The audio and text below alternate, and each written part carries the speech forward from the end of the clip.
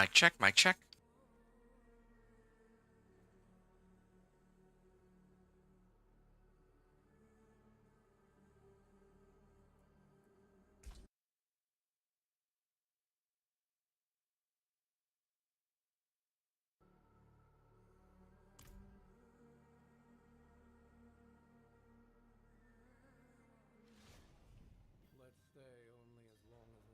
Okay, I am back, and it's Torment 3 that I'm at now, and trying to get to Torment 4. Now, it's actually been...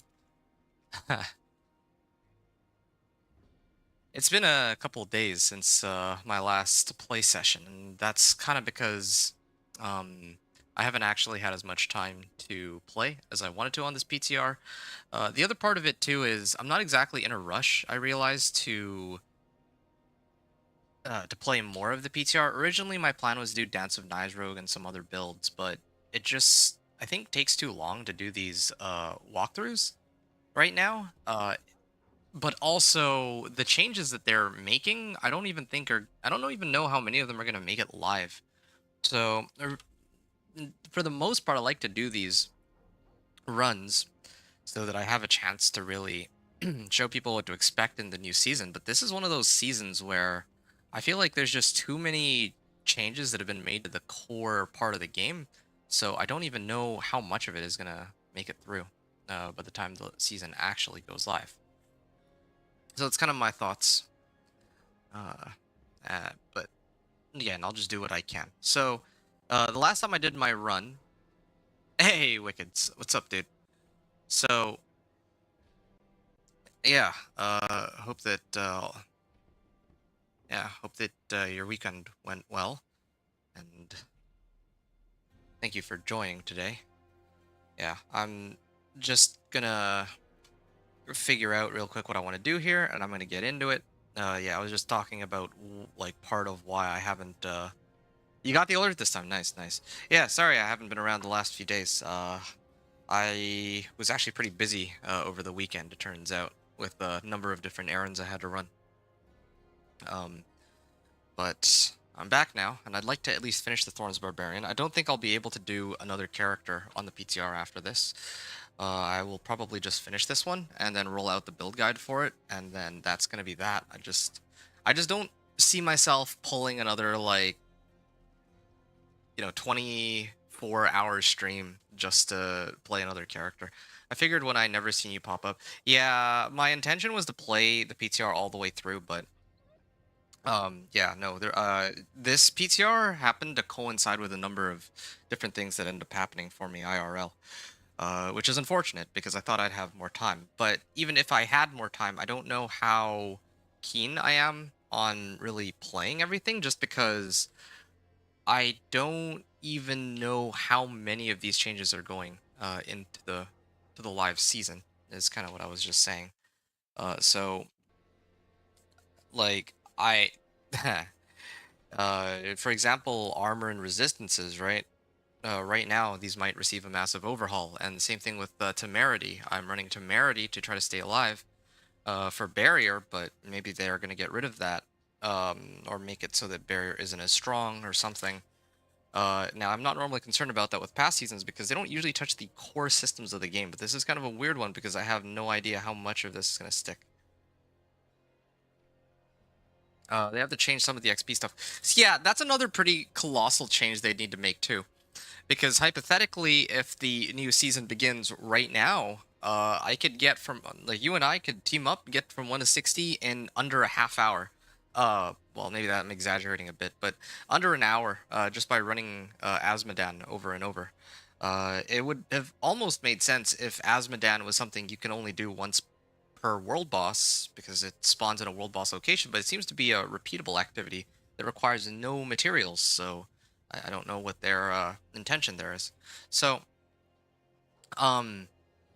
yeah, the last time I did my run, it was a Pit 45 clear, and I kind of stopped I stopped after that, because I was too tired to continue. But I'd also had reached a good stopping point That stopping point being that, well, I'd actually successfully cleared pit 45. Except it took me 4 minutes and 15 seconds left on the clock. So it took me over 10 minutes to clear it, which is not a very good clear time. So I'm gonna do things a little differently this time around. And I want to actually try to see what happens if I try to just ignore the Belial eyes. Because I was thinking about it, and maybe part of the reason why I'm struggling so much is I'm trying to kill every individual, like everything, including the Belial eyes. But what happens if I ignore those? That was one of the things I was going to test, so I need to do another pit 45 run and see what happens if I can ignore the eyes. This is kind of my thought process here. So you said which would change your leveling guide drastically. Yes. Yeah, I would say so. I'm probably still gonna release Companion Druid and my Thorns Barbarian build guides, just because I feel like the gear is mostly gonna be the same. I don't know if there are some like minor tweaks that I need to talk about, right? Like the new powers and all that. Actually, you know, the powers aren't even really all that. Like, the powers are kind of whatever, right? Like, they don't really impact... Oh, shoot. I actually hit one of the Betrayer's eyes. I may need to redo this run. Well, I mean, I already started the run. I might need to do the run again after. Oh, shoot.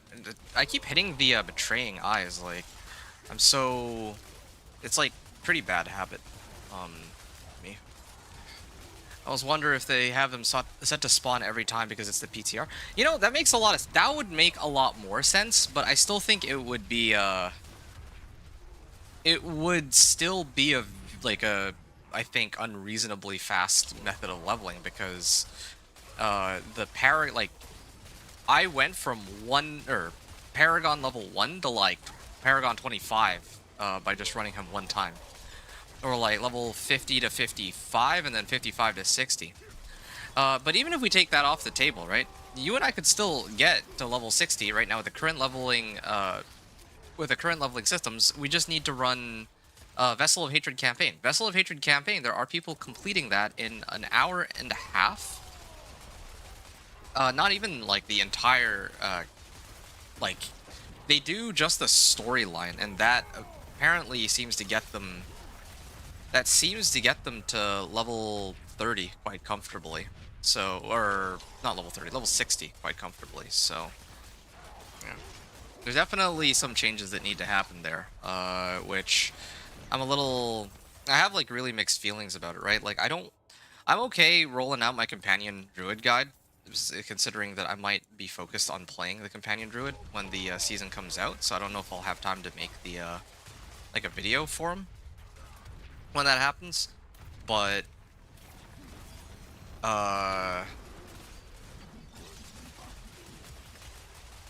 yeah, for the other characters, like let's say like Dance of Knives Rogue, I don't know, like I don't know what level of survivability he needs or she needs to really beat the like get through Torment 3.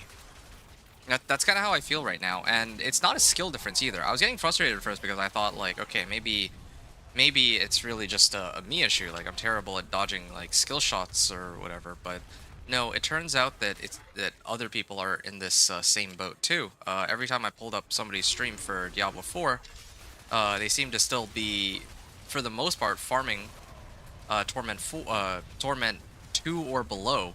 They don't even touch Torment 3. And I think this stems from the notion that the survivability is just not there in Torment 3 and Torment 4.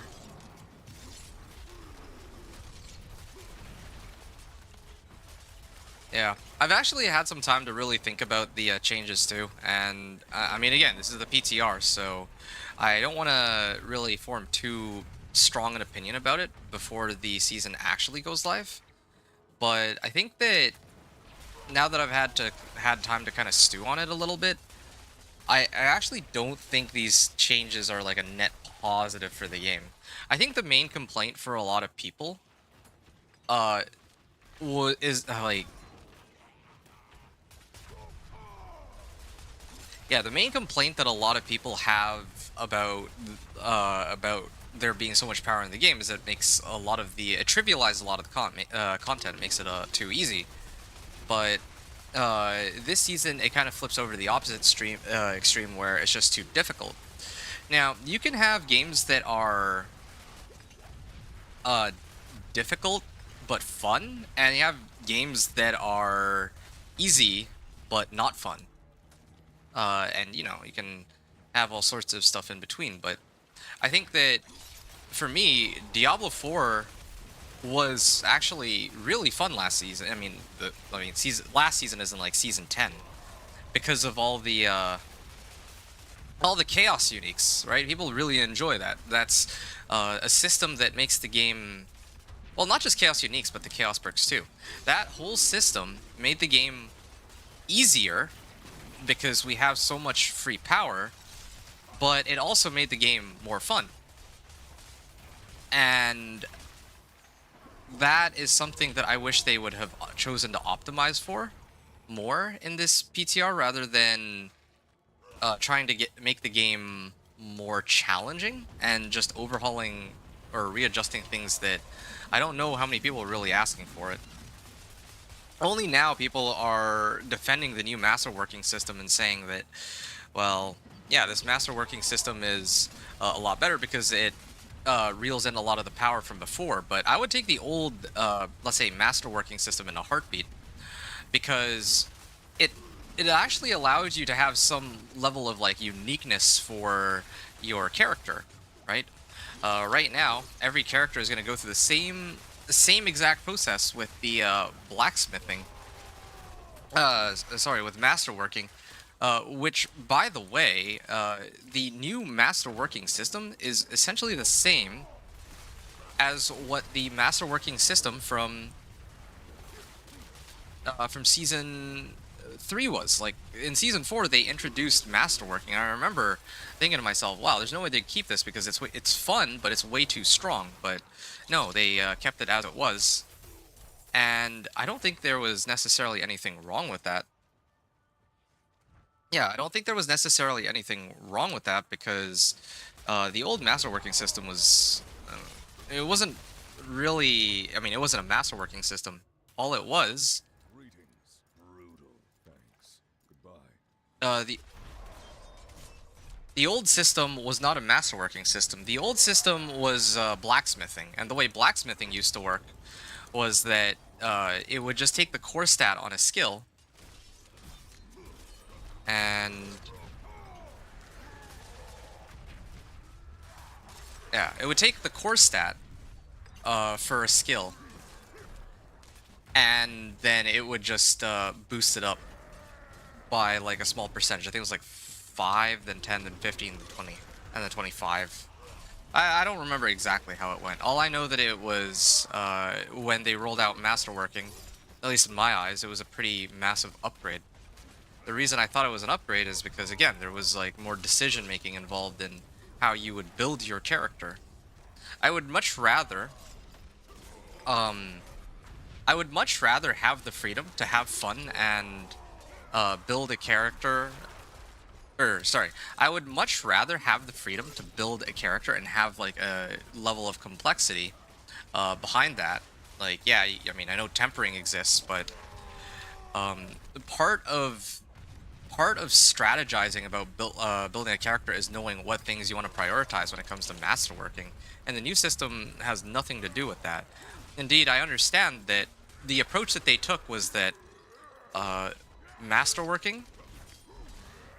They keep going back and forth about it. They make it so that masterworking is just like a stat improvement, but really, I don't know why they felt the need to just completely reinvent the wheel. The approach that they probably should have just taken from the beginning is that they should have just made all the monsters tougher, if that's the case.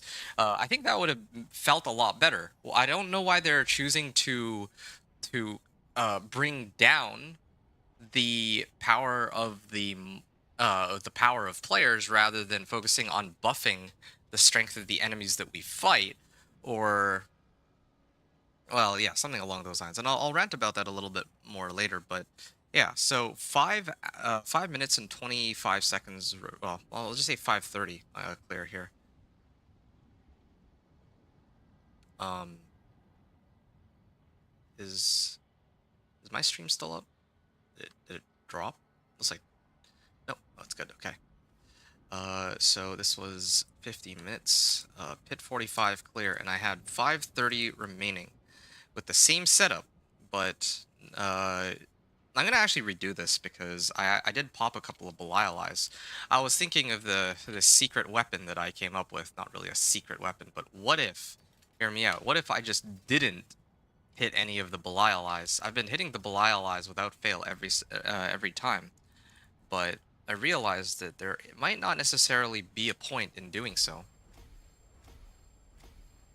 Like there might not be a reason for me to bother with that, right?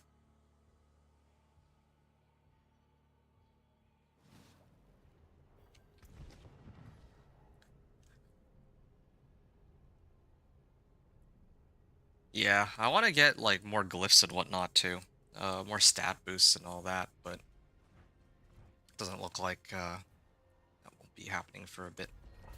I'm gonna run another pit 45.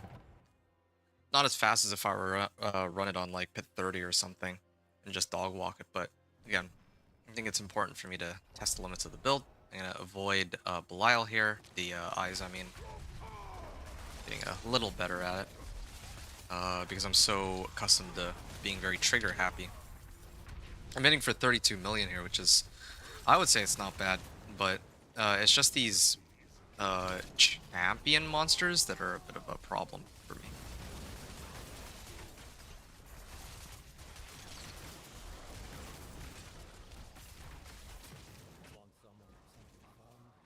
Okay, try to see if they will chase after me.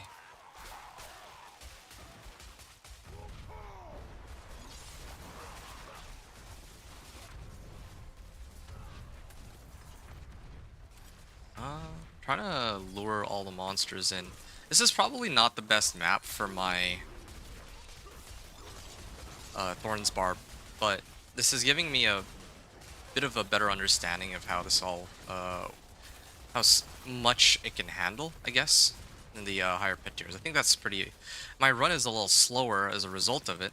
I think the fastest way to strengthen my character would have been to try and focus on getting like more Paragon points to fully kit this character out, but oh, but I'm not quite there yet, I would say.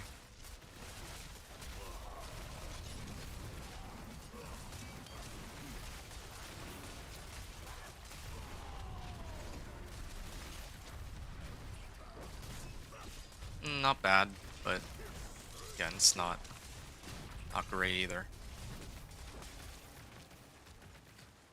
And there's more monsters up there, but another thing I noticed too is the pit scaling seems to be a bit off, or not pit scaling, but the progression bar has been like it doesn't really show the calculation on how all that works, but it seems to me like that has changed, like almost certainly. I'm doing the run even without hitting any of the Belial eyes, and it feels slower. Like the bar isn't going up as quickly as it used to in the past. Yeah, I'm almost at the end already. Okay. Still do a decent bit of damage. Whirlwind itself does almost no damage, but again, I need it to drain my Fury. For the sake of my Barbed Carapace.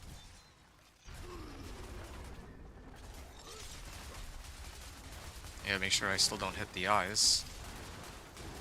I don't even know if there were enough eyes for me to hit. Oh, I haven't been using Flay enough either. And Flay also gives me like a 40% damage boost, so gotta make sure that I don't shirk that. I don't have to hit 5 times with it, I just need to hit with it once to get the bonus for like 4 seconds. And yeah, there's a very big difference between it being active, or this bonus being active or not active. I can see it very clearly. 34 million there. Yeah, that's one of the reasons I prefer playing simpler builds. I want to make builds that you don't have to worry about having to press so many buttons and get all these buffs active for. The eyes might count as an elite. Well, they do. They spawn the elite and the champion. I don't know if like hitting the eye counts as an elite or champion, but it will at least spawn some champions. And killing those elites or champions does count towards the progression bar. This much I know.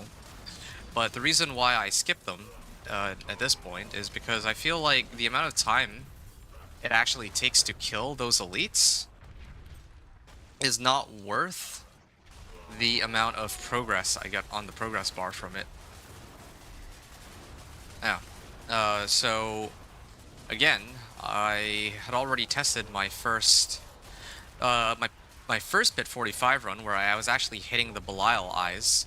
I managed to clear it in 11 minutes. This run that I just finished a moment ago, where I hit 2 of the betraying eyes, I cleared it in like 10 or 9.5 minutes. So there's definitely, I mean, that's like one run though, right? Like there's differences in the maps too, and oh, like look at this. Greetings. Well, Look at this. I'm already here against the boss.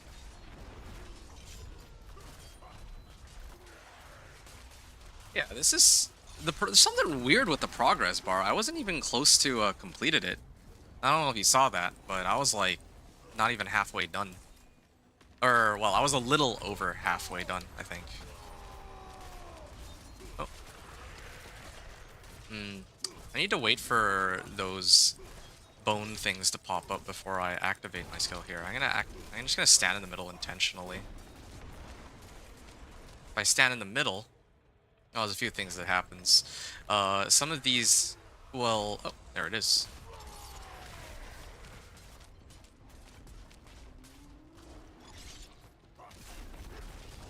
All right. So now I just need to stand right here, and I'm hoping that whatever AoE attacks they launch will cause.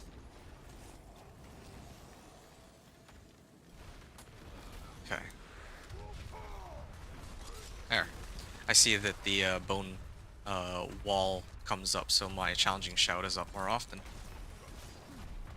Yeah, so if I stand here, it should directly count as damage dealt right back to him. That's kind of what I'm thinking.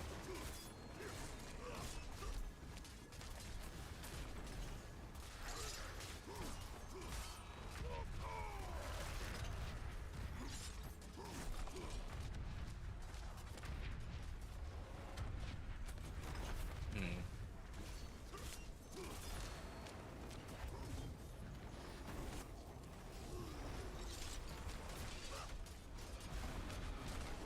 Okay.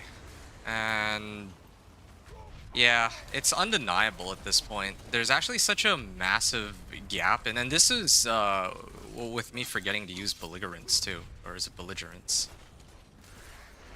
I think it's belligerence, but anyway.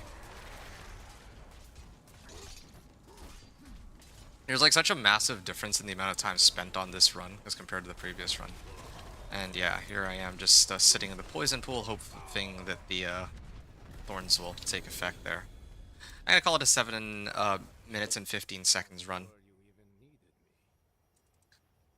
7 minutes and 15 seconds remaining. 7 minutes and 15 seconds remaining. 2 out of 5 eyes opened.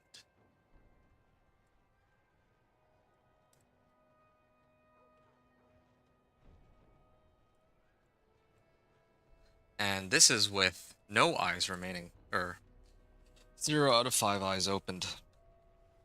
So, in order to clear, in order, if I do the pit and I don't hit any of the eyes, it only takes me 8 minutes to clear this. But if I do the run and I try to hit all the eyes, it takes me 4 minutes to clear it. Yeah, which that's a little goofy, I think. It's pretty silly. And oh, that's another thing too. There was this whole the sanctification system too that kind of gets me. I don't know if there's I don't I just can't see them trying to keep sanctification the way it is, where it'll just brick items, because I think there's a lot of people who are complaining about that too, not just myself. Um yeah. Gonna see here. Do I not have any more Paragon points available? I did like 2 Pit 45s. It might not be. I'm not really getting any Paragon points out of this. Like, I actually think that the pit is no longer giving like the insane amount of XP that it used to. Which actually kind of gets me wondering, like, okay, if this doesn't, well, oh, I know. Actually, farming bosses gives the most XP now. I remember now. I was like hitting the bosses, even on like Torment 1, and getting large amounts of XP from it, so I guess I could do this. Right? Like, I just did like, what, 2 pit runs, and I didn't even get 1 level out of it. After all that effort. All the monsters I killed and the boss at the end that I clear didn't get any XP. I mean, didn't get 1 single level in about like 20 minutes worth of work. But if I go here, I just gotta do here. I want to see if I can do 2 runs of this. Oh yeah, I don't even need to spin. This is Torment 2. I'd forgotten. I still got this barrier up too. At least I've learned quite a bit already. This PTR, I don't know why it didn't occur to me to just skip the eyes. I probably could have made it into Torment 4 a lot more quickly with a companion druid if that's the case. Of course, I can always hit the eyes, but I can always do that like much later. I don't need to do it right away. Later is in when I actually have much better gear. But if the sole goal is to just make it a Torment 4, I can just ignore the eyes. And that's actually probably just better.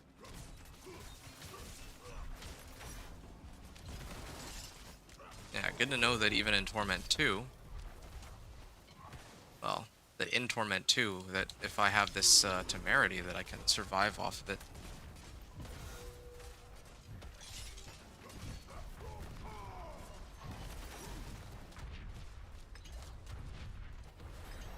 Like, look at that.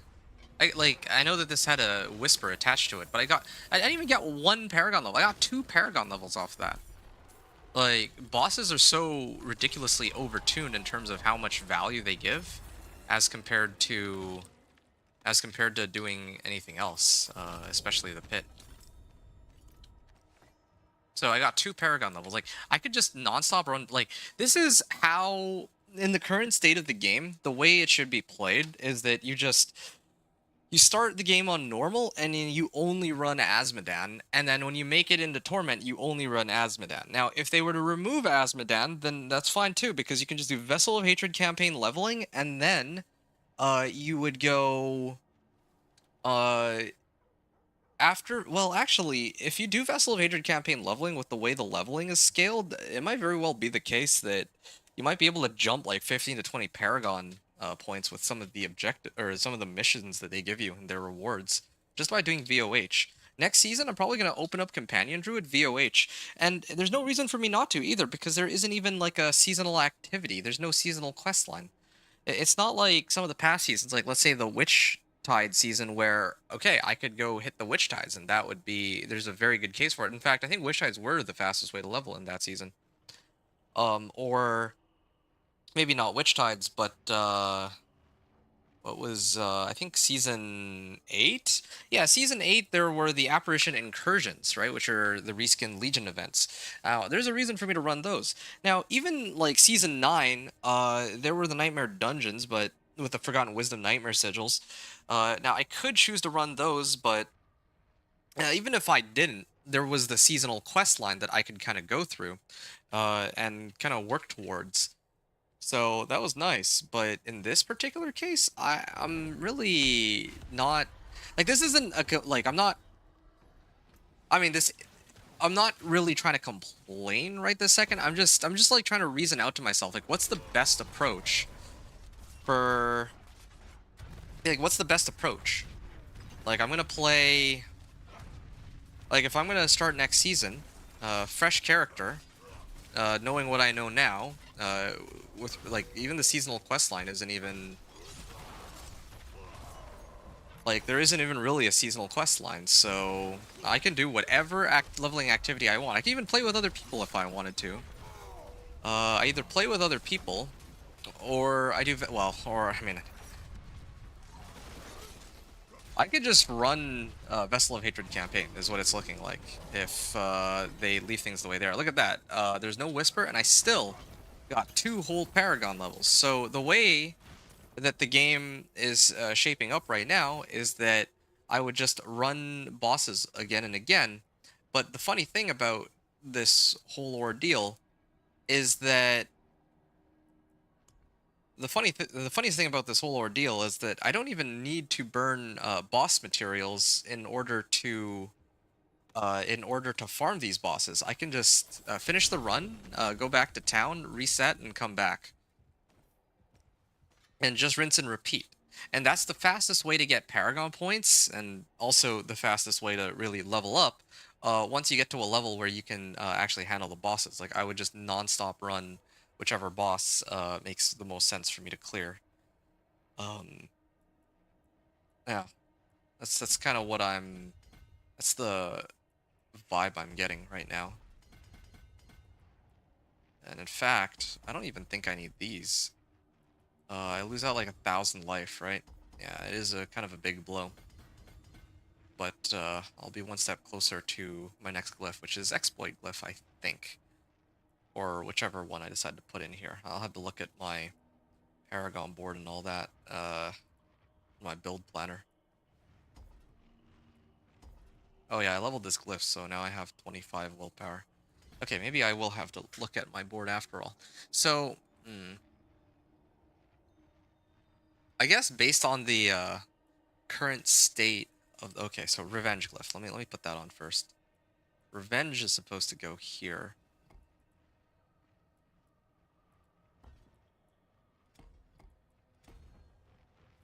But I need willpower to make it actually active.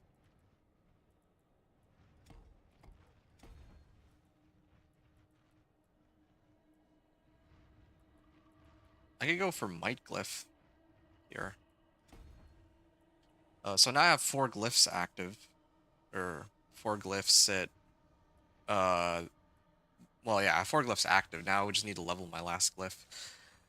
And yeah, I mean, I could run all the bosses if I want to. I mean, maybe this is the change they make. Maybe they cap. That would actually be a really cool change, I admit. If the XP was tied to whether or not you open the hordes, then it gives people a reason to run the boss mats beyond just, oh, I want uniques, or oh, I'm looking for Belial, right? Like, even these items I'm getting are like none of them are ancestrals either, which is pretty annoying. It would feel good to at least get some XP for them. Yeah. So maybe this might not be a bad change after all. I'm not. Just trying to really reason this out with myself. I might actually just set it on Torment 1 and then just plow through these Varshans then. Probably also even start selling these for gold. And the funny thing is, I have like 307k gold, but I have nothing to really spend 307k gold on. I mean, I guess I could start trying to farm Obdicite.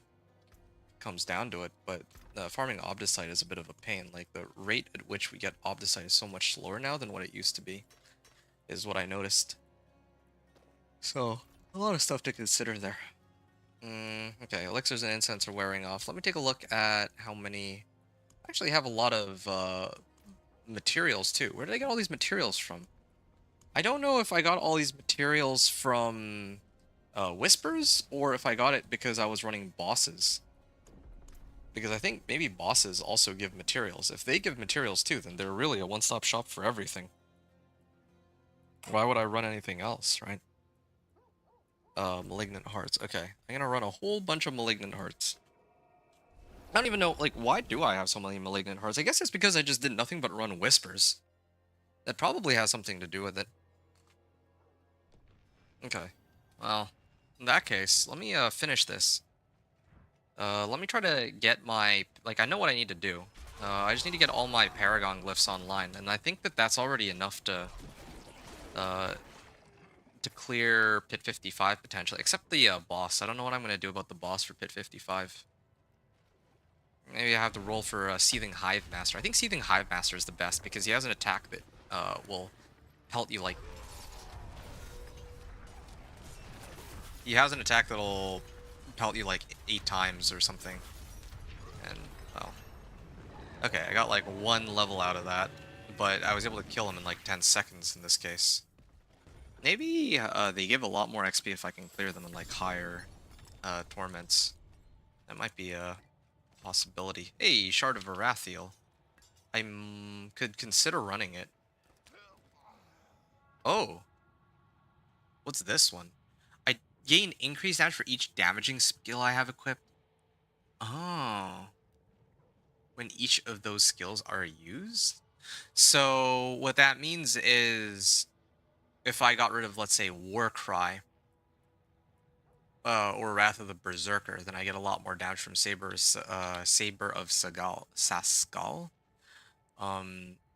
An additional 11%. So, like, I have Steel Grasp, Flay, and Whirlwind. So, if I put this on, actually, this might be a direct upgrade over what I'm running. And there's also +2 to Warpath. Which one's Warpath? I think that's this one, right? If I overpower, I deal increased damage for 4 seconds. Yeah, right now the only thing I can overpower with is with Well, I can also overpower with Wrath of the Berserker, but I mean, I could make that work too. If I pumped up, this could be a way to make it. Uh, this could be a way to make things like make the build stronger.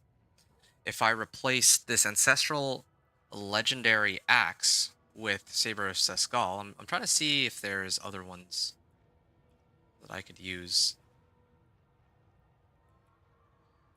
Wrath of the Berserker. Increased barrier while I have damage. While I have a barrier active. That's always 15% more damage. This is increased damage. Triple is bonus after standing still. So this is 12%. These are actually pretty low. I think these are actually pretty low increases in damage. Hey, wait. I just remembered something. What about Battle Trance? Whatever happened to the Battle Trance amulet? I remember I was using that last season. Why did I get rid of it this season? Is it because I need to run Frenzy?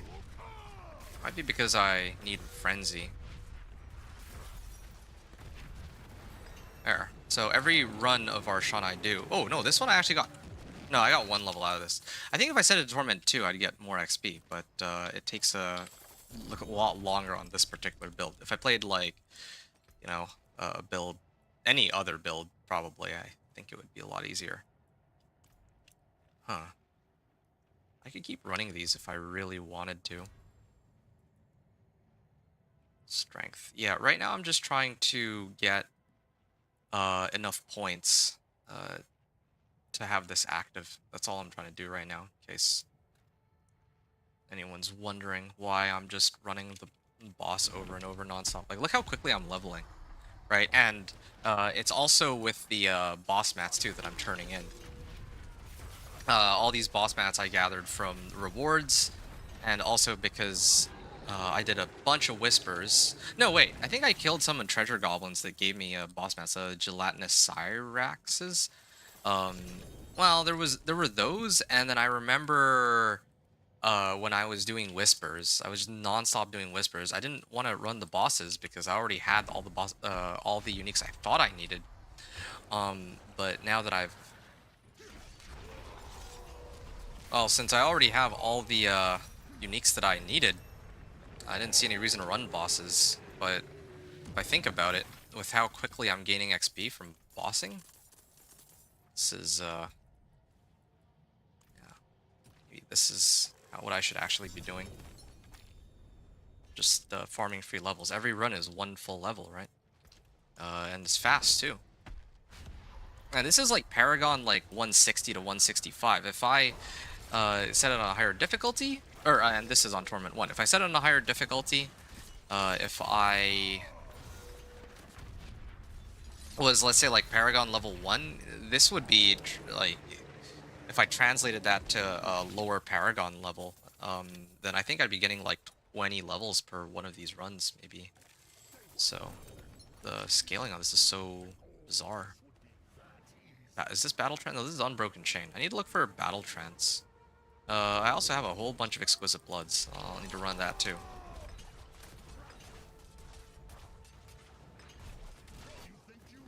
Done.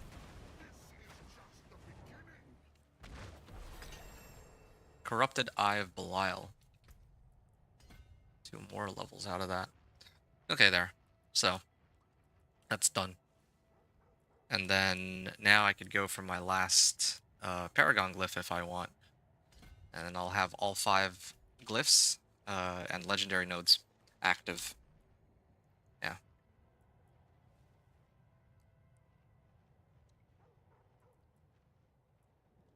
Saber of Seskal. I kind of want to lean in on that. I might actually get a lot more value than with Conceited. Hey, Lee. What's up, Lee? Lee Burgess. I gotta go back to town. I need to... Wait, what? I can't seem to go back to town. It's not letting me. Maybe if I teleport directly through here. Nope, seems to be a problem. Oh, the game still thinks that I'm locked in combat. Varshan, or no, Belial bugged out. It's not letting me teleport because it thinks I'm still in the middle of a fight. It's funny. Yeah, there was the overpower, but let me see if I can... Well, I have an idea, actually. What if, instead of using Exploit, I used... Yeah, this one. Dominate. Every 6 seconds, my next attack will overpower. If I use Dominate...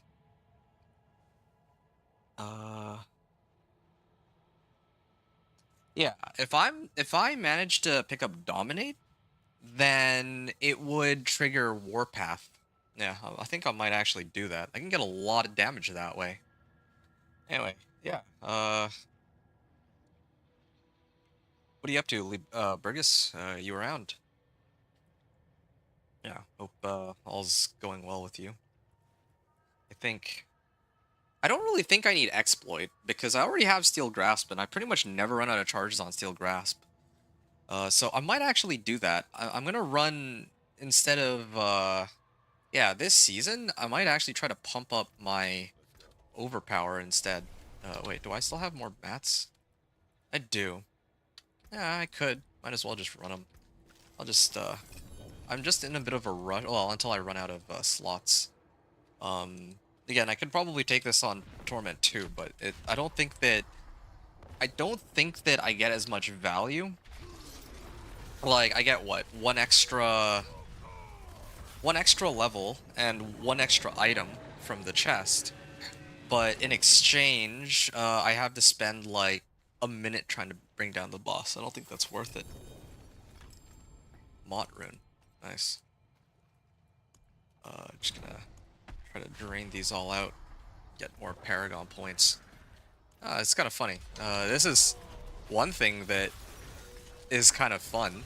The fact that, yeah, the boss actually gives more than just items now, so I'm not just gonna be completely out of reasons to run these, because usually if I have no more need to run the boss mats, then I might like just give them to other people to benefit from sometimes.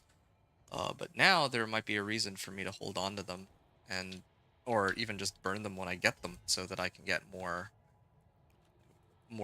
like XP, right? More Paragon XP, more glyphs. It kind of makes me wonder, does somebody need to be level 60 to make it into Torment? I think they do, right? Yeah, I think they do.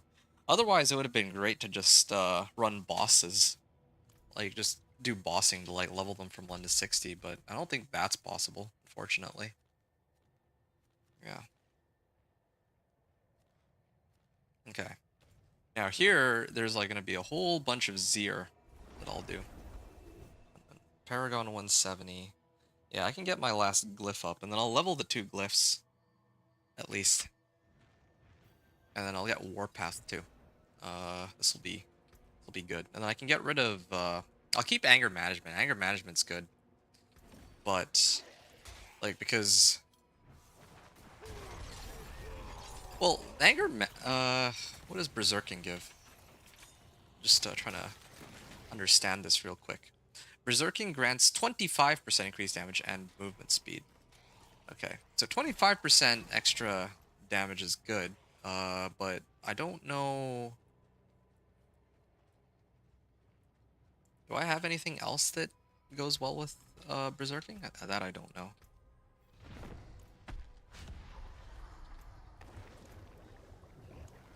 I got a mod rune. Do I have Zal rune yet?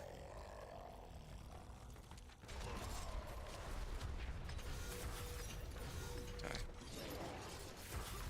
There. Kurzek isn't bad though. Later I would have wanted Zal. Okay. Concussion doll.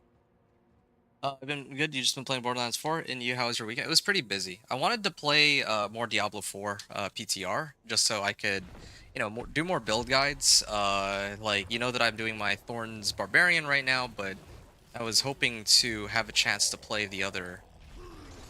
I was hoping to have a chance to play other builds like the Dance of Knives Rogue or one of the Sorcerer builds, but there's just no time. Like, it takes a long while to get through the game from Torment 1 to Torment 4, especially in this PTR. So, wait, what is this? Why is there this random guy here? It's weird. But anyway, yeah, that's how it goes, I guess. But, yeah, my weekend was just so busy, so stressful too. But, I mean, I'm over it now. Like, I mean, I'm done. Like, the weekend's over, but I also, yeah, I feel kind of disappointed I didn't get a chance to play as much as I wanted to. Okay, let me get out of here and uh, toss all my stuff.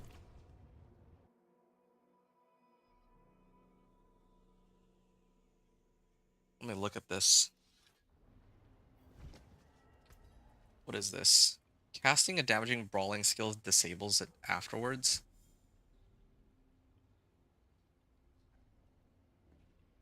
Your brawling skills deal 92.5% increased damage for each disabled skill.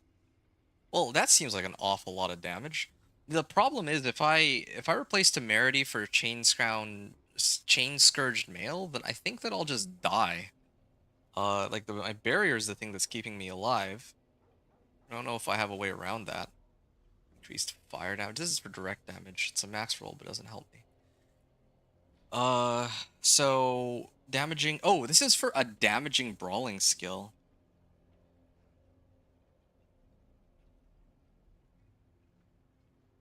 Wait, my brawling skills deal increased damage for each disabled skill. Oh. Okay. No, I had a complete misunderstanding of how this works. My brawling skills deal increased damage.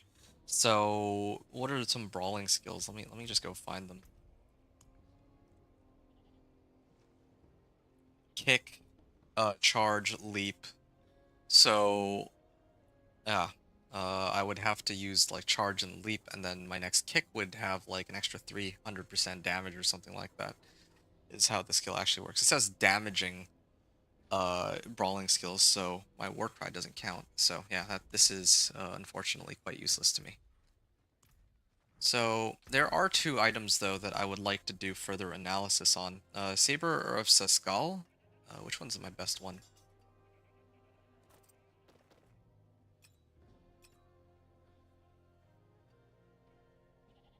Guaranteed critical strike.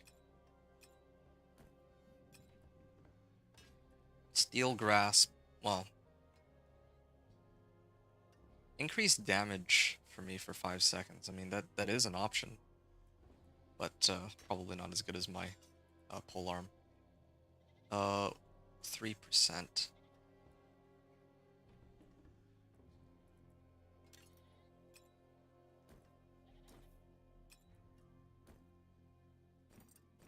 Yeah, I don't need these.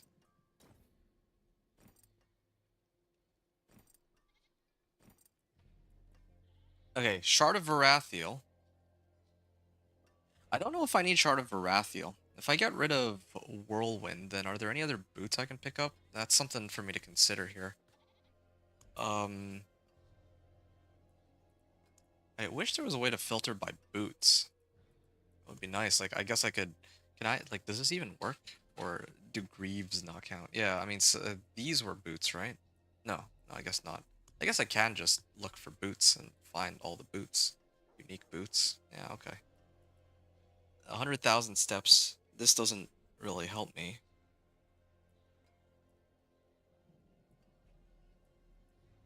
Neither does Rakanoth's Wake. I actually think this is about as good as I can get for boots. I get Thorns while channeling. That's not bad. I'm just trying to figure out if this might be somehow better than what I'm currently running right now. What do I... Oh, I'm using Flay because of... I'm using Flay because of the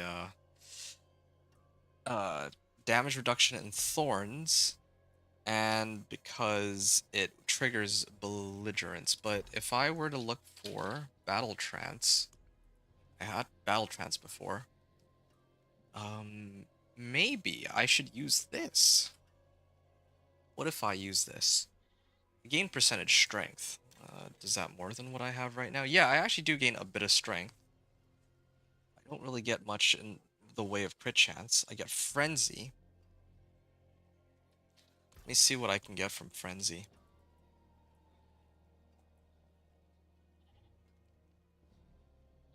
The Fury cost of my core skills are reduced by 25%.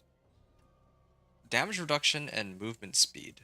5%. I don't really think I care about 200 Thorns. I care about the DR from this.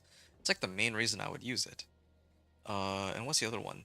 While berserking, your other skills gain 6% attack speed for each. Okay, I don't care about that. So this is probably for me. There. So, now I can get damage reduction, attack speed. I think I generate Fury faster than this.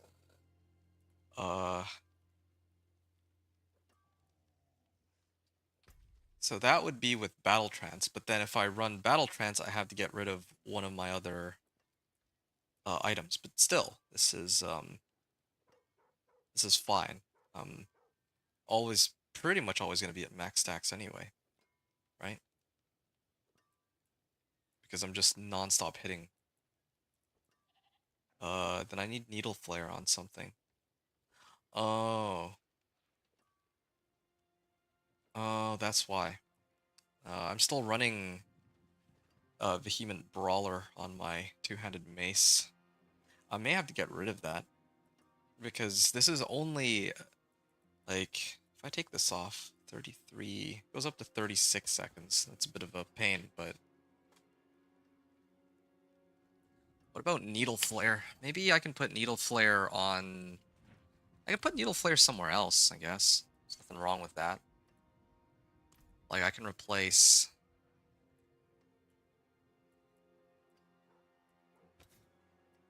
this with Needle Flare instead of Inner Calm. Life on hit. I do lose out on quite a bit of life on hit, though, in exchange. And then I think, okay, this one I can kind of live without. Because core, like, this is giving me like 1,000 thorns. Hold on a second. Let me just...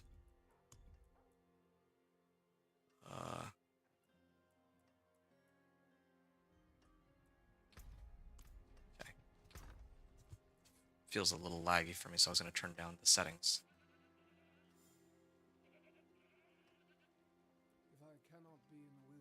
So this is for Battle Trance. And I'm trying to find...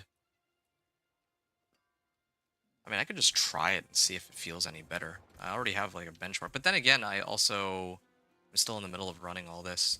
Maybe I gotta finish running this and then test it in the pit and see which one feels better. There's one other issue, and that is the... I need a way to trigger overpower here. And then Saber of Saskal. Yeah, I would like +3 Warpath, but here, let me read through this. I gain increased damage for each damaging skill I have equipped. So if I mean, right now I have 3, just off these 3 alone. That puts me up to 12%. An additional 11% for 15 seconds when each of those skills are used. For 15 seconds. I mean, I use my skills within a 15-second interval for sure. This is additional too. So if I have 3 skills, that's already 12%. This could give me like 33% just from wearing it. Of course, I'd have to give up a lot of max life though. That's the problem. This doesn't have the modifiers I want, is part of the issue. And then I'd need to focus on trying to get, like, I'd be able to buff my Warpath. Yeah, I don't know which is better. I feel like this requires a lot more setup to do though, and I lose out on a lot of max life. I don't think this is worth it. I don't think that's worth it. I don't know about this one though either. Like, I switch over to Frenzy, I do get like 32% increased damage, but then again I lose out on like a lot of max life, a life on hit, shadow resistance, and I have to miss out on like Thorns, or like get rid of one of my other aspects. Yeah, like this has a lot of potential. I could get it up to like 60% increased damage, but an alternative would be I just put Inner Calm on an amulet and I just stand still while casting my skills. So I don't really think think I think I'll just keep it as is. Last season I had to change up my build and do Battle Trance because there was a perk called Dual Threat. That was nice. Dual Threat was um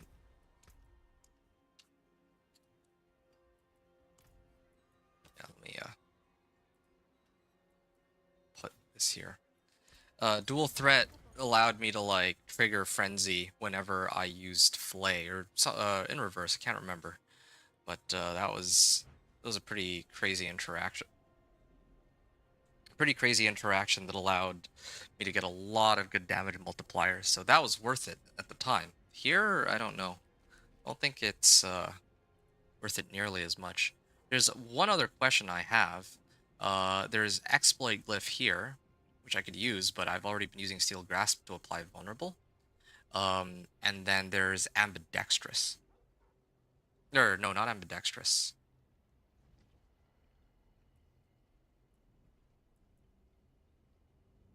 Yeah, every 6 seconds my next attack will overpower. I still kind of want to use this because it might, it would trigger Warpath. If I started maxing this out, that would be another damage multiplier. But that only makes sense if I can really scale up Warpath like crazy. Like, okay, I'm missing some skill points. So, like, if, let's say I did this, right? At a minimum, it would be 12% increased damage whenever it's active. But I have nothing that even boosts this to begin with. If I'm not using, like, Saber of Sasgal. No, I think I'll leave it. I think my build is okay where it's at. I don't want to do all the min-maxing, but if I'm just running the math in my head, I don't think this is going to be a very big... I don't think that I get much value out of it. It's not like last season. Last season, I got so much value. So much value out of making some adjustments, but this one, not so much. I still have another 70 of these, so I'm gonna run those, get my last Paragon board, and I think...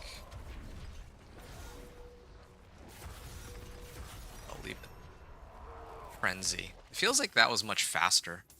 Increased movement speed. Like, why though? Why does this feel much faster?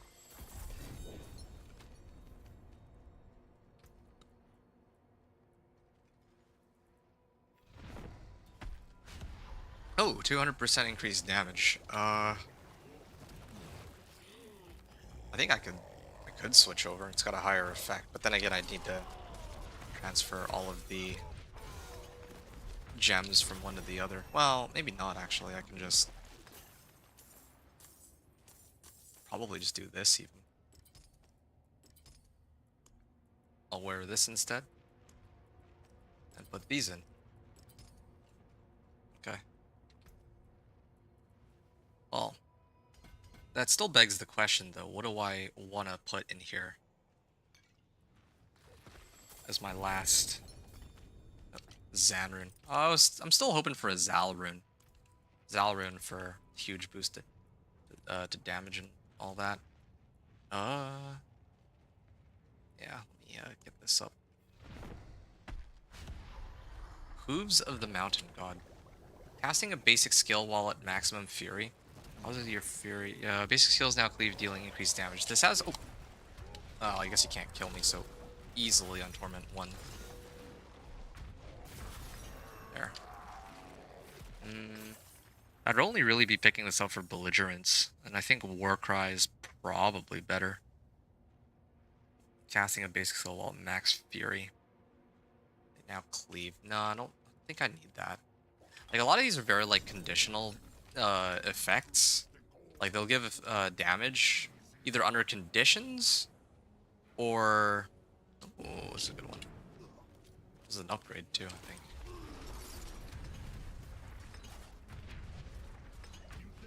Yeah, they'll either give me extra damage under certain conditions, or... Like, they only give certain items a boost to damage. Chak rune. What is a Chak rune?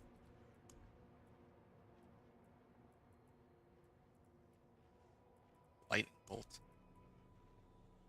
Endurant faith.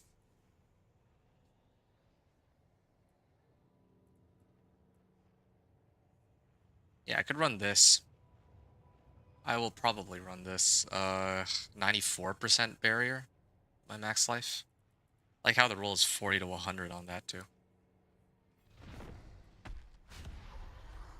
I kind of want to run Tybalt in place of Temerity, but I have no way to consistently get myself to be unstoppable.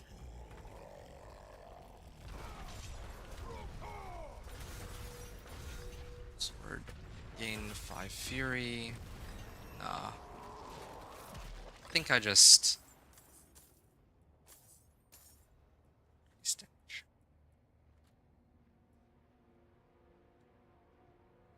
Disembowel. Non-ultimate active cooldowns for each missing healing potion. I could drain out all my potions if I really wanted to, but I don't think that's advisable. For each active earthquake.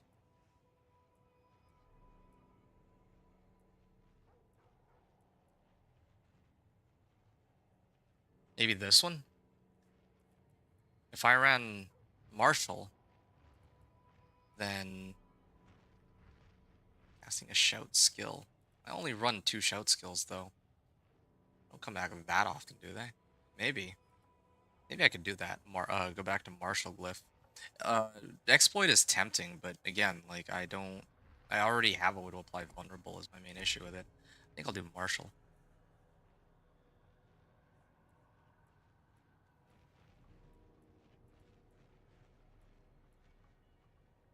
Just don't see anything better.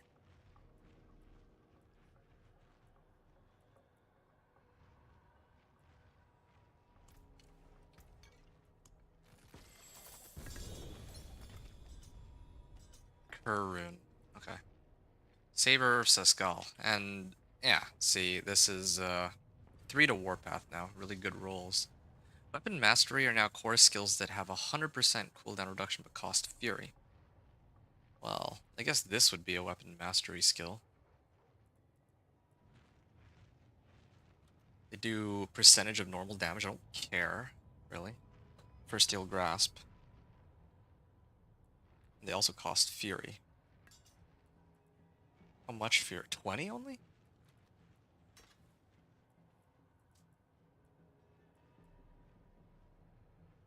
What if...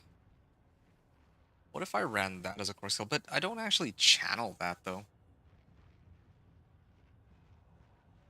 Yeah, I was just looking for a way to get Sticker Thought. And if I got rid of Sticker Thought, then I need to find something else to replace Whirlwind with. Something that gives me a bigger damage boost. But I don't think there's anything like that available. Iron Skin. Steal yourself, increasing only your maximum health by 30%. Well, actually, that could be kind of crazy. I might I might try to run that then. By 30%? When did they change that? Um, what if I do this? Get rid of Sticker Thought.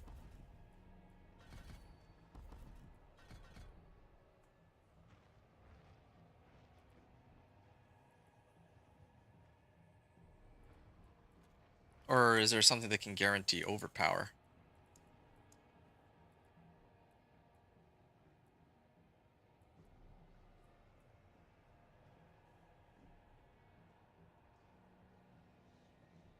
I wouldn't use this one.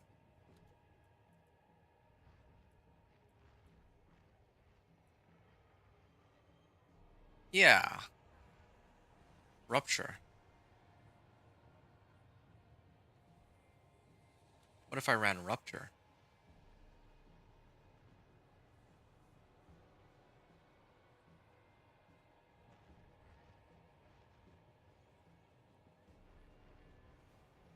Rip your weapon out. Because it's damage that's guaranteed to overpower.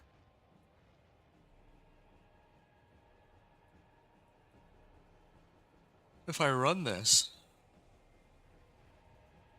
and I overpower, then I could consistently get this, but I would have to find... I would have to replace like one of my swords for this, and I don't actually get any other useful modifiers. I lose out on max life for it. Skills that cost Fury. Percentage of normal damage. Yeah. Am I really ready to do that?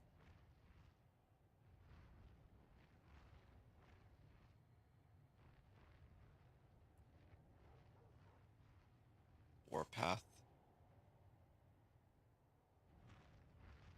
36%. Just what I'd have right now. I feel like this might actually be worth it. Replacing... Yeah, but...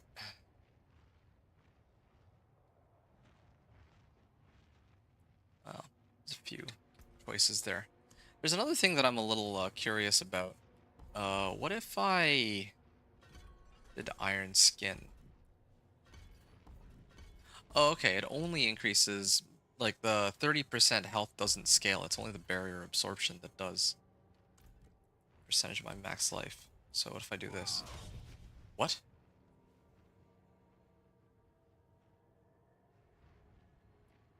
Maybe that could be it. Maybe I run Iron Skin instead. And the issue will be, how do I generate Fury? Um, yeah, I need to find a way to generate Fury then.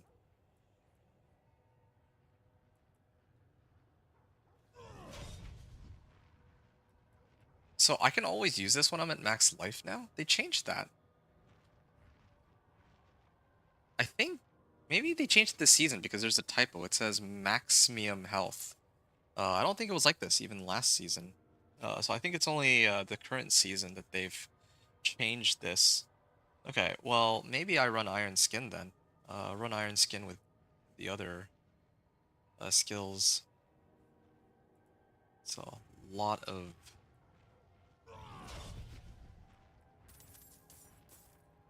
percentage of my missing life? I just keep running Iron Skin?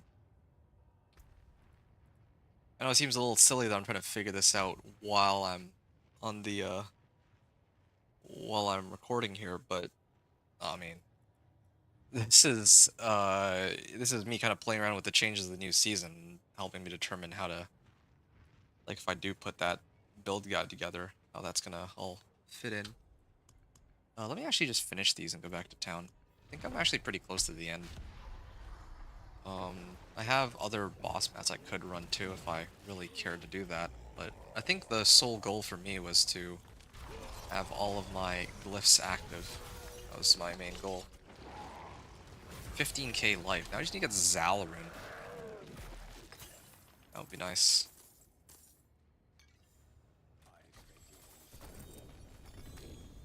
Gar and Igni. Well, I already have another Igni. I think that's the end of it, right? Yeah, I'm all out. Yen's Blessing. Casting a skill has a chance to trigger non-mobility, non-ultimate skill. That's currently on cooldown. I wonder if that works with Steel Grasp, but even if it doesn't, that would mean that casting Warcry or Challenging Shout would trigger, like, Iron Skin or something. Movement speed, resource generation. Yeah, but this gives me nothing else.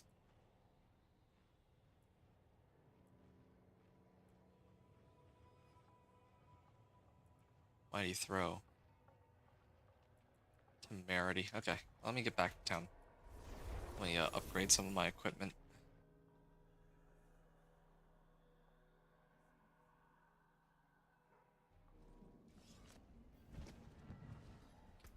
I'm still a little short from getting my last glyph up, but I think the other problem is I don't know what I want my last glyph to be.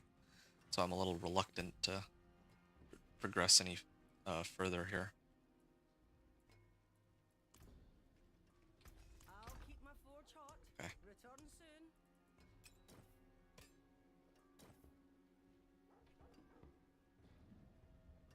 Basic skills.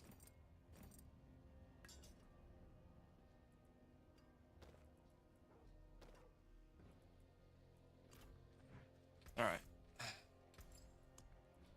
Add 2 sockets. Very well.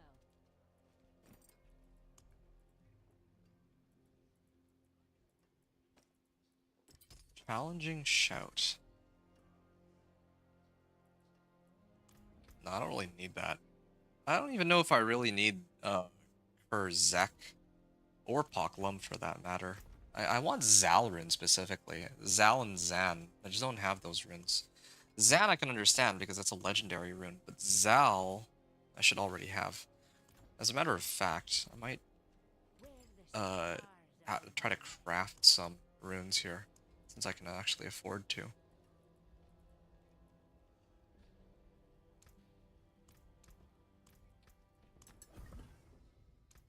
Well done. Oh, Cry rune.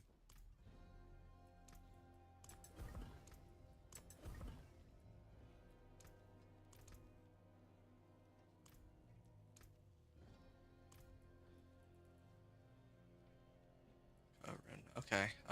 Runes of Ritual maybe? The stars made I got another Fio rune.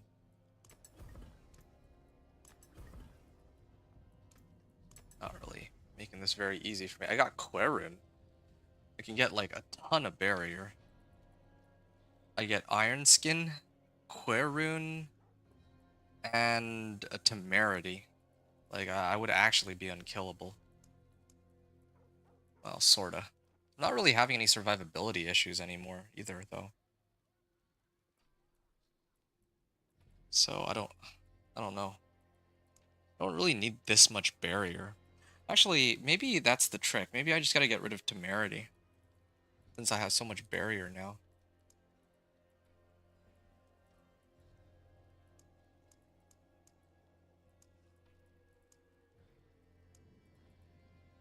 Cameron. Yeah, this one. Quaxrun. Getting all the rare runes that I don't need, yeah. I wanted Zal. Zal rune specifically.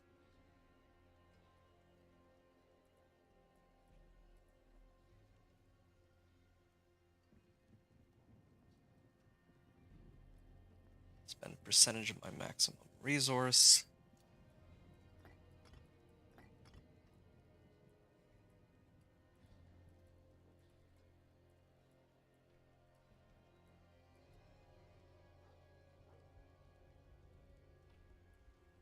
For up to 1 second.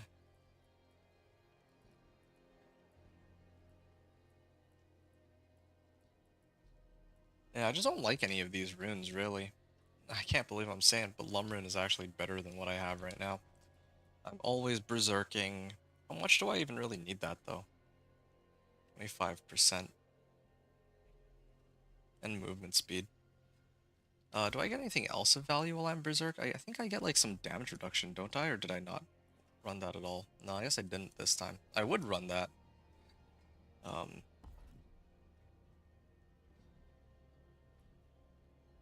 if I had more skill points, the ones that didn't bug out, but grants unhindered. I might actually just try to unlock all the skill point rewards so that, like, it's more in line with how the build should be.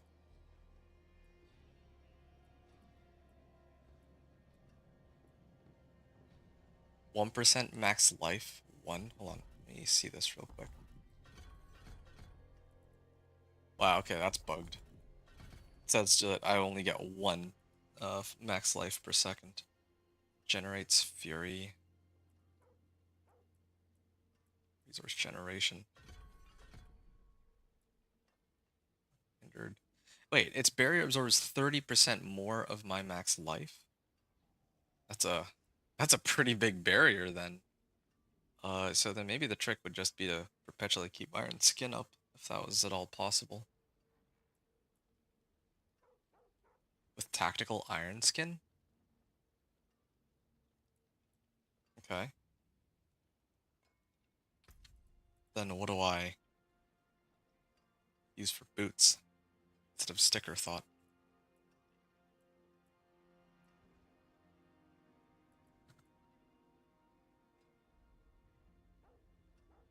Non-mobility, non-ultimate.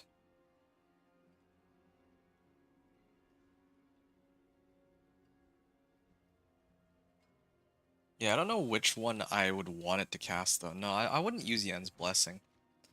No, Yen's Blessing doesn't work here either. Chain Scrounged, Bane of Ajaden, Yen's Blessing, Overkill, and...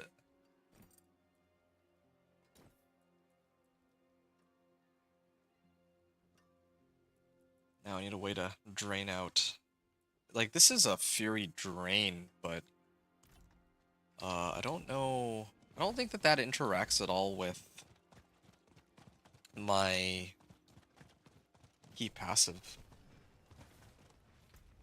So, I'm above 46 Fury, but the drain isn't... I don't think that it's triggering Pock Lum. And it's definitely not doing anything for Barbed Carapace. That's what I would have expected, but I just want to double check. Otherwise, that would have been a nice interaction. I really do want to keep Iron Skin because that's like an extra 30% max life by itself. Yeah, like the more life, the better, right? Ah.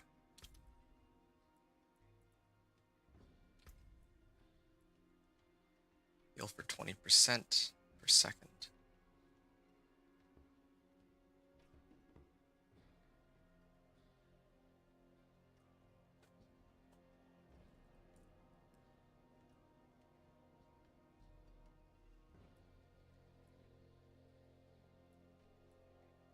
Power.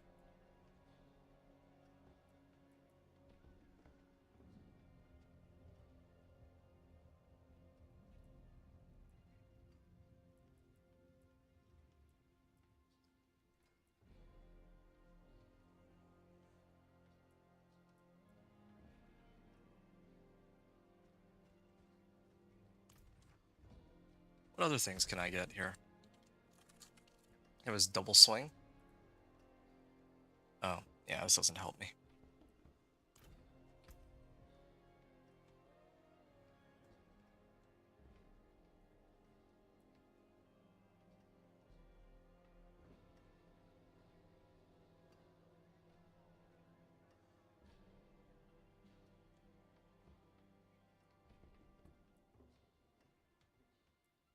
Is there a way to get overpower on this? No, I guess not.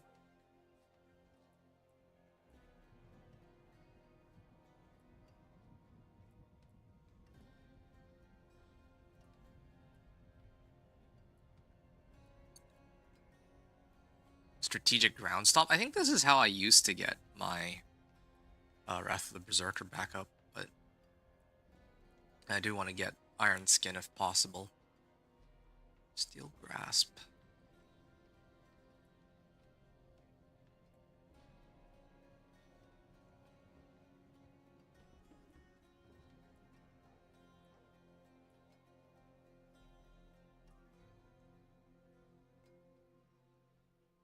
You know something? I think I can get rid of Whirlwind.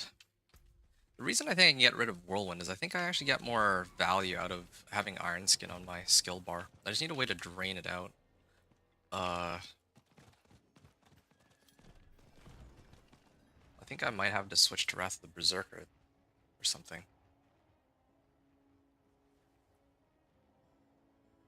Skill.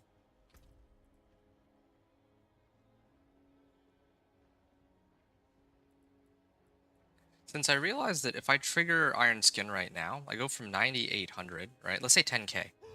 Iron Skin, that brings me up to 12 point, like, basically, I get an extra 2750 life. Let's just say 2700 for simplicity's sake. So, if I take 1/3 of that, right, because Challenging Shout gives me thorns equal to 30% of my max life, then this is essentially, whenever this is active, this is giving me 900 thorns whenever I use it. I have no way to reduce the cooldown on that, but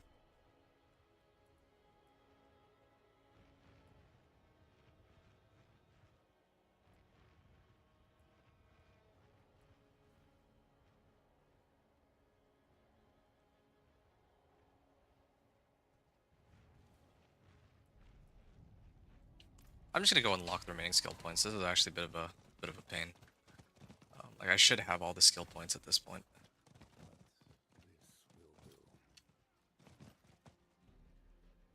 I'm gonna write that down too. By the time you make it a Torment 2, all skill points should be acquired. Like that should be like a #1 priority. Torment 1 to 2, if possible.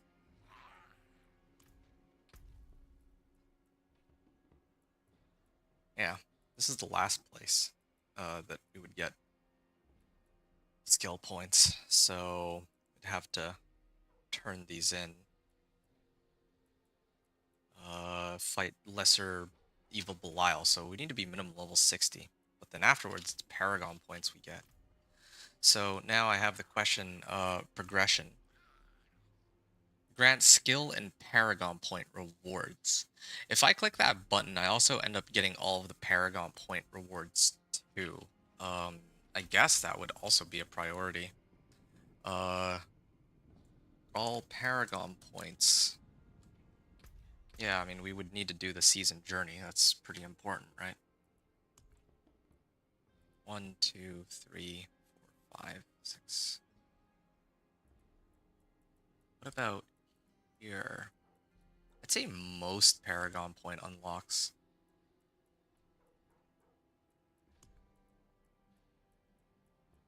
This is quite a few. To unlock Torment 3. From Torment 3 to Torment 4, that's where we need to get most, if not all, Paragon points. Not all Paragon points.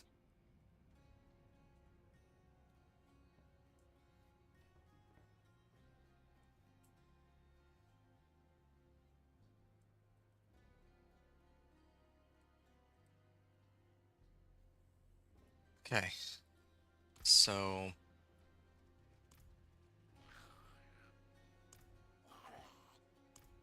can't even. Is it Paragon? No, I don't want that. Never mind.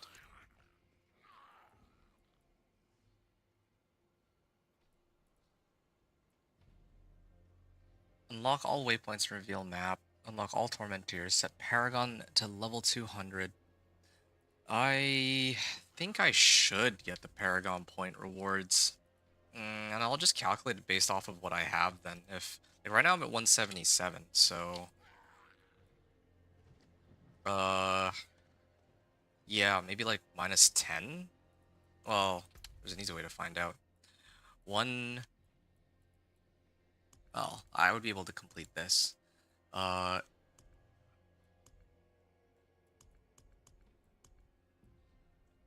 1, 2, 3, 4, 5, 6, 7.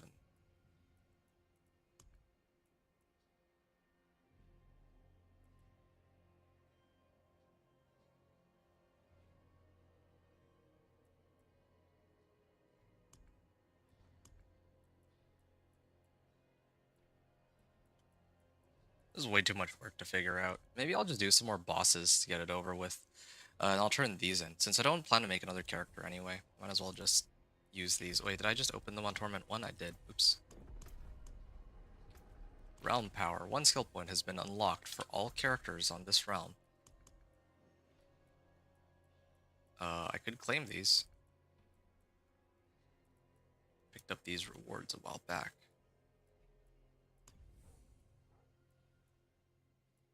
Claim rewards? Sure. I mean, why not, right? Some Paragon points out here. So I have an extra 5 to play around with. That would help. I need to level my glyph up 1. That's okay. If I level it up 1, I think I will get both of these.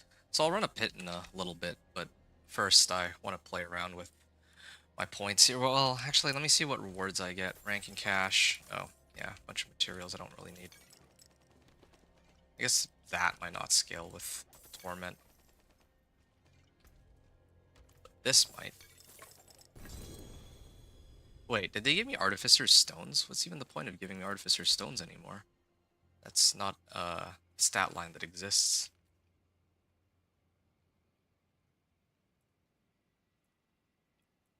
I could salvage this. Get an extra 1300 thorn, or extra 300 thorns while channeling. GA thorns.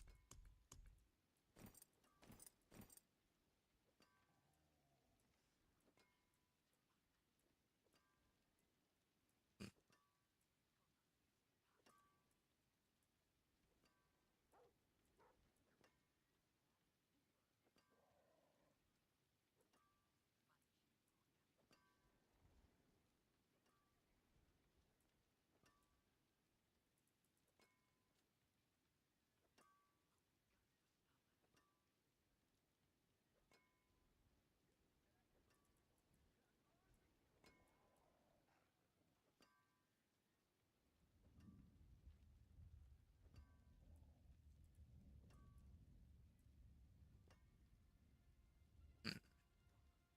30%. Like, I need to get rid of something. I need to keep this for belligerence. This... No, wait. These two I should probably keep. Just straight up.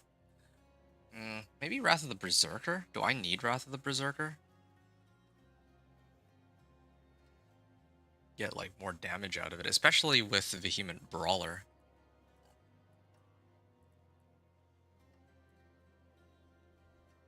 I think it's fine. What if I don't oh, well. Yeah, what if I just get rid of a Sticker Thought? I lose 1,000 thorns, but it's kind of like...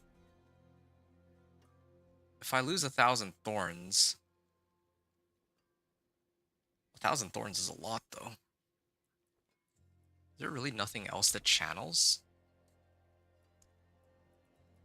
Channel skill. Okay, there's only one skill, and that's Whirlwind that actually channels.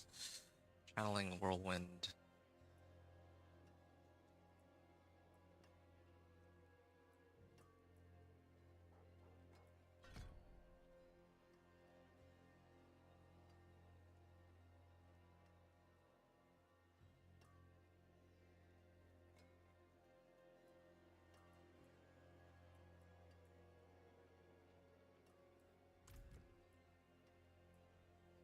Like pulling them in and making them vulnerable. Uh,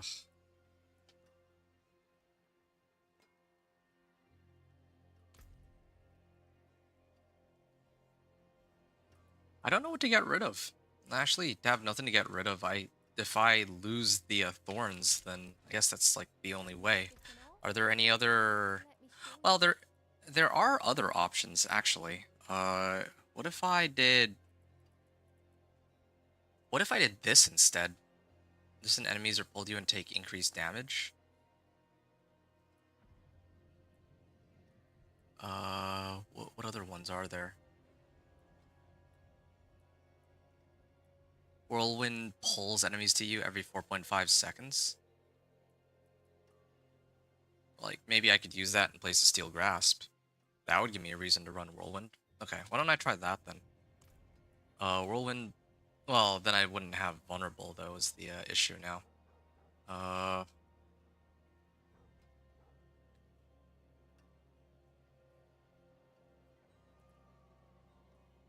Well, let me just see it. Lime. Before anything else, let me actually see if this is any good. I mean, I don't think I'll be here for very long. I just need to see if the pull actually works.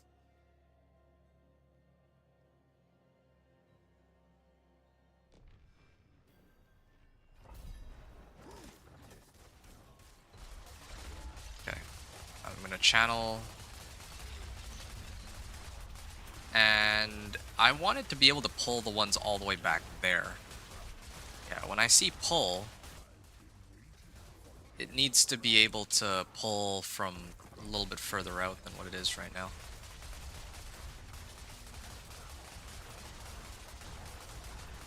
Why am I gaining Fury? Uh...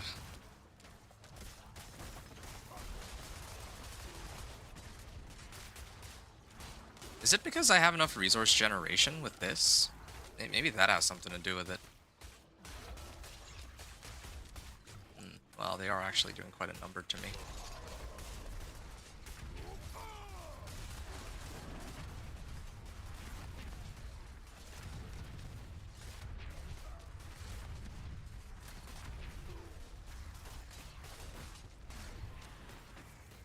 Okay, let me get out of here.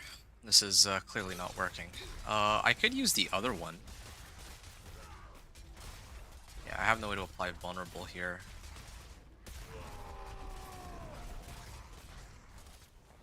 Sorcerer Frost Nova. If I had the Sorcerer Frost Nova, maybe that might have worked as one of like the runes. I don't know. I need a way to like... I actually need a way to apply Vulnerable. Well, I don't need a way to apply Vulnerable, but it would really be nice. It's like...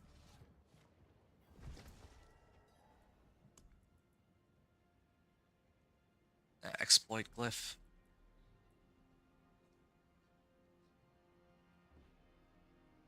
Do I need this? I don't feel like I do.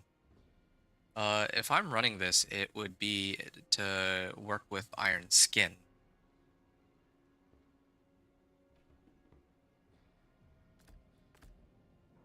Where I cast Iron Skin, and then I use Warcry or Wrath of the Berserker into Iron Skin, and the Warcry and Challenging Shout. And then, because these have like close to 6-second cooldowns, I can just keep Iron Skin permanently up. This would be a self buff, 30% more health all the time. And all that leaves is that I don't have Vulnerable. Do I have something I can get rid of for it? Maybe this. Maybe I actually could get rid of Might.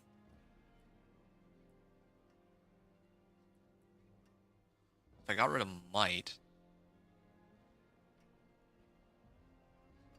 increase that like 8%. I can get rid of 8% of this, maybe. Might. And then this way I can get exploit instead. Oh, here it is.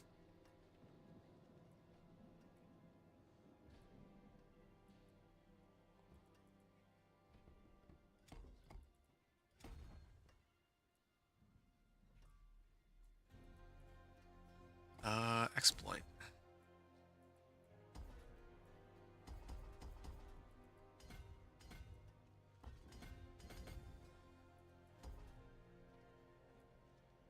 Fifteen. 15 decks.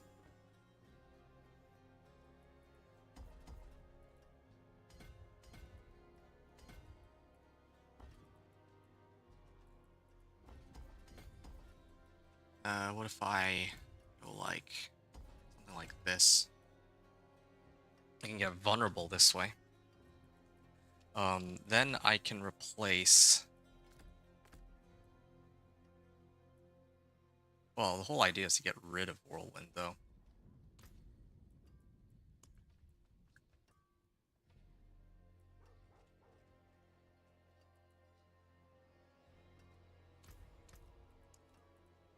Utility aspect.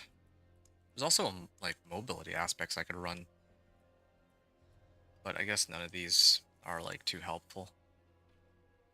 Or I could run Penance Increase, but then I lose out on Warcry, and it doesn't really work against bosses. Like bosses would be completely hopeless to deal with.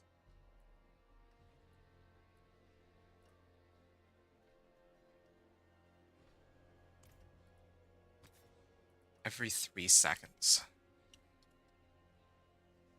Or no, every 2.5 seconds. Distant enemies are pulled in, increase damage for 3. Okay. The magics await So why don't I try that then? And then I could run, say, Still Grasp. No more Whirlwind. So what is the drawback to that? Oh, I have no way to spend my Fury if I do that. I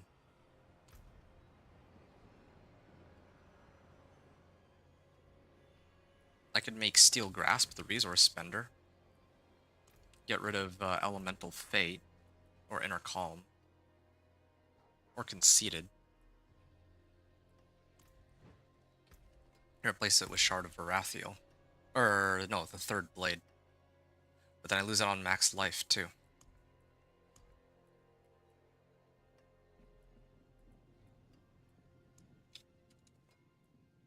Steel Grasp. Unbroken Chain.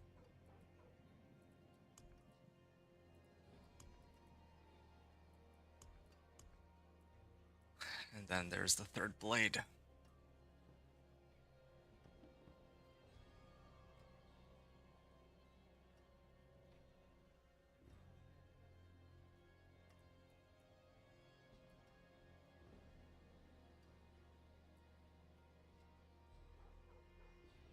Yeah.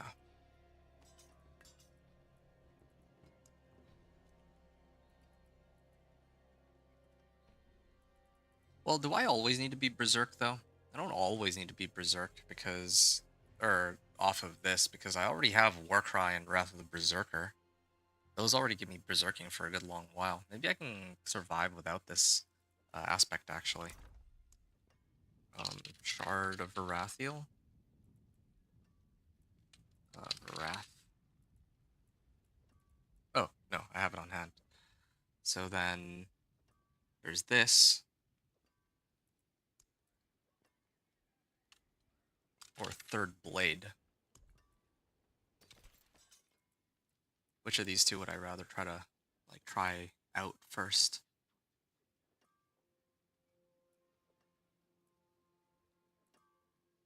This is for basic skills, basic attack, speed.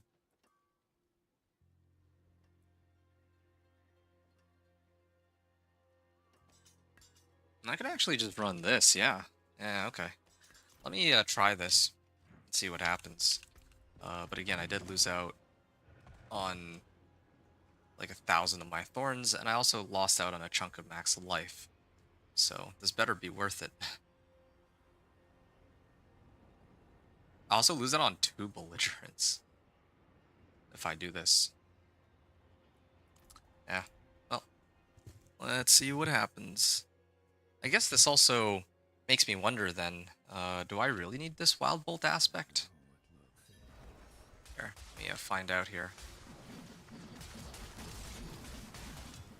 I'm gonna try to pull with my Wild Bolt. Distant enemies get pulled to me. This cannot occur while I'm in stealth, but it's not really pulling anything into me, or at least not the ones that are like really like far out.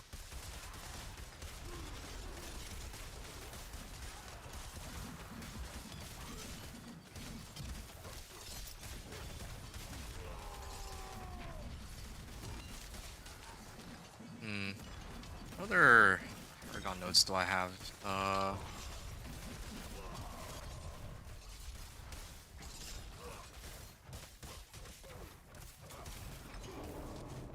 bad. Frenzy.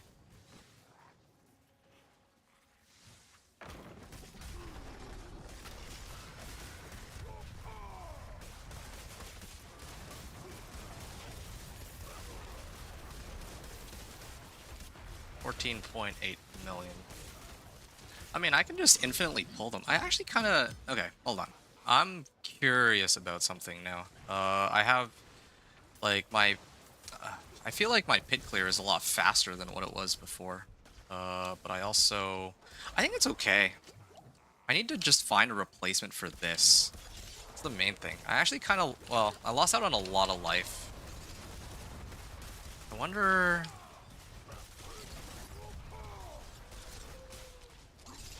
Wow. I can just keep spamming this. I didn't expect the Fury cost to be so low, but it is.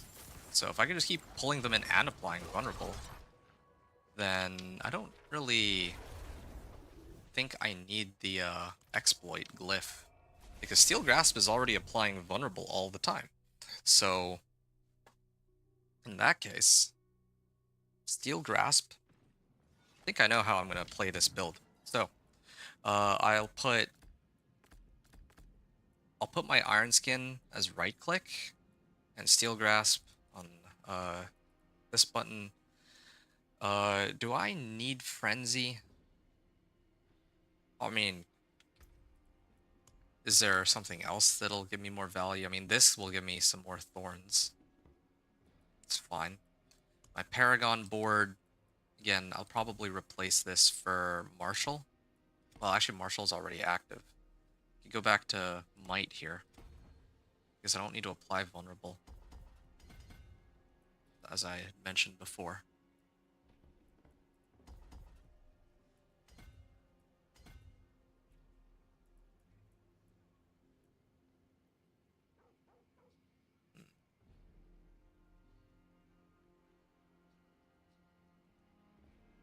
Okay, let me try to level this glyph. I'm like one off. Is it? Yeah, this thing's still a ways out from getting the right benefit from it.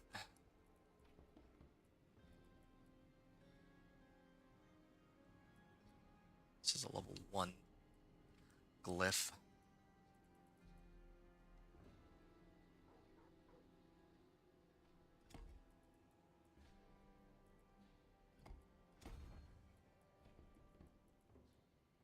Yeah, let me level it first, I think. Yeah, it'll be easier to actually figure out the radius of...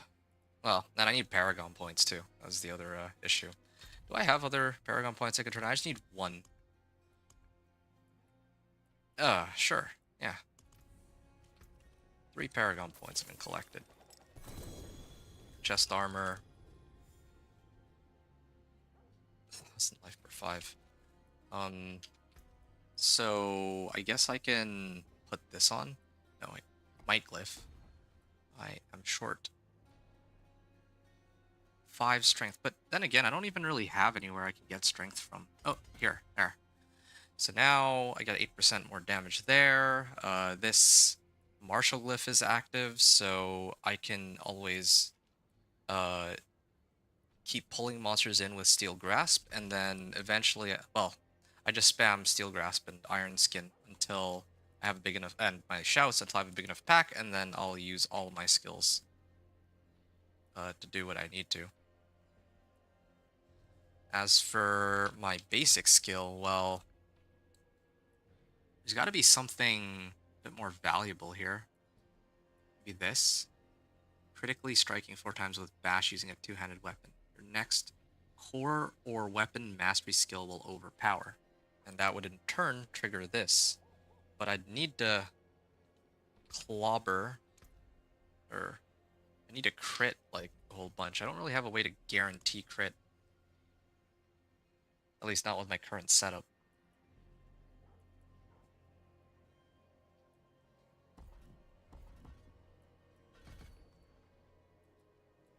Okay.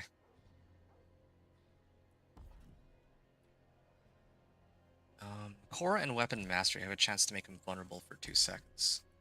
Maybe like this.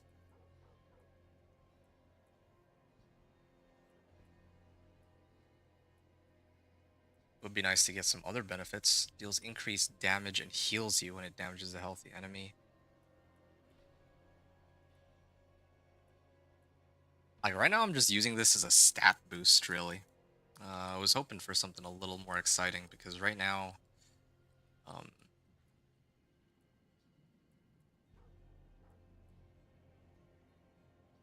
Fury cost.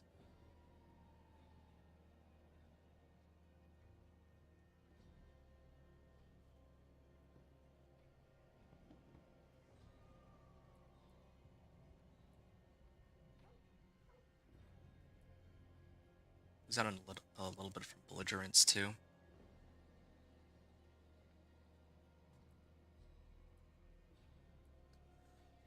Rupture.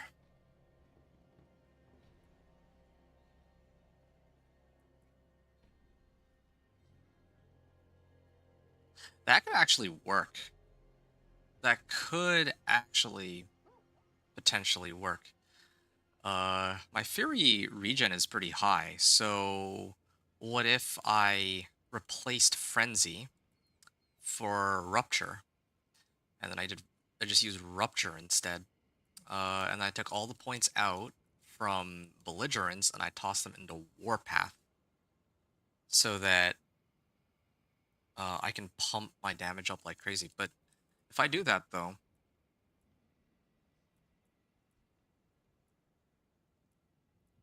I don't Cannot be in the wilderness. I don't know if that really helps me at all compared to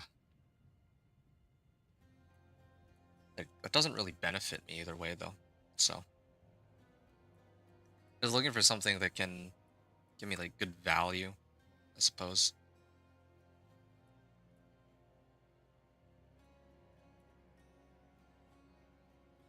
Bonus attack speed. Oh, while it's granting 60% bonus attack speed, the fury costs of my core skills are reduced by 25%. Well, that is an option. This too, I can get 200 thorns. Yeah.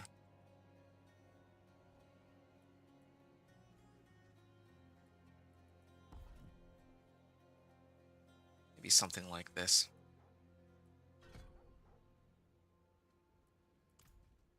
Okay. I'm gonna try it again. See if it's any better. The third blade.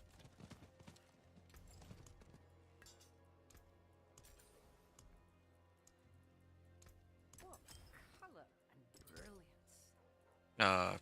I guess I was using royals.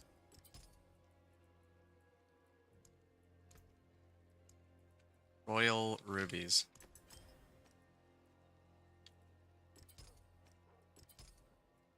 And unsocket these. I'll probably try to smash most of them if possible. There. So I can make 3 royal rubies.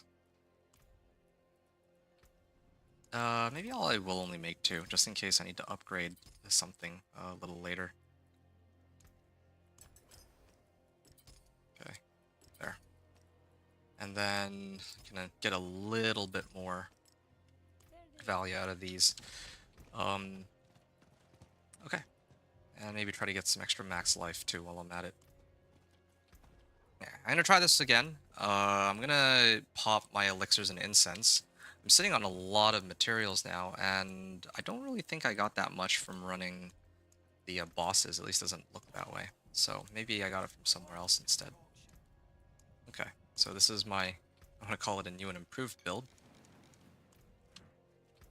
I think I like this a lot, or I'll end up liking this a lot better, because even though it's a little bit, it's not going to be as easy to manage as just having Whirlwind, or just like spamming Whirlwind every now and then, but I think it's going to be better overall.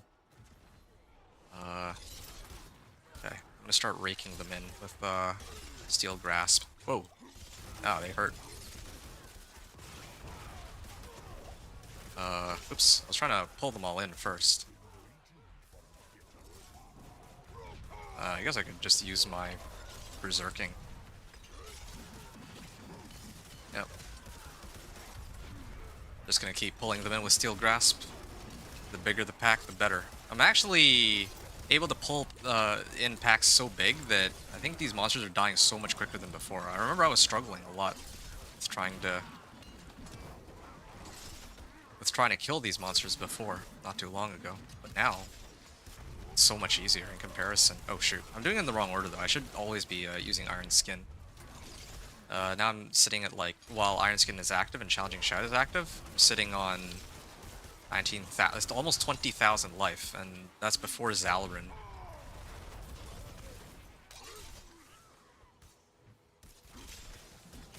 Wow, there, this build is actually starting to cook with this third blade. Kinda makes me wonder, why am I running Iron Skin? And is there a better replacement for, or not Iron Skin, for Wrath of the Berserker? And is there something more valuable? I guess not, because I'm running a Vehement Brawler with it. The whole point of this is supposed to be a gigantic damage boost when I need it. Right?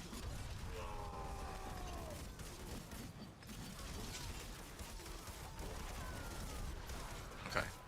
Doing this all in the wrong order. Iron Skin first. Oh, I'm already almost done here? Okay, so this to pull them in, then this. I feel a little squishier than before though. It's the only drawback here that I notice. Effects that heal me. Oh, is it because I don't have as much life on hit? That could have something to do with it. As compared to before. But yeah, I definitely don't feel as durable as I used to. Okay, I'm just gonna skip past this.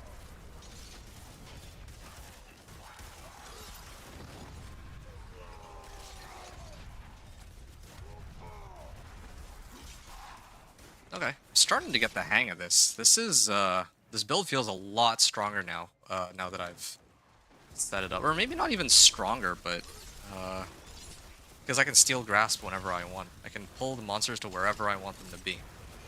And I can have these huge packs. Yeah, I have plenty of barrier up too. So, again, very durable build.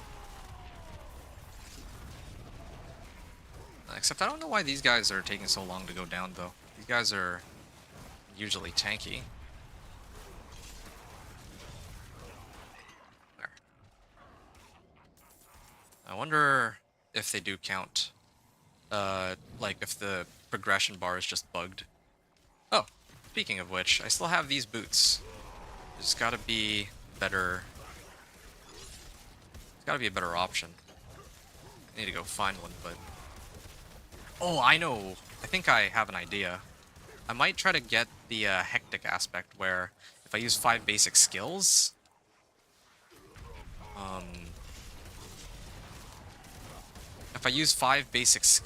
then I can reduce one of my cooldowns. Yeah. I have to now go all the way around and backtrack.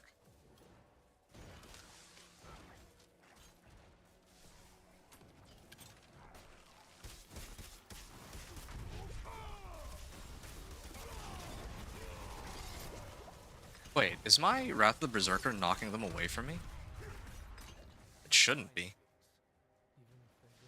This is rank 5 Wrath of the Berserker. It pulls in enemies, yeah.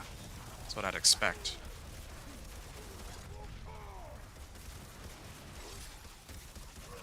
This is pretty comfortable. The amount of survivability packing right now. Supposed to have Iron Skin up. The order does matter how I pull it, but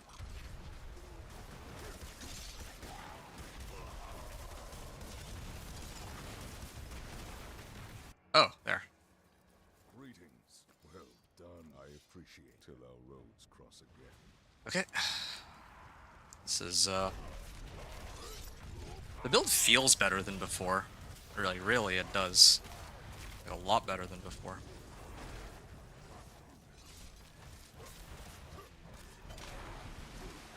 Would it be any worse against the boss?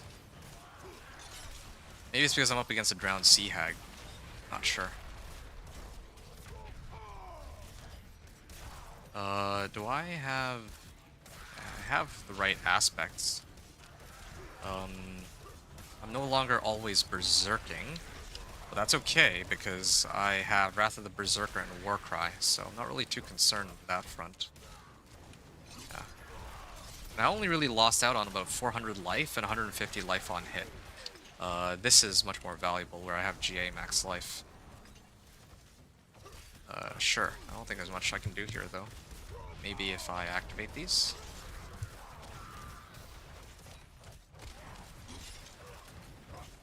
The thing I don't get is... my Thorns... The Fury cost on this is too low. Why is it only 15? I actually don't want it to... I want it to have a higher Fury cost. If I can manage that at all. It's gotta have, like... Yeah, I gotta have much higher Fury costs if possible. Yeah, this is a lot better now. 16 million toughness, sure. Calculation makes total sense. I mean, I guess I could just start the run off and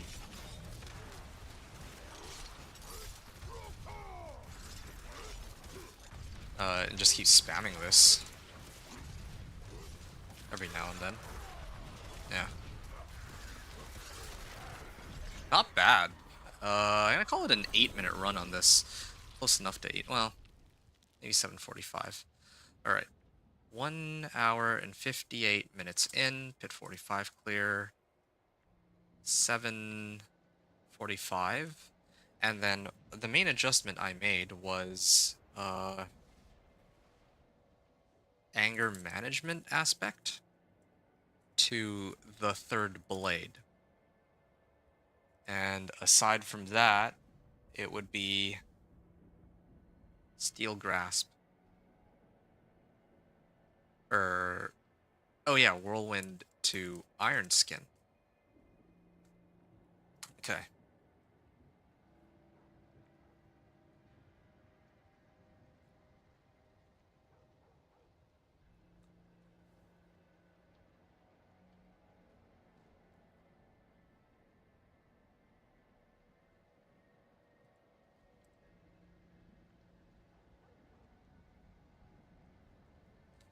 There.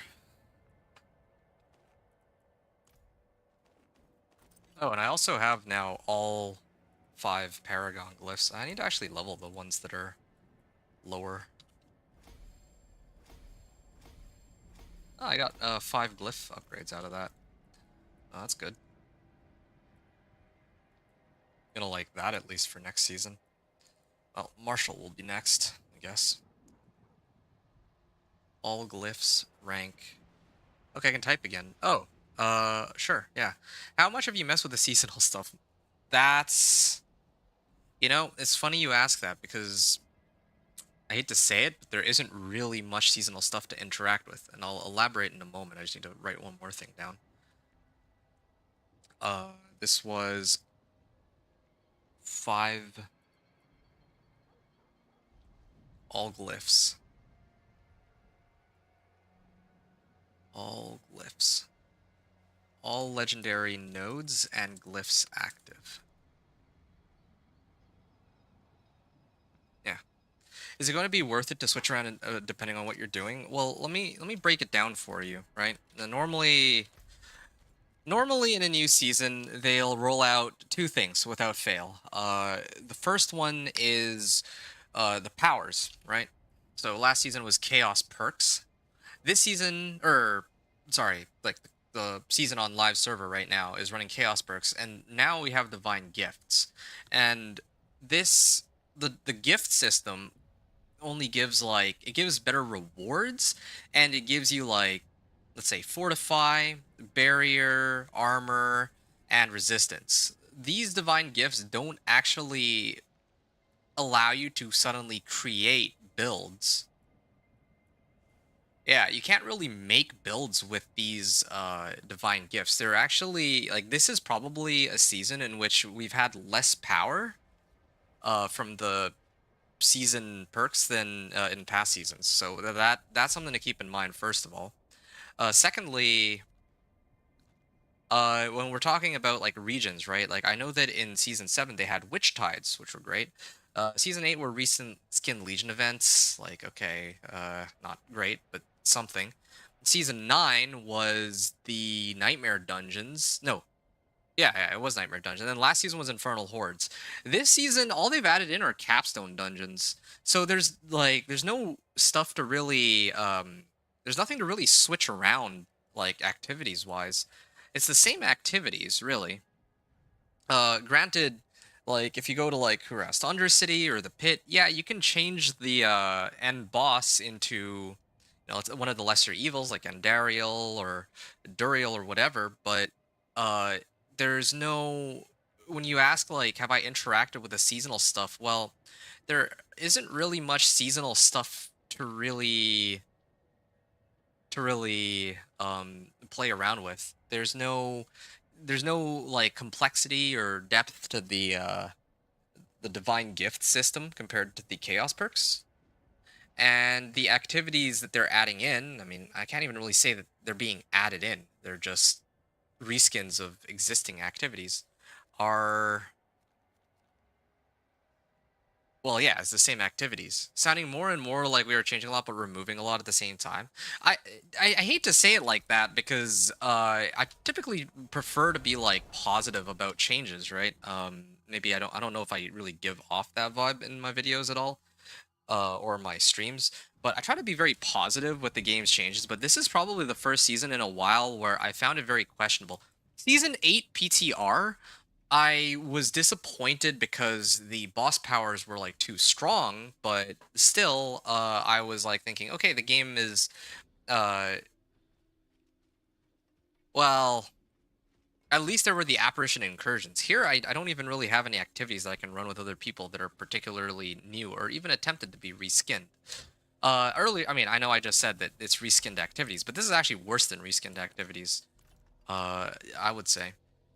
Anyway, I gotta do more of these pit runs. I might actually crank it up a bit and try to push pit 50 now. I feel like I could probably manage it. And I'm gonna go from there. Sounds like you're changing a lot, but removing a lot at the same time. So about that, changing a lot and removing a lot. A lot of stuff is changing. A lot of stuff is also getting removed. That is, I mean, I don't know how else to put it, but yeah, your assessment of the situation is I would say pretty correct.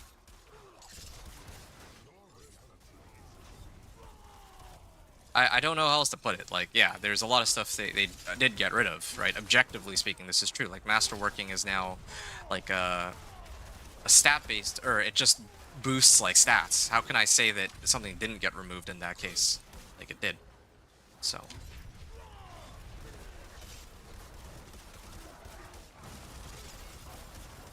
Yeah. Wow, this is not bad. I'm actually making some pretty good progress on this. I know, granted, this is like the best possible map to run this on, but still.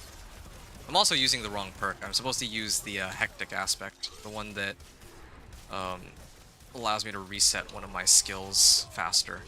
I guess it doesn't matter which skill I reset, because at the end of the day, all of my skills are going to benefit from it somehow, because if it resets one of the war cries, well, that means that I can trigger martial glyph sooner. And if it resets, like, say, Iron Skin, then, well, like, okay, sure. Can't say I can complain about that. Yeah. So that's my thoughts on it. So far, I'm not exactly impressed. I'm not expecting like something to really like wow me into liking it, but I think like I was just discussing, if I look at the changes they've made this season, it feels like an overall net negative.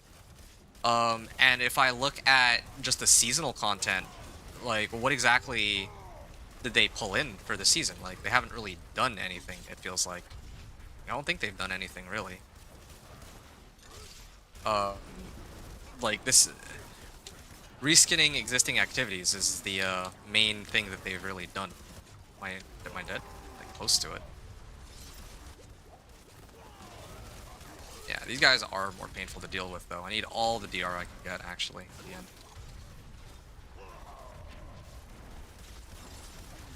Yeah. I don't know. I wish I could say it any differently. Like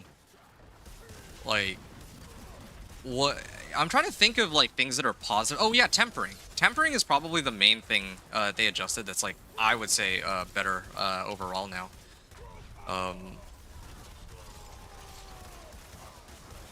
I think the role being RNG based is better than how it was in the past where you can't even have control over which temper you put on an item. So you could have like a 4GA item and then just brick it. And that's not really a very good feeling. Oh, okay. I don't have enough survivability even now, it turns out. Despite all my efforts to, well, to buff up my durability here. Yeah, I should always have... Maybe I am doing this wrong. Maybe I should always have, I need to have Challenging Shout, Warcry, and Iron Skin on 1, 2, and 3. So I just press between those three, and then I move on to the other buttons after. Yeah. Like, I just right-click for Steel Grasp. Yeah, that could work.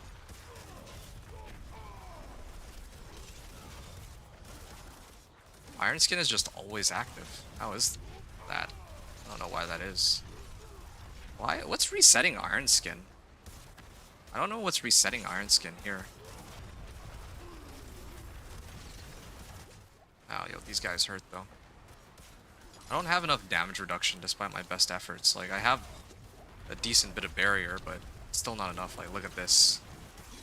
We got like these big packs and it's not quite enough to survive. I have 40% damage reduction from Challenging Shout. I have barrier. I have like from Temerity. I have life on hit. I have a number of other things and it's still not enough. I'm gonna, I think, chicken out of this run. I don't... Well... I mean, I guess I could finish it just to upgrade my glyphs, but I'm not gonna try to time this. Yeah, it's still a survivability issue. At least I know that. I think I have the damage for it. I just need to find a way to live, but I'm starting to become increasingly convinced that that's just not possible. I actually don't think that there's a way for me to buff my build in such a way that I'll be able to clear everything comfortably and still have like enough life to survive. Like, look at this, 12,000 like 600 life, and barrier and everything. Like what is even? Maybe I gotta really get in on this masterworking stuff too. Yeah.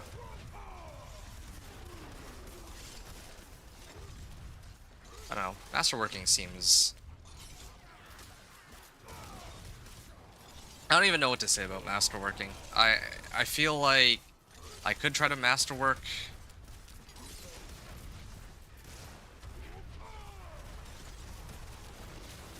To 30 million, I guess. Oh.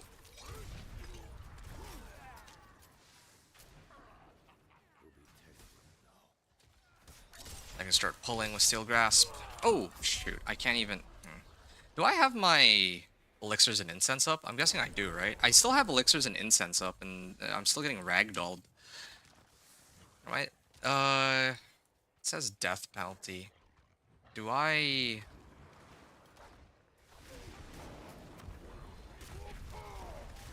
I don't know if I'll be able... I don't know if I'll still have enough, I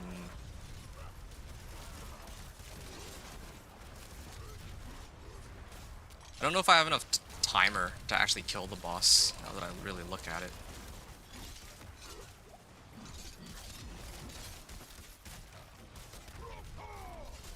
Yeah, this attack speed is pretty nice, though. I do have to say. 64.8 million? I actually hit ticks of 64.8 million. That's without my ultimate up, too. Yeah, I feel like, yeah, I have the damage. I need more damage reduction, and the thing is, like, I'm kind of wondering just how... Like, I don't actually know how the new armor stat and resistance stats work, like, relative to how much damage these monsters are doing, since I have this feeling that they haven't done the calculations correctly for damage, and that's probably part of the reason why a lot of us might be struggling. That's my guess, since I'm like, I have a ton of armor, a ton of barrier, a ton of all this stuff that I mentioned, and the fact that I'm still dying is like really trying to figure out what what steps I need to take to prevent myself from like actually dying, right? And I've already gotten all the like most of the available sources. I even have Fortify too, but Fortify got nerfed pretty hard as compared to what it was before. Why are these guys like not dying?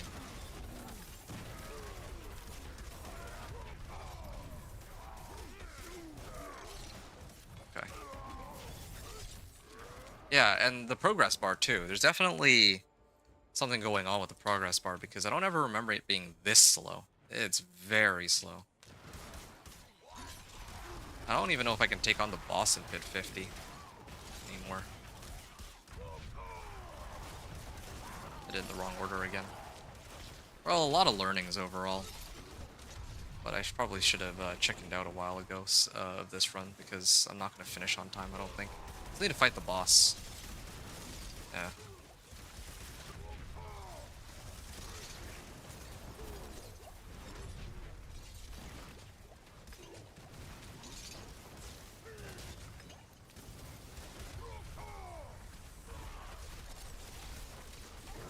Okay.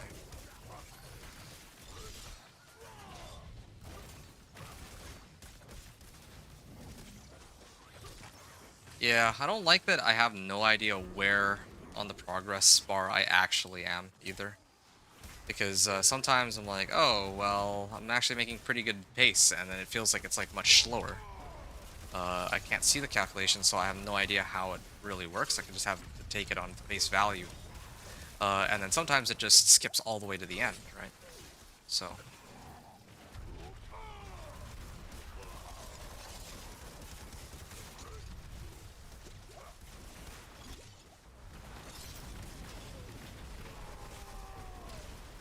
I'm out of potions. Nope, I'm out of time. Oh, this was a big fat waste of time. Uh...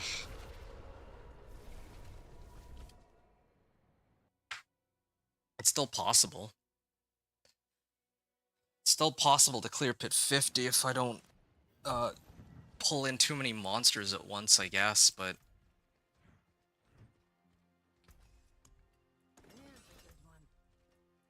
Like, I don't have any other options. Soul Brand, maybe? No, I got nothing for Soul... I don't even have a Soul Brand to try out. Although I have to get rid of Razor Blade for, and that's kind of out of the question to begin with. Oh, yeah. Let me put this here. Iron Skin, Wrath of the Berserker, Steel Grasp, so... I can always just Steel Grasp them in. If I need to. With right-click. Aspect of Might. Still, I can only put that on armors. My boots.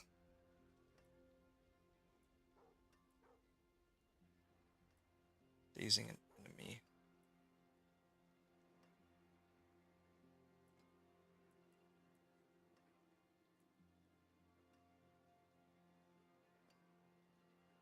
unstoppable.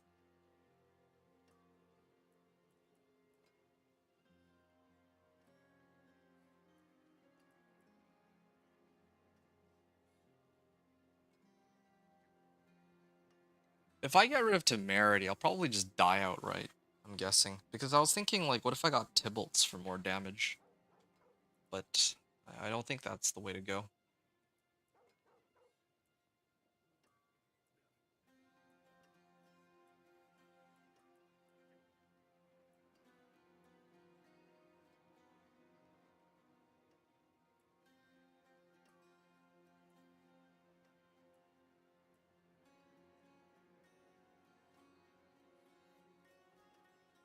Maybe if I use this. Actually, hold on. There's one more thing I want to try out. This is pretty stupid, but if it works, then it would be kind of nice. This works when I'm channeling, right?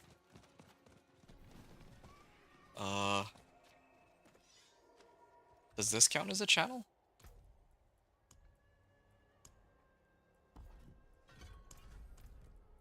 Okay, so if I use this... Yeah, Thorns increased. Wait. Is there a way to see the status effect on this? Sticker thought. Doesn't actually show anywhere.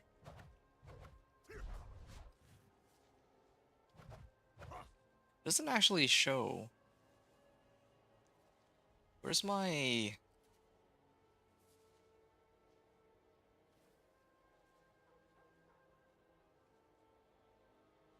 What my Thorns value at? So 3,900 if I whirlwind. Goes to 5459. It'll go back down, right? Now if I use Town Portal here, it won't let me keep the stat sheet open when I do that for some reason. Oh, there we go. Yeah, so unfortunately, I guess I can't Town Portal to trigger this sticker thought aspect. Okay, so I can run Hectic now.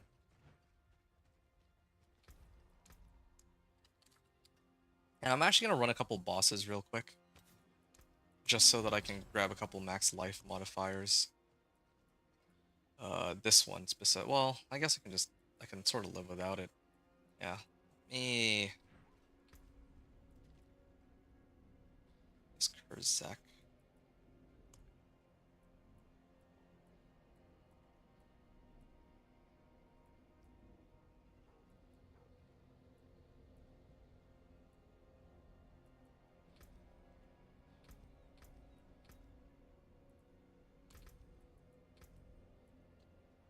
Damage reduction for each nearby bleeding enemy up to 25% maximum.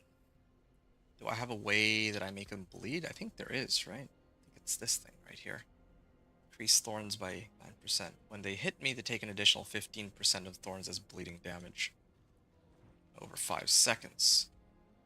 This is for each nearby bleeding enemy. What if I had something else? Oh. What if I used this on my helm? That's what I originally was supposed to get. That's why I can always be unstoppable too. Yeah.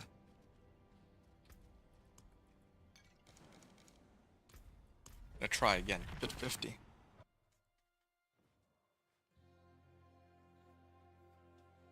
Let's see how it goes. I can actually use this whenever I want now too. Wait, no, this is the wrong... I might have to let myself die here. This is the wrong setup. Yeah, fine, I'll let him kill me. This is the one upside to being able to die quickly. The fact that I can TP out if I need to, and I don't have to wait a ridiculously long time for them to kill me.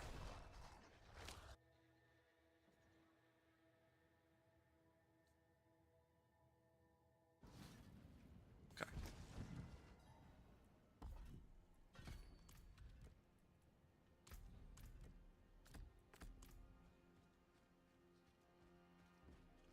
Alright, bit 50.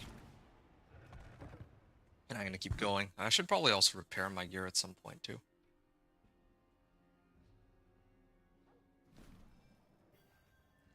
I like the old map more, the one that I just left.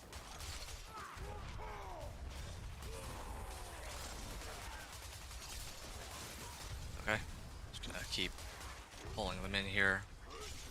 They all got unstoppable though. All got aggravated.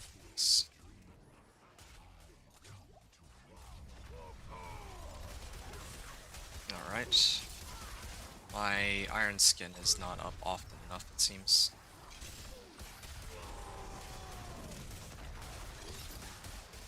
Hit 50.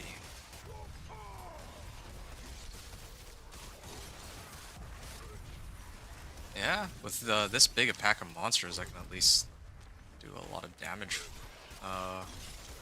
Pulling them all in together. Yeah, Iron Skin itself gives me like 30% damage reduction. Wrath of the Berserker also, or no, not Wrath of the Berserker. The aspect for Iron Skin gives me damage, and Challenging Shout also gives me like 40% damage reduction. So this is pretty huge. But I kind of wonder if damage reduction is actually working at all. Like, if I really think about it, like, there's a very real possibility that they moved all of the damage reduction, or they were trying to move all the damage reduction modifiers to armor instead. And because of that, these damage reduction modifiers might not be working at all, because otherwise, the damage reduction should be doing a lot more, I think, like 40% modifier, like 40% damage reduction. That should be taking effect, but it's not. At least it doesn't feel like it is. Like, that alone should be worth all of my armor in one go. There. Having more max life helps, that's for sure. Everything else, not so much.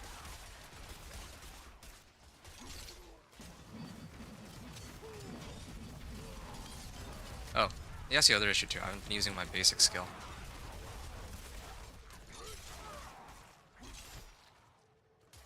Okay. Hold them in.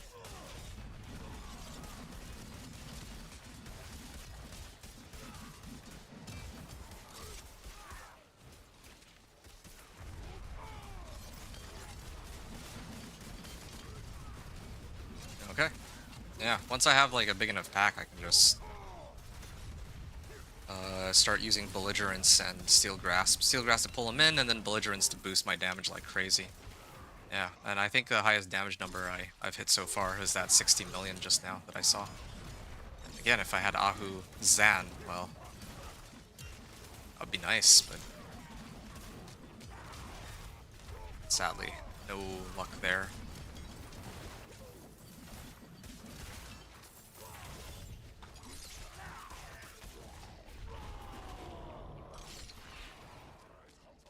I'm gonna keep going.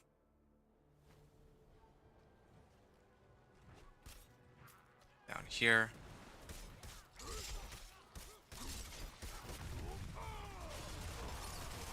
And then I'll pull them. Wrath of the Berserker is up. Kind of wondering why some of my skills get reset like immediately sometimes.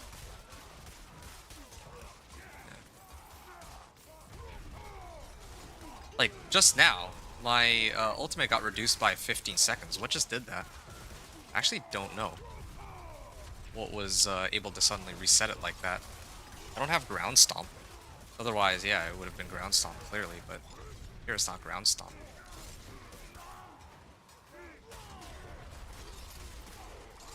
Yeah, I'm gonna need to read through my stuff and see if there's something that gives me some sort of boost that I'm not aware of.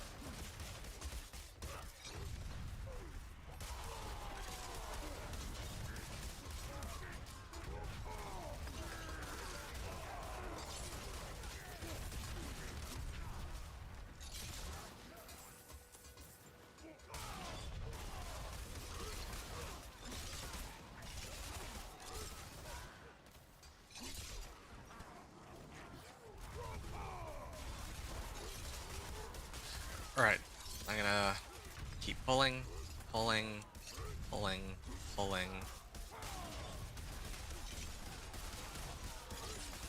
I just realized too, my one of the reasons why I was using one of the reasons why I used this Steel Grasp before was because it was supposed to trigger the cooldowns. Like the cooldown, the cooldowns on the charges were supposed to activate my Barbed Carapace as second effect, where whenever I use a skill with a cooldown, I do monsters or damage to like nearby monsters. But because I'm able to spam my skills so quickly, especially Iron Skin, I don't think that's too necessary. Yeah.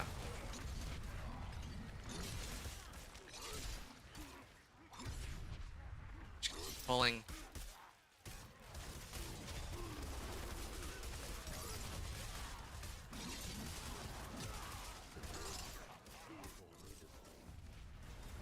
Okay.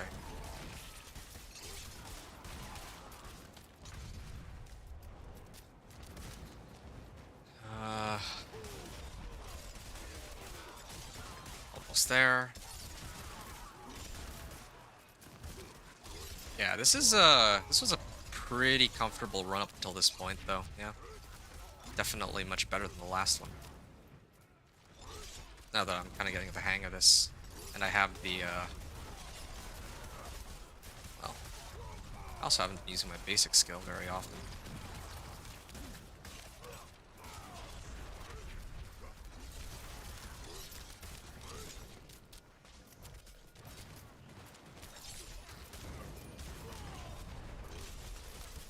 Yeah, it's quite a few monsters, but I need to actually pull them in. I'm going the wrong way. Yeah, see, Iron Skin there.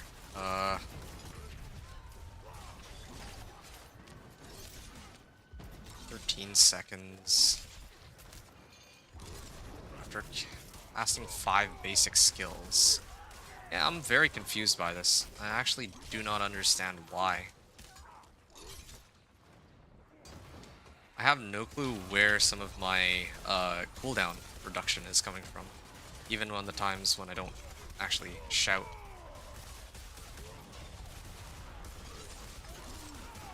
Oh, I can start using this too. For more damage off of belligerents. See, like, I pulled so many monsters and the timer is at like 7 minutes, but I don't... Oh. Wait, what? Oh. There's still monsters here for some reason. Something that's triggered negative quintillion damage, and that's been the entire PTR that's been the case, where for some reason there's just some weirdness with some of the damage calculations, I notice. Okay, maybe I'll actually damage himself with this, if I'm lucky. Why is Belial here? At least Blood Bishop spawns these, let's see what I can and can't tank. Like, I could dodge it if I want to, but... Also, that's another thing I forgot too. If I'm trying to kill these bosses, I should be standing still for it. I shouldn't be moving around. Because I have Inner Calm aspect still active, so I get triple the bonus. Oh!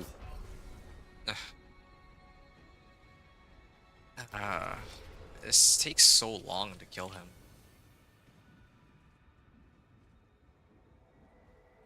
Okay, well, I can't tank everything then, clearly.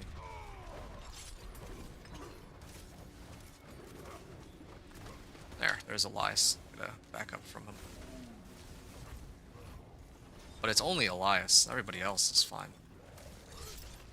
This I could probably tank too, I bet. Right? Good.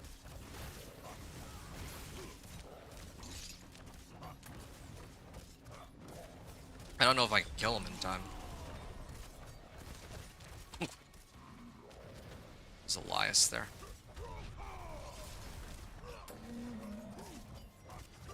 Really do that much damage to him.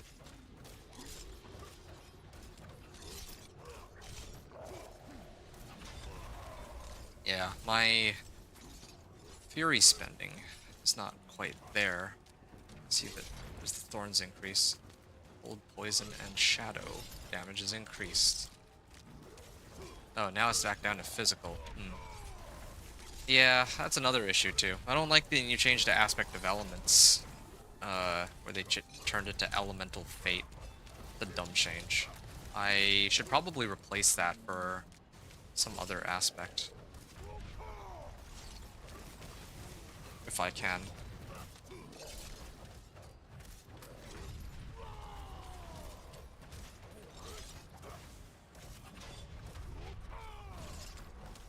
Okay.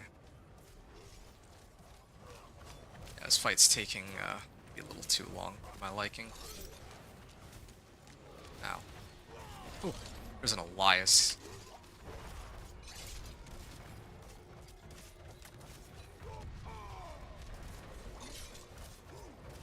I don't like that he's moving. Oh.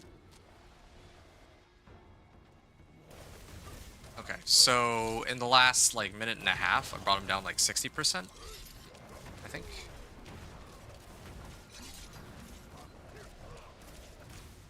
Oh, there's Elias.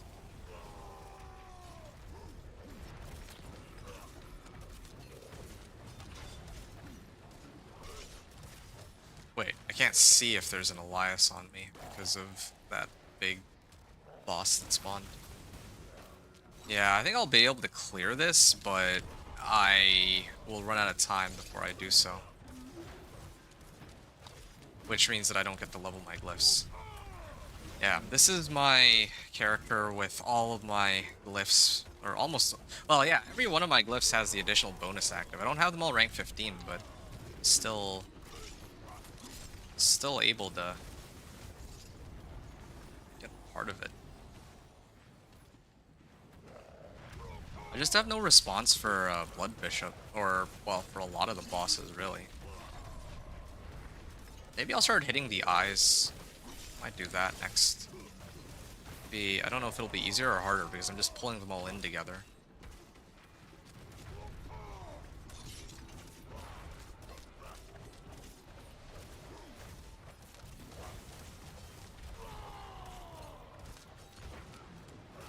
Okay.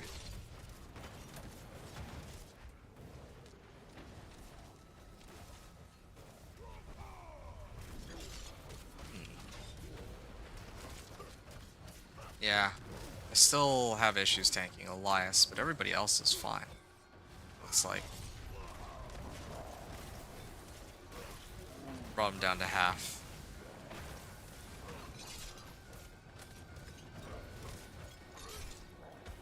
Ow.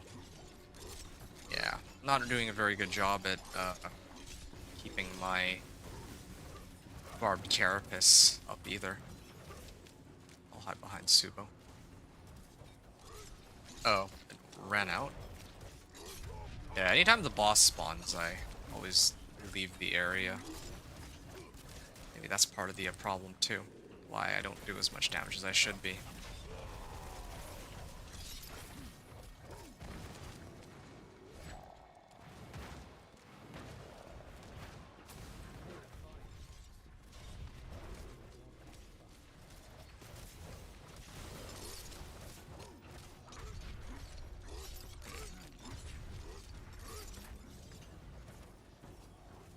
Yeah, I'm not gonna be able to clear him in time. Do I even get any glyph upgrades at all? Artificer's Mastery. It doesn't really tell me anything though. Like, does it mean that I get to level my glyph still? I don't think I do, right? So I should just leave this run, probably. Try Imbiber Glyph, like Imber Glyph? I don't know what Imber Glyph is. You're talking about Imbiber? Is there even such a thing as Imbiber? Hey, by the way, Morador. Have you played the PTR at all? First of all, before I try your suggestion, like I'm this is Slay the Guardian. Yeah, no, you know what? I'm just gonna let myself die. Like I actually get nothing out of sticking around. Oh, now that I want to die, I'm actually a lot tankier. See, only Elias can actually do any kind of damage. This one? You're talking about increased damage and increased potion healing for each missing healing potion. This doesn't even You, like, this gives me what, 12% increased damage because I only have 4 potions now with all the changes they've done on the PTR. So you haven't tried any of the changes. Okay, well, that because here's the thing, right? Um, before I take any sort of recommendations for people, it's worth noting that I'm playing on the PTR, and the PTR is vastly different. Like, I don't know how much you've heard about it, but the PTR is vastly different from what the game on live servers is. So, as an example, right, if you take a look, now it's like previously it was just armor as a stat that goes up to 1,000, uh, and it reduced physical damage, but now it reduces all damage. And then there's other, like, they made it so that resistances, instead of like a value, let's say like 30% fire resistance, now it's an integer, right? It's an integer that corresponds with a certain percentage. Now, I have my, like, despite putting in, like, some of my resistances or some of my items have, like, you know, GA resistance, and despite me having, like, this is as high as my armor stat can go without having to, you know, go and masterwork everything to max, but even then, it's like at 66% barely. And I have challenging shout, I have barrier, no, sorry, multiple sources of barrier. Uh yeah, I have multiple sources of damage reduction, I have multiple sources of barrier. But there are groups of monsters that are still capable of one-shotting me. And oh yeah, like here I also get max life from elixirs and incense. Um Yeah, no. You should try it yourself, and try to put a build together that can comfortably handle T3 or well, even let's say T3 to T4, because it's quite an ordeal. It's quite something. If you take a look at other people's channels, they're on the PTR, they spent a great deal of time farming on Torment 1, myself included, because like there's just no way to survive in the higher Torment tiers without some pretty crazy adjustments to how you organize your equipment as compared to the live servers. So, and one of the big ones is you're talking about Imbiberglyph, and you might be under the impression that, oh, well, if I use up all my healing potions and I have 10 of them, then I'll get 30% increased damage and maybe like 50% increased potion healing or something like that, right? Because it's for each missing healing potion. But on the PTR, we only have 4 healing potions because of the changes they made. So, yeah, if you get a chance, you should consider trying it yourself because it's a very different game from the one you're used to. So that might impact what kind of recommendations you give, or you might give up altogether. I don't know. Yeah, hit 50 again. I want to try one more time because I want to see what happens if I try to open the eyes too and end up fighting Belial instead. Oh, like this. It's completely different. I didn't know it was PTR. Oh, yeah, no, this is PTR. If it were live servers, then yeah, I wouldn't even... Oh, shoot. See, I can't even survive, like, the initial wave of attacks. Will they... Okay, good. I'm still, invulnerable, I guess? They don't seem to be hitting me while I'm just trying to teleport out after I die. Looking for, like, a slightly better map on this. Yeah. There's like a lot of things on the PTR that I think that they're going to need to change though, because this is kind of crazy. I have 20,000 life, I have barrier, I have multiple sources of damage reduction, and another, and I also have max fortify, but that doesn't mean anything now, due to how they've reworked, uh, the, wait, like, fortify as a mechanic. So, it's quite something, these changes. I mean, I kind of get... No, I actually don't know what they were trying to do with these changes. Like, the only thing I can guess is that they were trying to prevent power creep, but I just feel like it made way more sense back when resistances actually just had like a percentage value, or armor was... like separate from like damage reduction and all that. 78.8 million. At least the damage numbers are high, but uh, relatively speaking.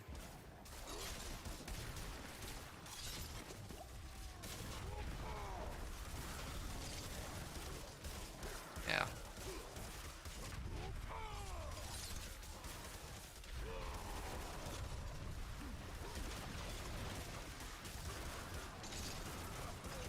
I don't know what I'm gonna do about the boss in uh, Pit 55. This one I could feasibly clear Pit 55. Maybe not this run, but or at my current level of power, but soon. But Pit 55, well, I don't know what's gonna happen there. Actually, don't know. Why don't I have my Fury up? Do I have resource cost reduction from something? I might have resource cost reduction from something. I need to get rid of that because that's kind of messing me up. I think it might be with Frenzy. I remember Frenzy having something to do with resource cost reduction. But I'm actually not running out of resource at all right now.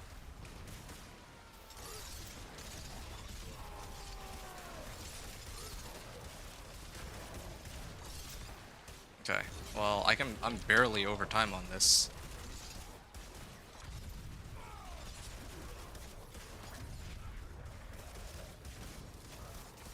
Yeah, what's up, by the way, Morad? What are you running this season on the live servers, if you're still playing it?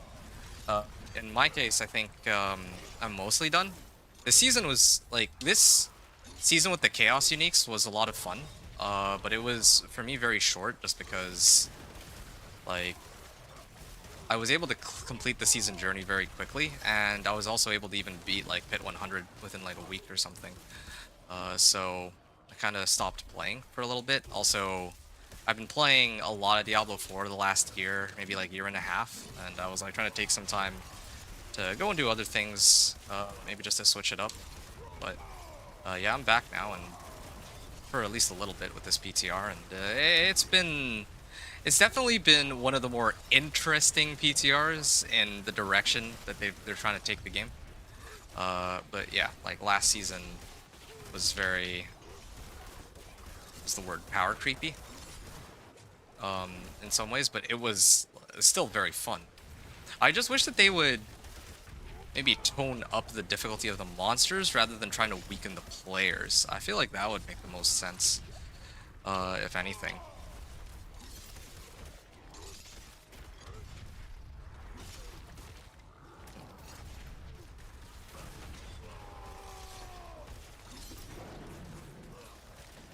Oh. I'm gonna go up this way.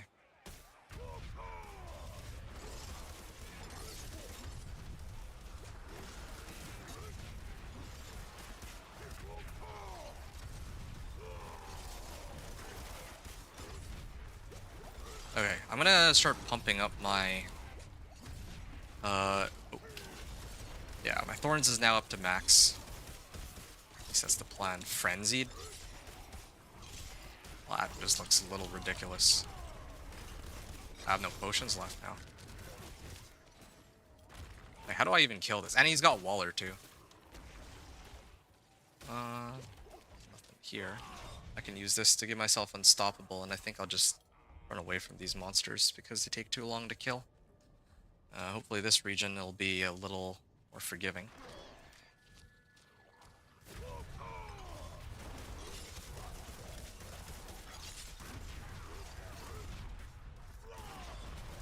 Okay.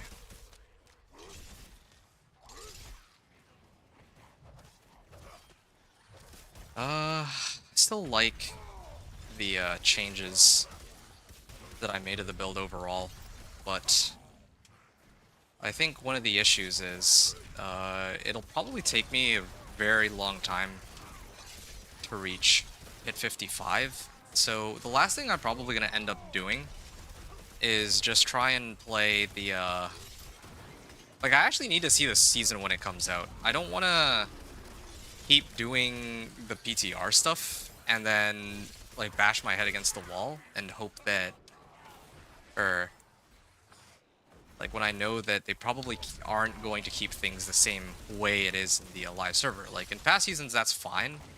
The live season comes out is pretty close to what was on the PTR. Kind of like with like season 7, that's how it was. But in this season, I would be very surprised if they didn't try to like make something easier, or they need to fix something. Maybe like armor stat is broken. I remember hearing some people were saying that that was the case. I don't know how true that is. Yeah, these snakes are like impossible to kill for some reason.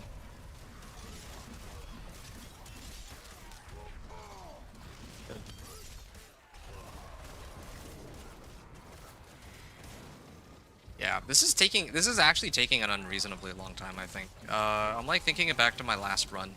I made it from Torment 1 to Torment 3 and I believe it was like 8 hours. That part was just like the prep work for Torment 3. And now that I'm in Torment 3, I have managed to get all of my Paragon birds and all, and I don't have any really easy power sources.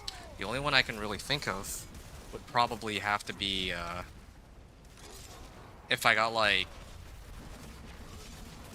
if I try to level my glyphs to legendary. But if I'm gonna do that, then it will take me like another however many hours, and I'm just not interested. I think I will probably stop at there's one more thing I have left to test, and that's masterworking. And then after my masterworking is completed, I'm probably just gonna stop for this PTR. I just, yeah, it took me a while to really think about it, and yeah, that's just kind of how I feel overall right now with everything I've tested. It's yeah, it's just too unreasonably long. Like this is supposed to be a chance to like test out what's coming for next season, but um, it like this is too much time for one character, I think. Like I'm struggling, and I've put together everything that under the table, right? Like I can think up of here to survive. It's not enough. I have multiple sources of DR. Like I said, so many sources of survivability, and the fact that I'm still dying as often as I am. Oh, Slay Guardian. Yeah, I have 6.5 minutes left. Yeah, I just don't think it's. I don't think that. Oh, it's an Elias, of course.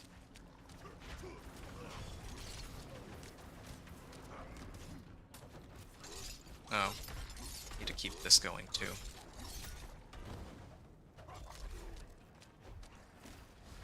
There.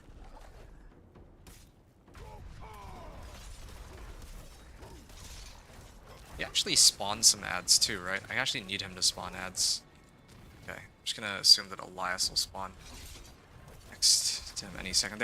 There's Elias, I see him. But as long as I don't tank all of the hits, it should be okay. Alright, just gotta crank this up to max.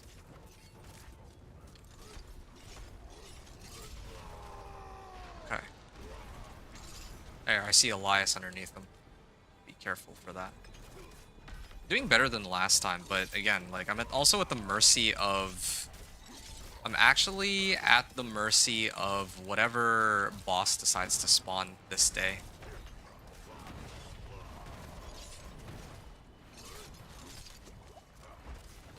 Yeah. Oh, there's another Elias. But yeah, Scourge of the Land.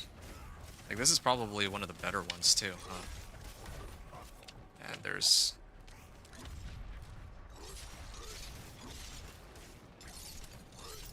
Just gotta make sure that this is drained, all drained out. Oh.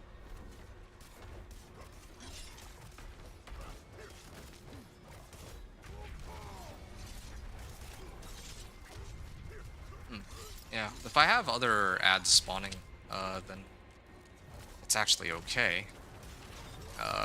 Does a lot of damage. Oh, and he has some attacks of his own too, which, because they're a dot, he actually does a number of damage ticks on himself.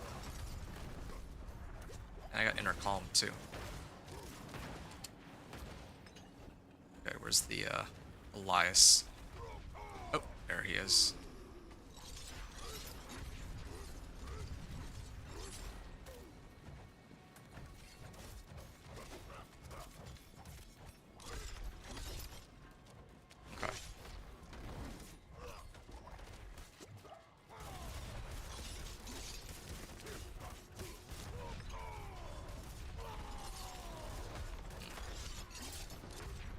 to pump this all the way up to max. Maybe that's part of the issue too, the fact that my Fury's not draining fast enough. So these are these kind of awkward spots where... Oh, there. A lot of damage. Oh, Elias. Where my Thorns, plus 120% Thorns from Barbed Carapace isn't up. Yeah, I want to also be able to stand still. It's another problem too, but... Oh, there. Now I can stand still for a bit.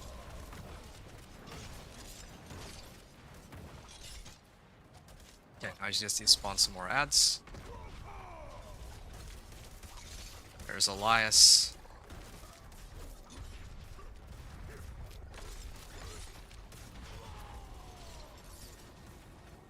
There. He is hitting me with like a whole bunch of ticks. And if staged a little longer... There. Ah! 2 minutes, 45 seconds.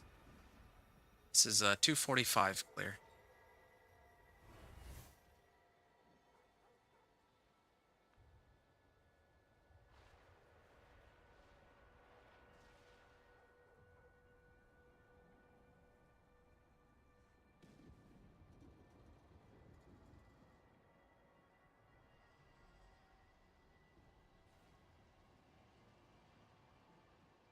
Uh, 252.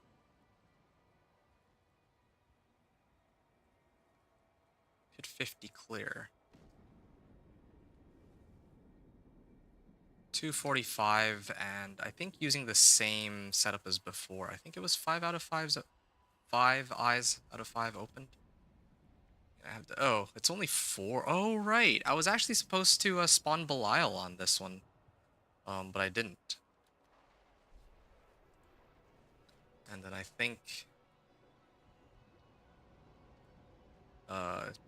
versus Scourge of the Land. So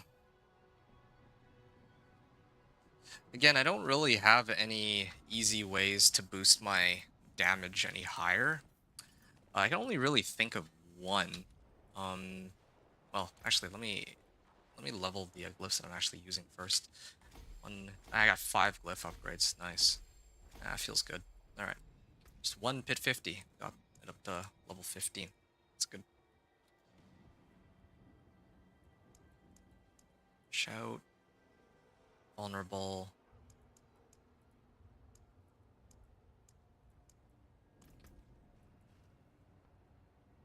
Poison resistance. Resistance. I'll salvage these ones. Healing received. Heavy-handed.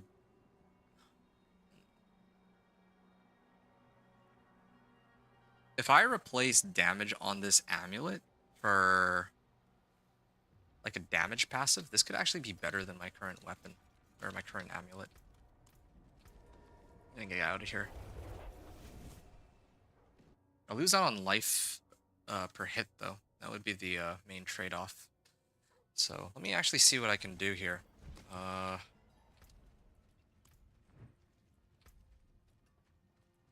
I just noticed too, my elixirs and incense wore off sometime during the previous run. That might have also slowed me down as well.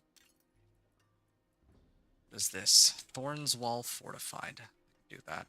Thorns Wall Fortified. Sure, running out of Forgotten Souls, but it's okay. It'll last long enough.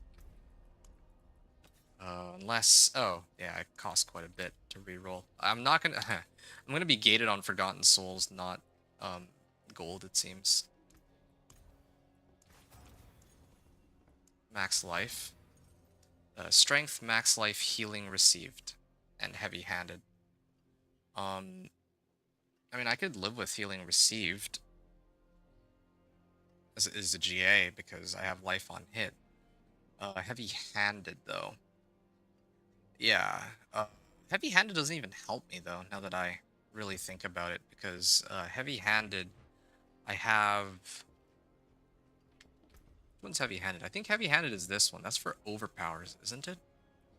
Yeah, this is for increased crit strike damage with overpower. What needs of you? wow, what a ratio. I can salvage like 1/7 of my Veiled Crystals for like 10 Forgotten Souls. I could do one reroll with that. Doesn't seem worth it at all. Alright, well, I'm gonna probably toss these all into my stash. And then comes the question, what do I want to do about Pit 55 now?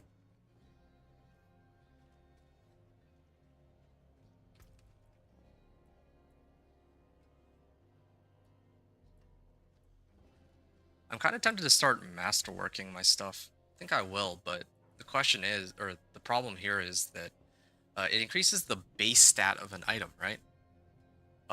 So because of that, like the best I can do is up my resistances and my armor, but it does nothing for my health or even here, like damage per second.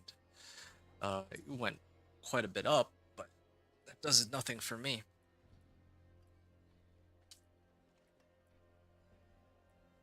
What if I tried to max this one out or this one? I think I can get like a GA, can't I, on one of these stats? Oh, right. That was another thing I was supposed to adjust. This needs to be the fury cost of your core skills reduced by 25%. Well, uh, ironically, I don't know if I need that. Attack speed. Maybe I'll just go back to this.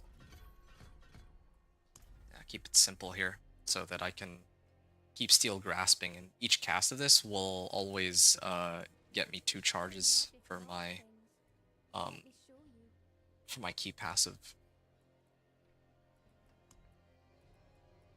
And this spend 5% of my maximum resource. I still don't have a good anything to replace that with either.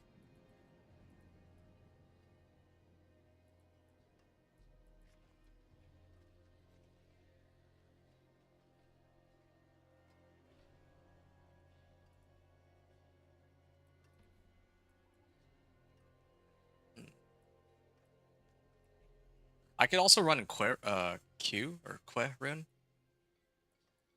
just to make myself even tankier. Kerqua. Just barrier upon barrier upon barrier. I don't know if that's even possible though. Like this barrier gives me 94%. Like I'm kind of wondering if it's possible to get multiple barriers and go like above the health cap. I think I can, right?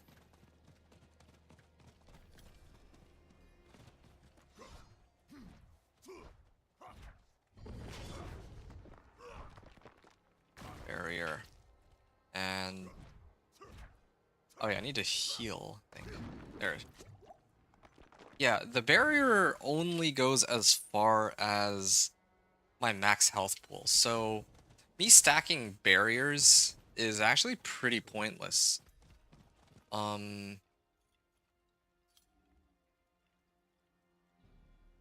Unless the idea here is I could potentially pop a barrier with Temerity, and then I can also get a barrier here. But at the end of the day, I still want Zalrin. I'm gonna farm for... I might farm for Zalrin in a bit, but I'm just trying to see if it's worth masterworking anything else.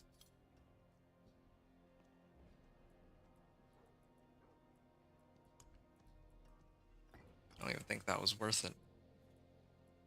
I could try it and sort of see, and that way I'd have multiple ways to get my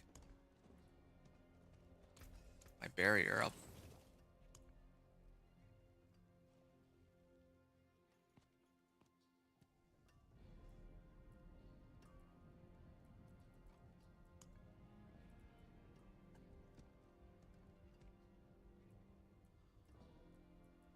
Okay.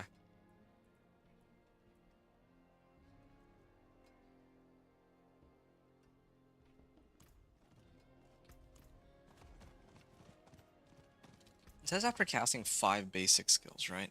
So it's just unfortunate that Frenzy's here. I mean, I could put 2 points into Frenzy. If I wanted. Yeah. Or, why do I need to... I don't really need to pump this up all the way, do I?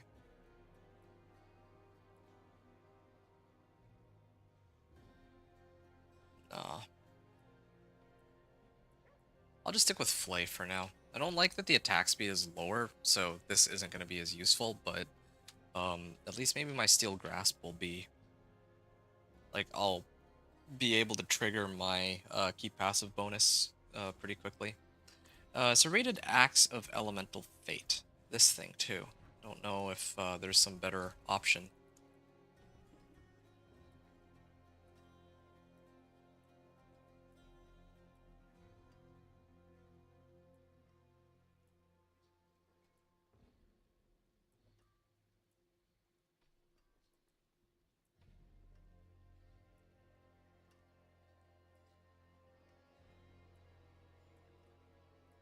Earthquake Steel increased damage.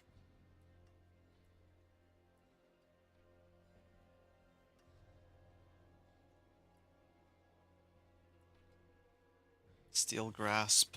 Launch Metal Shards. This is for... I mean, that one was for Upheaval. This one's for Whirlwind. Yeah, I mean, that would be for my Steel Grasp in this case.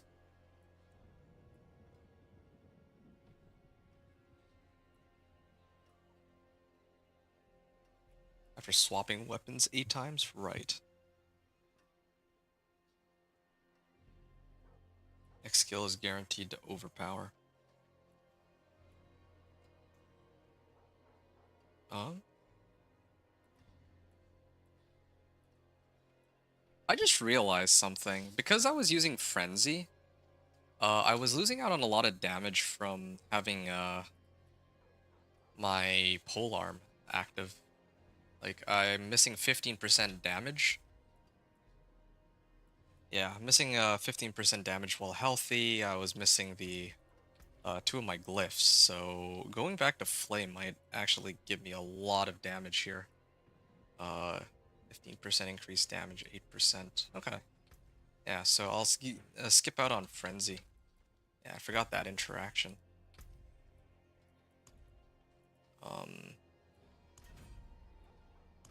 Yeah, sure, I can pop this. Two-handed Ancestral Axe. Ooh, Edge Masters. Hey, wait, this one has GA max life, but unfortunately for me, it's an axe, so I can't really get as much value out of this as my polearm.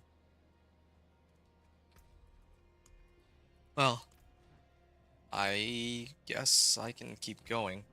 I'm gonna craft a couple more elixirs here.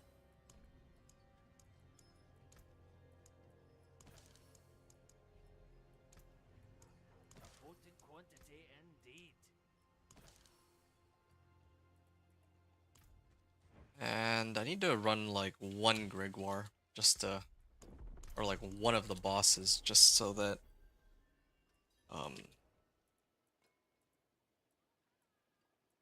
well, yeah, I just want like 1 extra Paragon point. Maybe 1 or 2. Let's see. Oh, how many Paragon points would I need here? Here's max life. This is total armor. I don't think I care about that. Do I have other sources of max life that I skipped?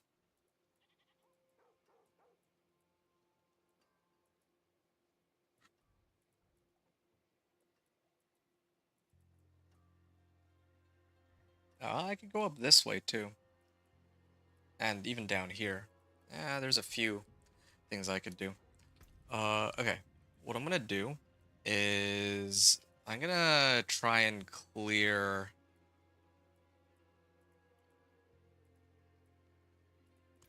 I'm gonna go clear Andariel. And do a whole bunch of Andariel here. And, well, maybe I'll do Duriel first, because he actually has Whispers attached to him. Yeah. Gonna get a couple of Paragon points while running the bosses. And hopefully...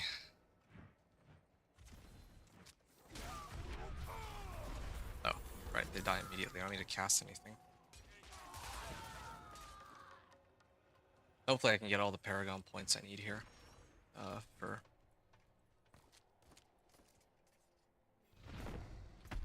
Well, so that I can pick up the remaining life nodes.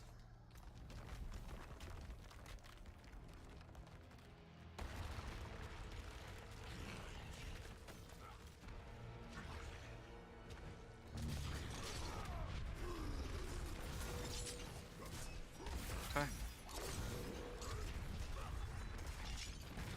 Is he... Do I kill him here? Nice. Didn't go into a second phase. Alright. Or some max life. And then I think I have another... some more life nodes here too that I can pick up.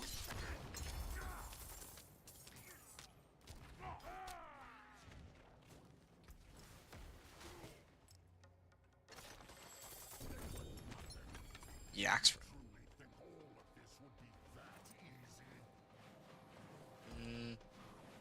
9884. Oh, can take out points, I guess, while I'm engaged in combat with Belial. Didn't know that. Okay. Let's check out my... Oh, I got a Betrayer's Husk. Or two of them, in fact. What is this helm? Actually, what? A Godslayer crown? GA? Crown Evolution. Use a skill with a resource cost. Increased damage and resource cost is increased by 30%. I guess that... I mean, it would be kind of nice if I was able to combo this with my Steel Grasp. 15% stacks up to 5 times. I replace my helm for this. Crown Evolution. It also gives me max life, which is good. Then I would just hook, grab monsters every now and then. And this is like a 75% boost if it gets up to max stacks.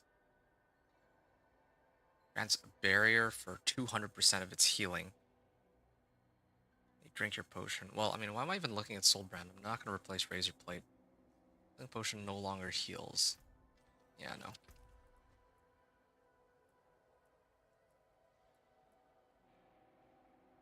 With a third blade. Yeah. Okay.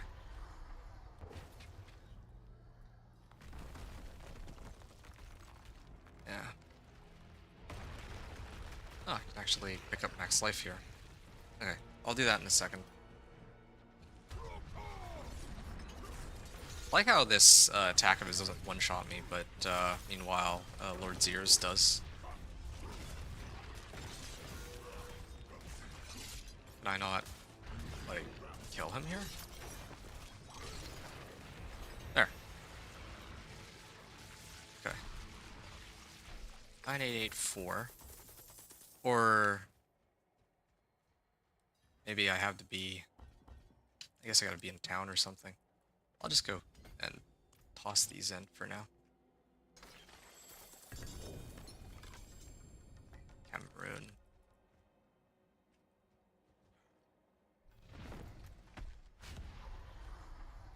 Doing 70% of normal damage. Yeah, I don't think it matters. I think strength is more valuable. I believe I have one more that I can open. Or like one more set of Shards of Agony. I'm deliberately trying to get hit by as much as I can here so that... kill him. There. 10.6k. All legendary nodes active, all glyphs active.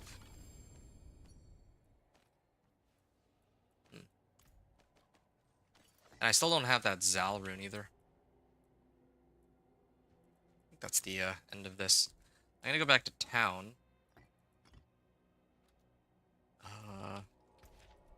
Yeah, go back to town here.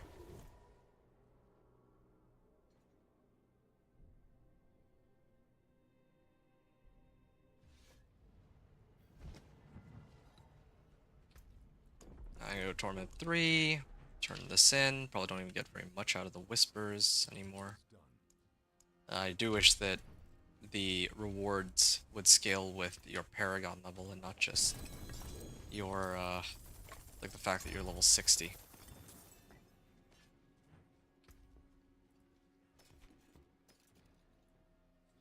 When you cast a skill, you heal. I mean, I guess that could help, along with life per hit.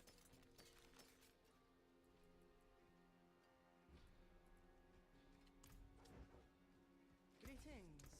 Look at this. I'm sitting on 384 million. Probably, yeah, I'd run out of materials well before I run out of gold for sure. Crown of Lucian. I only have one. I only have one Crown of Lucian, it seems. Otherwise, I could have. Nice to have, like, max roll. And to see whether or not that could carry me through the next pit runs. Then I'd lose damage reduction from this aspect too.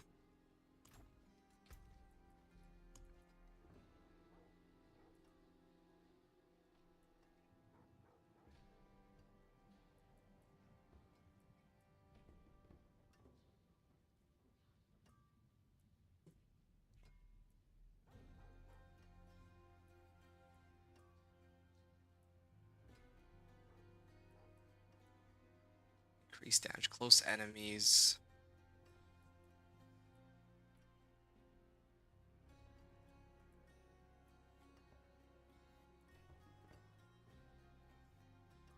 Slow them. Part of me is a little tempted to try and get more points into challenging shout for the DR, but I think that might be a bit much.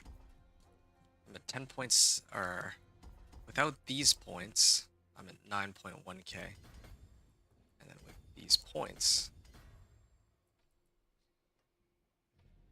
I'm at 10.6k. So that's like more than 15%, I think, HP. I just skipped the world boss. I don't really feel like doing that right now. I'm gonna go slay Andariel a few times.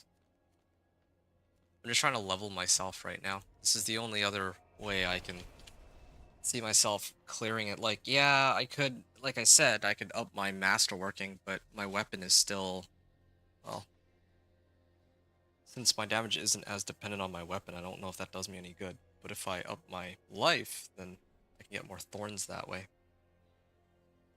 The other thing I'm missing, too, like I have max, like looking for max life. I still don't have that Zal rune. I could try to run tributes for it.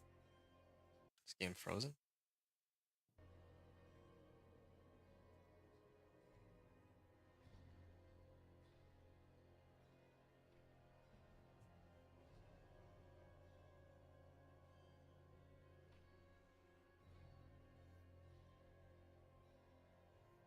Okay, something has happened. I will have to restart the game, I think, because it froze on me.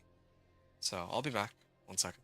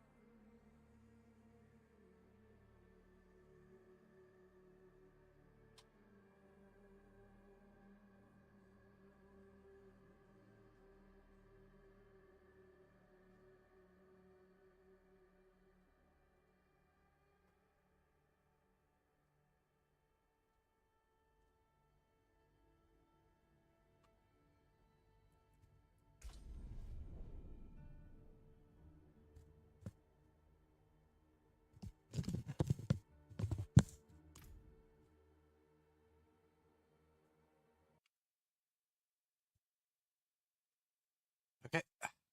I am back here. So,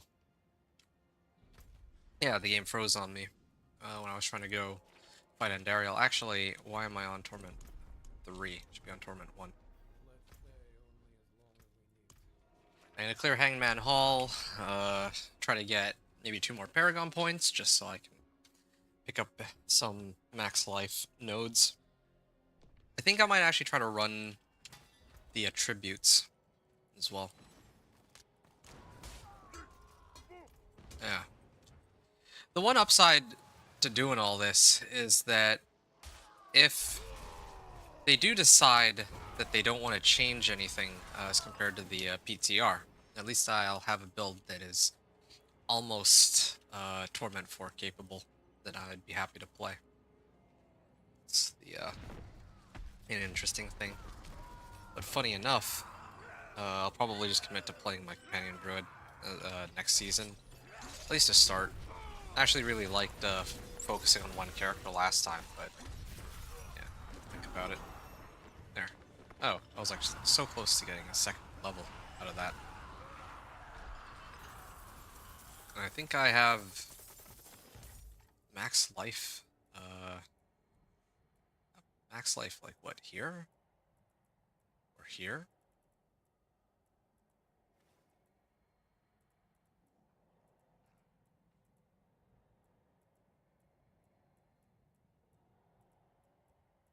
Ooh, yeah. This is the last batch of max life that I can hit. I guess I don't have any tributes that allow me to get runes. Otherwise, I'd be trying to run those for a Zal rune. XAL. That gives like... that would give me max life, right? But...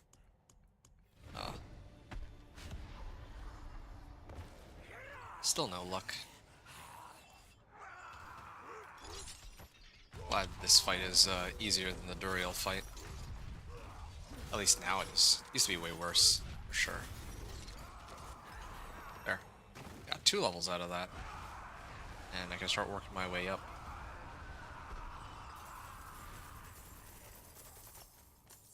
Okay. Tybalt. This gives crit chance, attack speed, but no max life now. This Flicker Step. I could use Flicker Step, actually. This now gives resistance to all elements rather than lightning resist. It also gives you max life. No strength, but hypothetically, if I use my ultimate, or if I use Wrath of the Berserker, I pull them in, and then I evade. I could keep doing that to pull monsters in.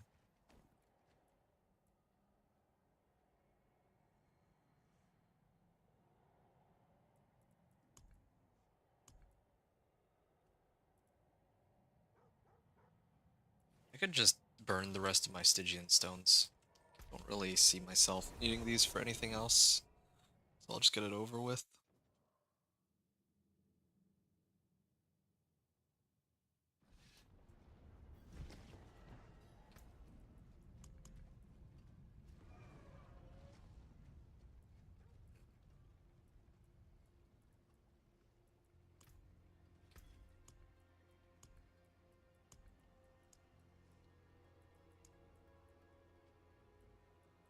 Pincushion dolls.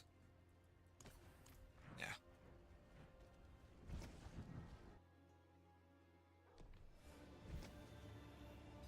Yeah, I do. Well, actually, you know what I can do?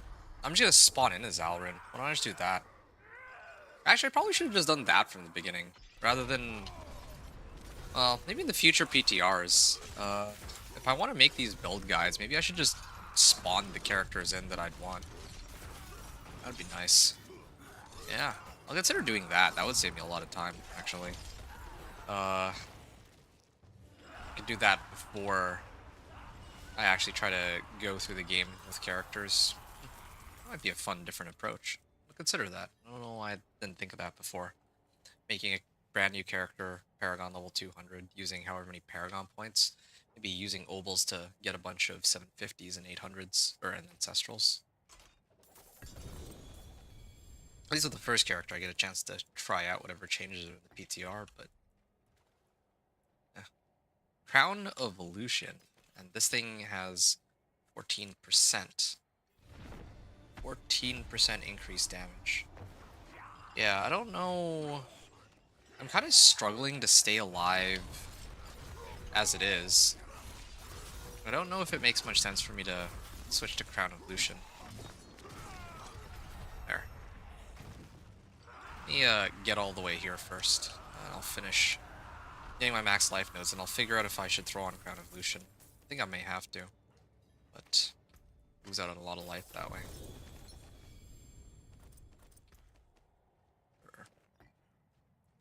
A lot of survivability that way. Tusk Helm? I don't want that.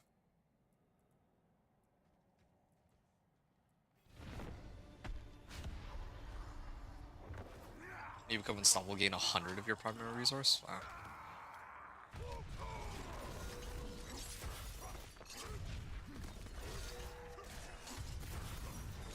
There we go. Done. And yeah, I got 3 more Paragon nodes before I unlock all. I think before I have all of the max life nodes. Oh, am I all out? Ah, I wasn't paying attention. Well, I can go run one of each at this point.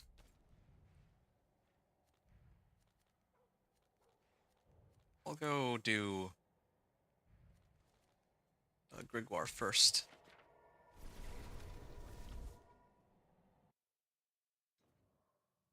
1,200 life, maybe? Or 12,000?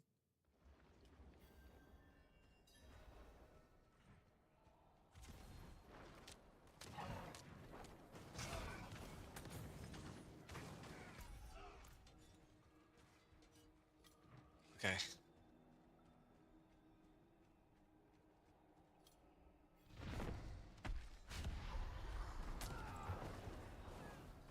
Defeat Tormented Echo of Grigwar.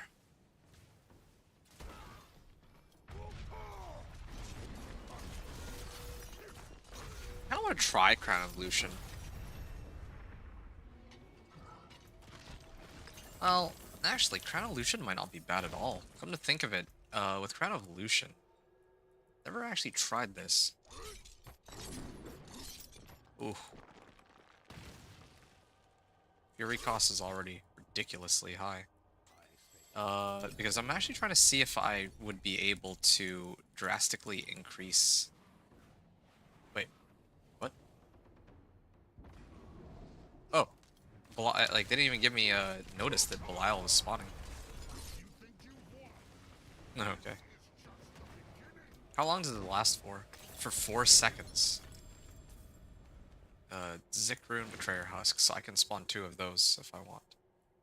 Lucky hit chance, Pain Gorgers. Increase Frenzy's max stacks by 2.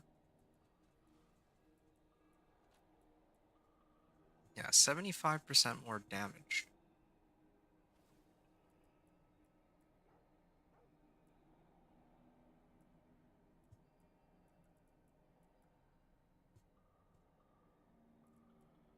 %. Oh, does it not? Oh, I don't think it's working the way it's supposed to. I just realized it. Because this specifically says for every 25 Fury you spend. Every 25 Fury. Oh, is it because I'm out of combat? Alright, hold on. There's a few things that need to happen here. Let me go and... Let me finish the lesser bosses first. I'm gonna do Urivar's Horde real quick. Just get that out of the way. Oh, that's the wrong one. Which of these... Oh yeah, here. Fields of Judgment.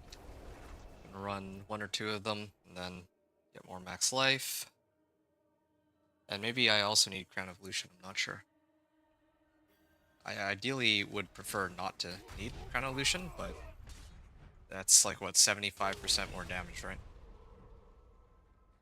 So I use Flay, generate enough for this.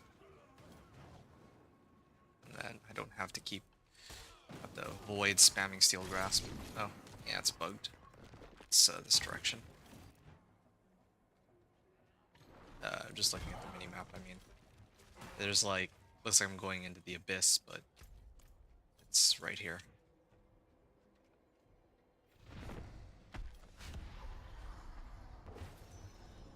Okay. Crown Illusion. There. Did I just instantly kill him with that? Huh. Might have to stick with it. Skill with a resource cost.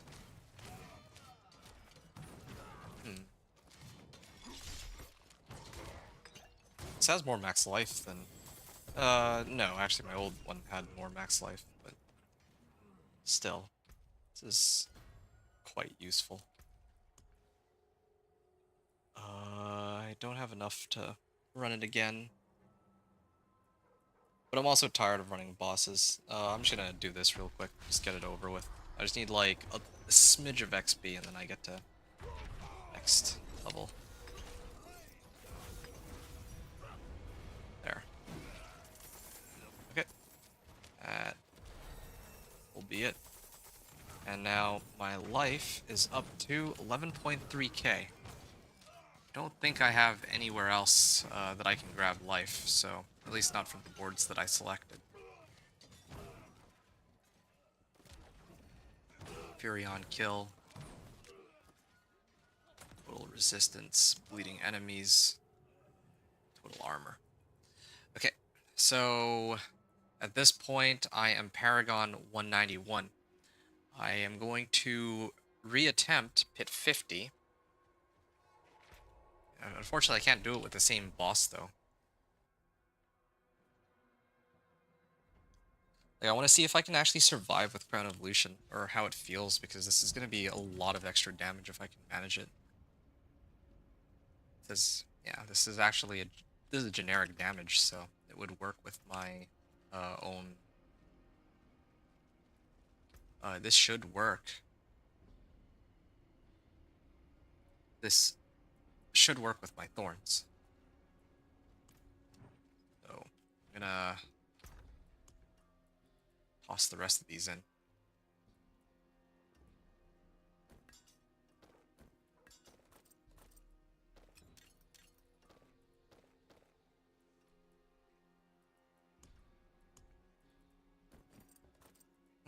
Keep this one.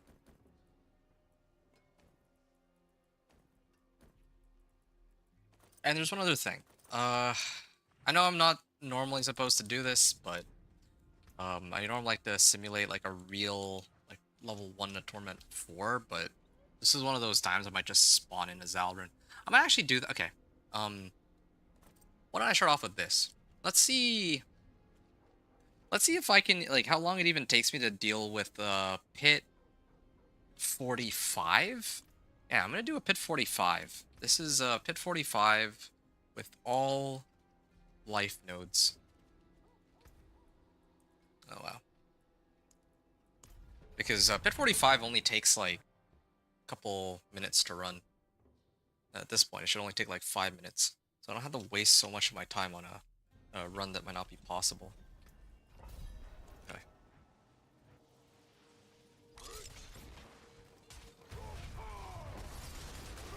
Yeah. So, I think the last time, too, I wasn't actually using... I might have been using Frenzy. And because of that, my polearm bonuses weren't actually taking effect.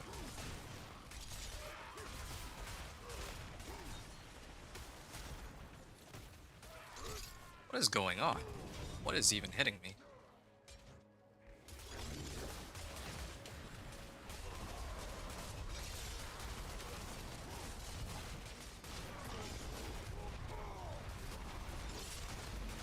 You know what? I'm gonna try to do the run without the eyes. That's faster. I still don't know, like, what value I get out of popping the eyes. Like, doesn't seem like there's any chaos uniques dropping or anything of that sort. I gotta actually start flaying them though.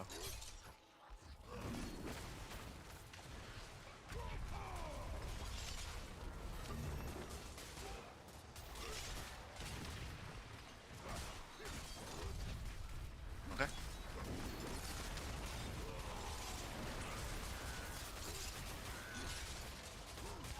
Alright.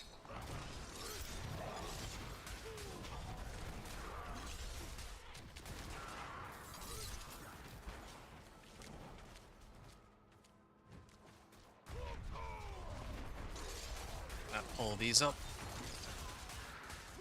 Wow, they just die immediately when I walk into them. Yeah, at least maintaining my max stacks of my key passive is a lot easier than it used to be. But I still find the lack of progress on the progression bar a little fishy because I think I'm clearing them fast enough that in the previous season this would have been... I'd already be like way ahead of this. Here it's not the case.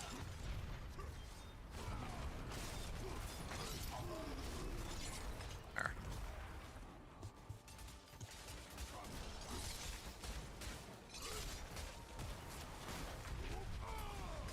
Yeah.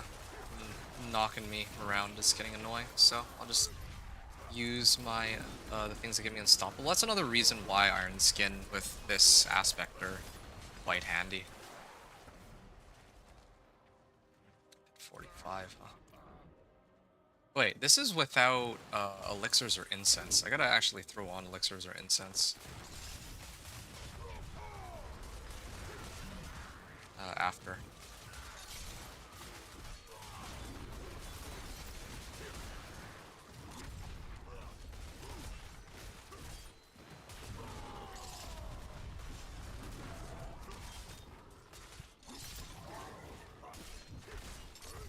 Okay.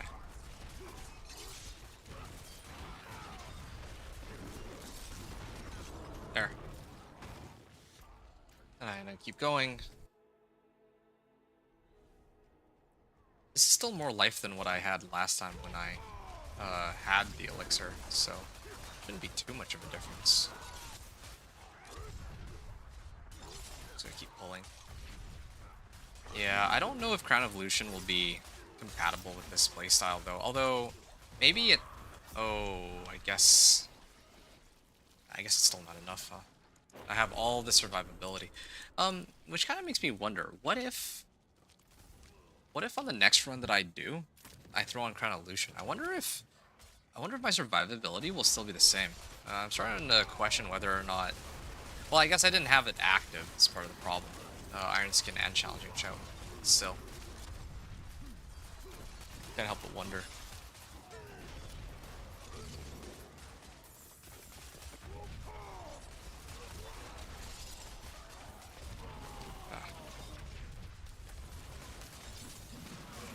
Using Flay, too. Negative overcrit.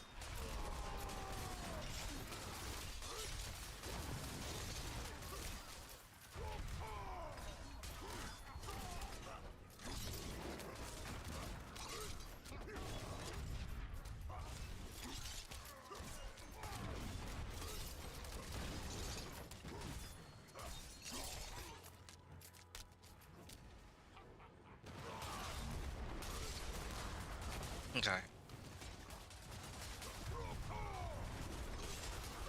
I will pull them all in.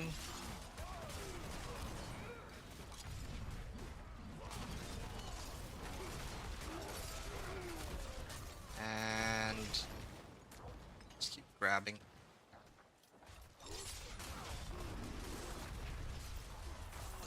I can go True Glass Cannon build without it, I guess, but I also want to try this run with the Zal rune. I think that's what I'll aim for first.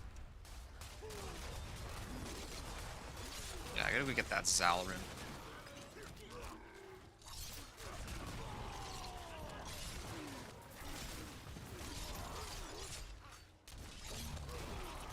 Okay, keep moving to the top right.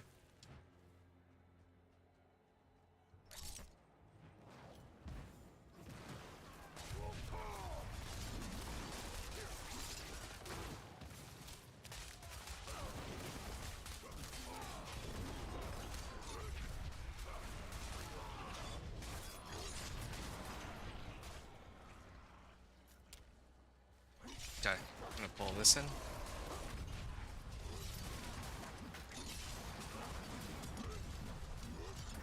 There. So he spawned. Did die once. Thanks. Farewell. Slither. Now, every time I use my Steel Grasp, at least most of the time, I will... I actually get one charge from my key passive.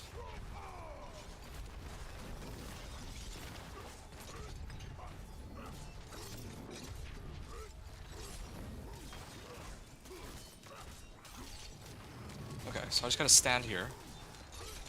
Make sure that my belligerence is up, and with Inner Calm. Well, Inner Calm needs me to stand still, so actually keep swinging. Oh, I guess my blade bonus wore off.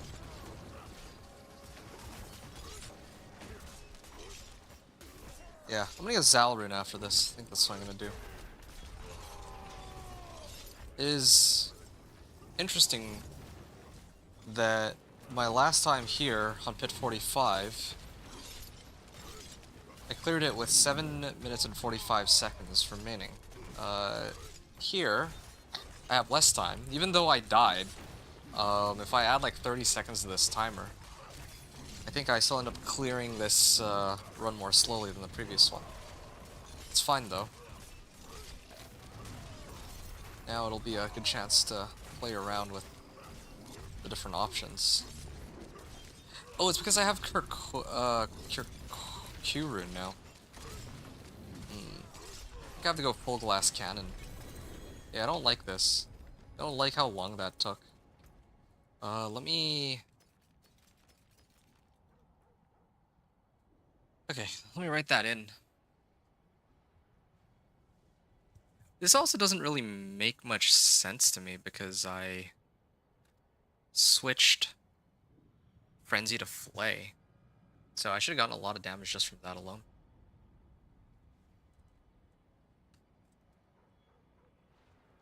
I'm just gonna call it a 7-minute clear. Frenzy to Flay.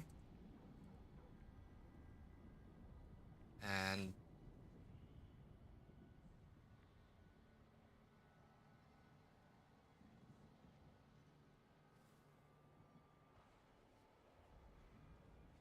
it was Kerr. I was running or not Zalrune. The one that was reducing my ultimate skill cooldown.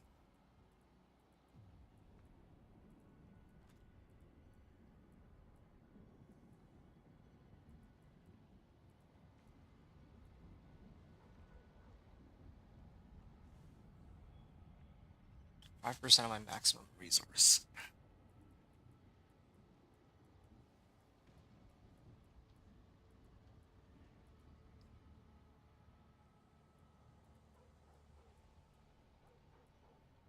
Yeah, Kurzek. So Kirk Q.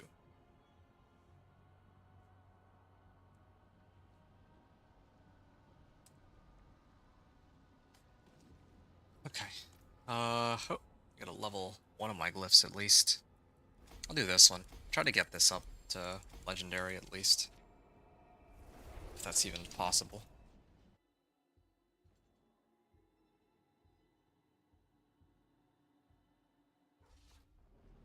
This is fine. As far as Alright. towns go. The run that what I'm gonna do now, grant all runes. There is a cache of runes of ritual and invocation. Looking for Zal rune specifically. Yes, there. Just the Zal rune. All the other ones, yeah, I'm not gonna meddle around with those. Alright, so because the way the build, what I want to run is Kurzal. So I get 20% max life if I use 5 skills. So that'll help keep it perpetually up, that bonus. And then, again, if there's survivability issues, then I could consider running the Aquarune instead.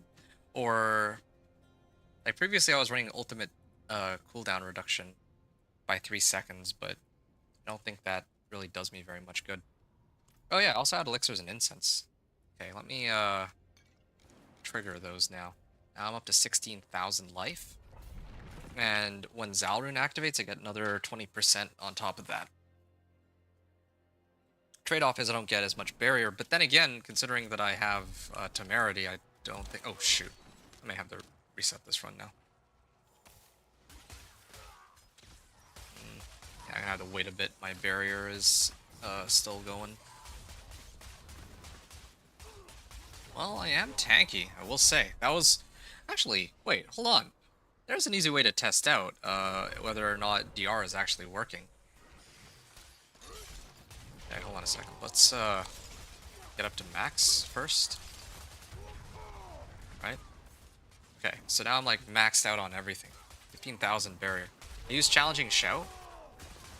My Challenging Shout doesn't seem to be doing anything. Challenging Shout. I don't think my Challenging Shout actually does anything. I think DR is kind of messed up. Well, if that's the case... Oh, hold on. I got an even better idea.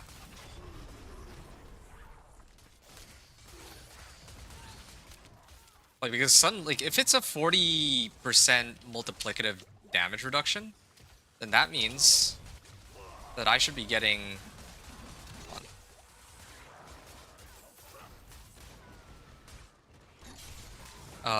my barrier should be like... Here, hold on. Let me finish this run and then I'll talk about this. Okay, I've gotten all of them together now, right? Okay, they broke barrier, so I put up Iron Skin and Challenging Shout. Well, those two together keep them at bay. I wonder if it's... Alright, let me get out of here. So the way to test this is to see, like, while they're hitting me, what would happen if I use Challenging Shout and Iron Skin. Because maybe that's what the problem here is in the PTR, that DR isn't working at all. So here, I'm going to pit 30. And the thing is, this is a 40% damage reduction, and this is a 32% damage reduction. So those two together should give me so much damage reduction that I should not even be taking like any damage really. Okay, let's see how quickly my life is going to... Oh, I think the Thorns is actually causing me to heal up faster than they can damage me. Okay, I need to tone it up just a little bit more, I guess.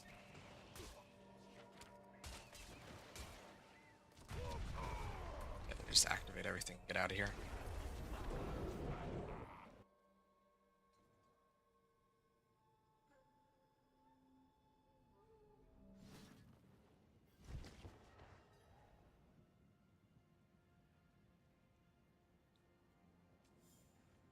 Okay.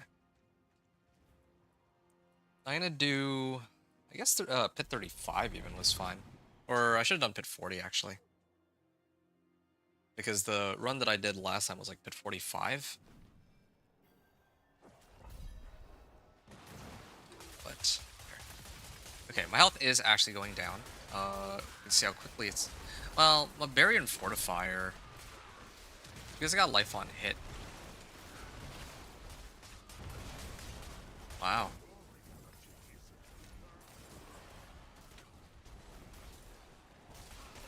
I wonder if there's a way to, like, make it so that... Okay, all these monsters. There, yeah. Maybe those elites should do enough damage to take down my barrier. If not, then I'm gonna have to tone it down a bit more. Oh, this is pretty good. Okay, barrier's going down. Now if I use Iron Skin and Challenging Shout, I'm gonna have to use it again.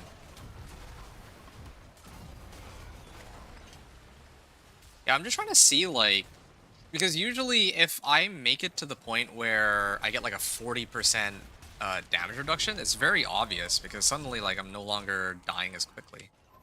So I don't know.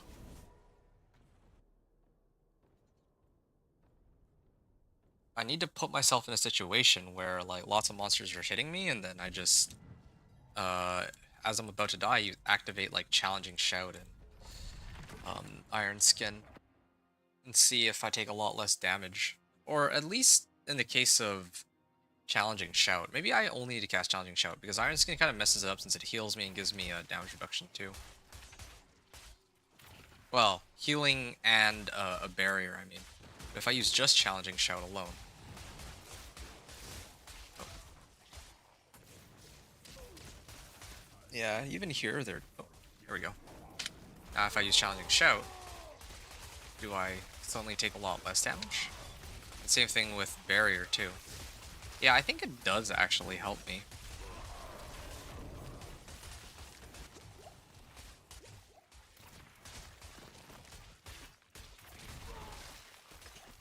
Yeah. Yeah, it looks like DR is actually helping me stay alive. I'm just like looking at the health pool here. I walk into a pack, I can even spawn one. And these guys will probably do enough to take down the barrier. They get me to like half, activate Challenging Shout, and it takes them a lot longer to kill me. Activate Barrier, and it definitely takes them a lot longer to kill me. So, okay, well at least I have my answer. This does help. But now the question here becomes: can I survive without having Unstoppable and 32% damage reduction from Iron Skin? And I'm gonna take a chance and say yes. Cause yeah, I'd like to run Crown of Lucian. Hey, Lawless. The PTR is interesting.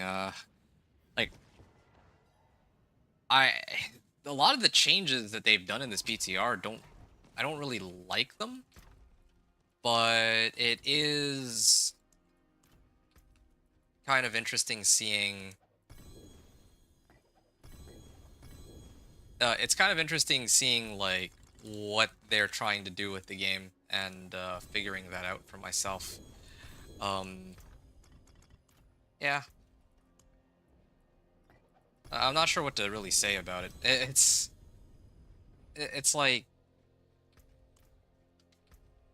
I'm having fun, but I'm mainly only having fun because it's like a new set of changes since they've done like a full overhaul in the PTR.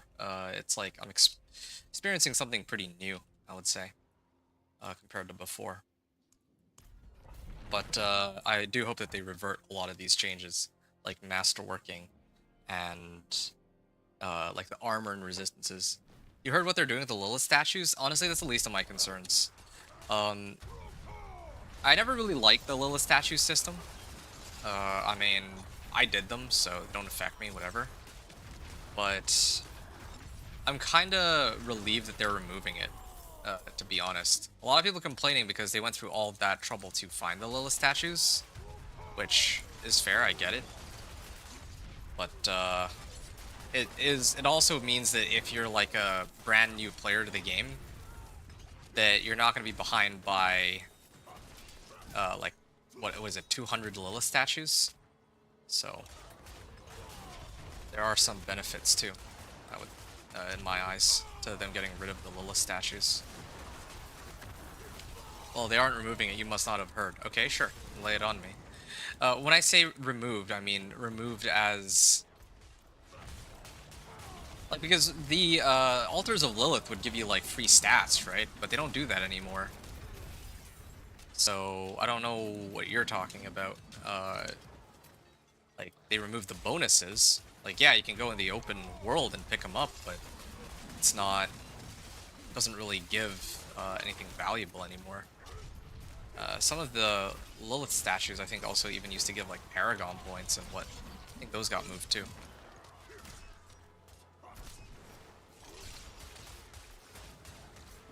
Yeah, there was a long list of changes that they had mentioned, but I just didn't want to read through all of them. I just know that Altar of Lilith statue because that was relevant to me. The bonuses are no longer active. Like they used to, like Renown rewards used to give skill points and Paragon points, and the Altars of Lilith used to give.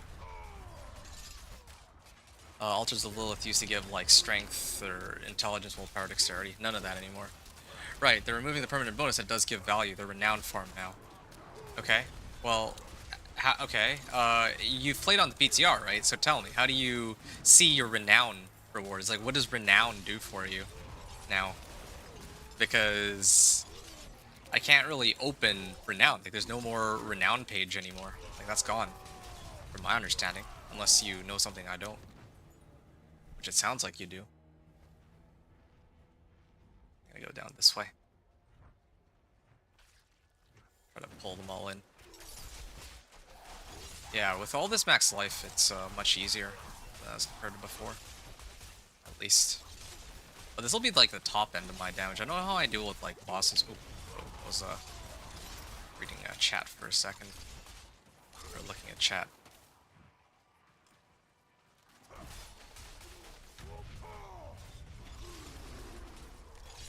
Wow, these guys actually die before I can pull them all in.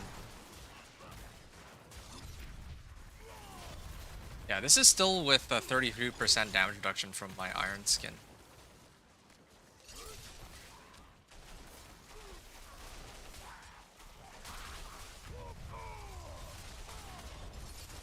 We keep pulling this.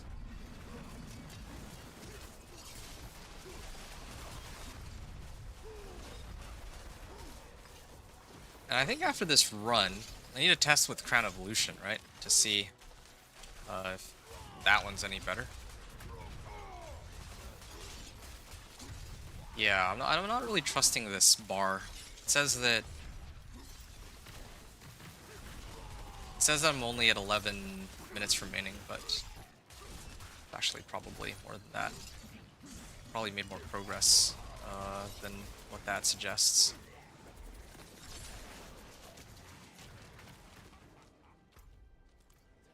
Think Renown is in PTR, but from what I've heard, well, no, I don't think it is. I heard the little statue of the map fog is for Renown, so they pretty much make it for people who are completionists versus people wanting stats. Map fog is for Renown. Okay, well, on the PTR right now, that's not how it is. How it is that the map is, like, the map is the same as it's always been for me, but I just don't have the stats that I used to have at the beginning of a season, or the skill points. I have to actually work for all the skill points, and the Paragon points too. So, like, when I start off at Paragon level 1, that's it. I only have 1 Paragon point. So, that's the, that's what I've seen objectively on the PTR. No... There we go. See, as I suspected, it's behind where I'm actually supposed to be. Oh. I gotta start trying to get this maxed out.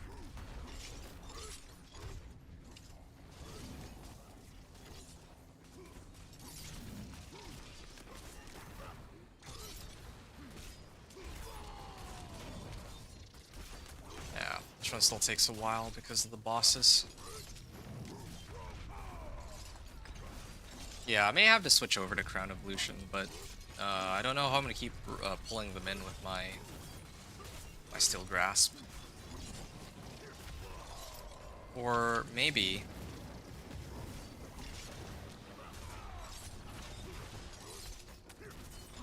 Yeah, I don't know, honestly.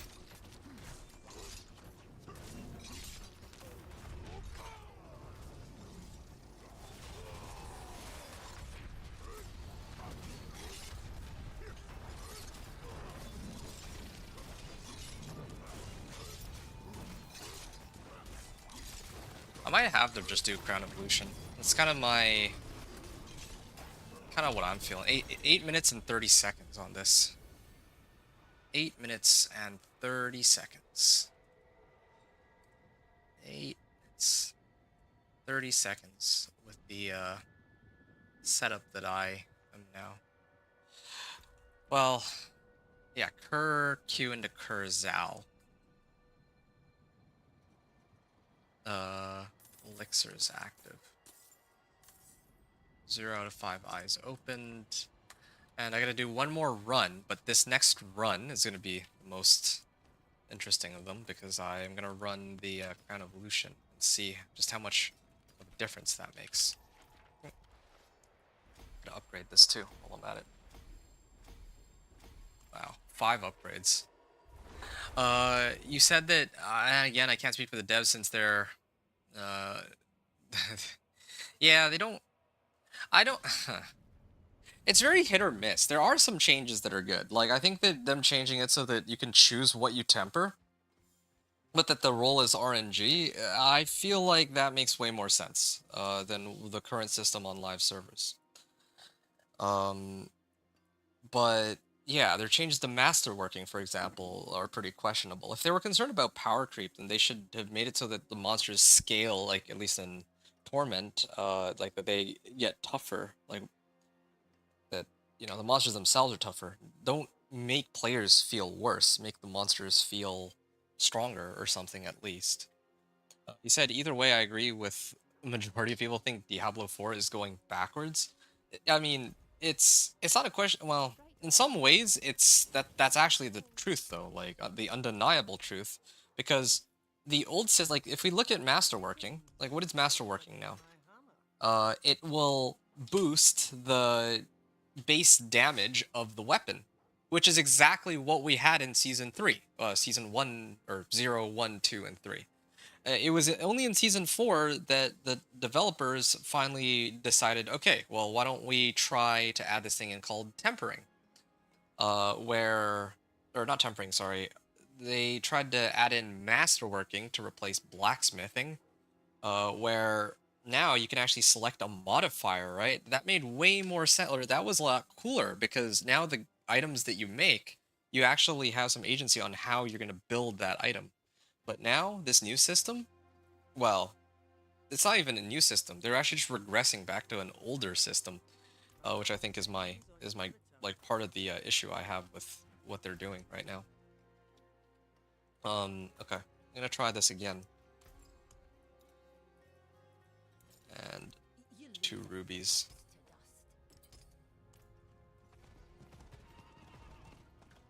I'm gonna try another run. This one in. I'm kind of wondering if might be better off running Frenzy. But I don't have a way to generate Fury, is the other problem.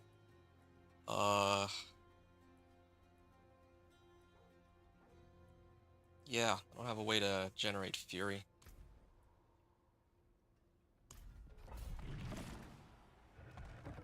My point exactly, they're going backwards. Yeah, and I'm just pointing out, you said, yeah, well. Some people might disagree, but this is this is a system that already existed that they got rid of, and then now they're bringing it back, which is, again, a very, strange call, but that's what they've done, more or less.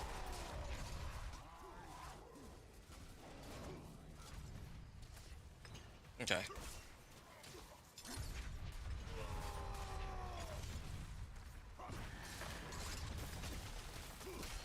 What are my resource costs even at? 12 now. I'm trying to look for, the resource cost and damage of your skills is increased, so I'm trying to get that maxed out to 5. The weird thing... Oh, it's only 50 Fury. Actually not that bad. I actually thought it was going to be way more expensive. Though. This is still very manageable, as long as I don't have to keep booking them all in. All at once. And I have a couple different ways to pull them into. Okay, this is way better. This feels way stronger than what I had before. I mean, it doesn't really affect me with the simple fact I'll be on the new Call of Duty grinding leaderboards. Nice. Yeah, for me, I am not really interested in new Call of Duty that's coming out. I'm more interested in Battlefield 6, so that's kind of what I'm looking forward to the most, personally.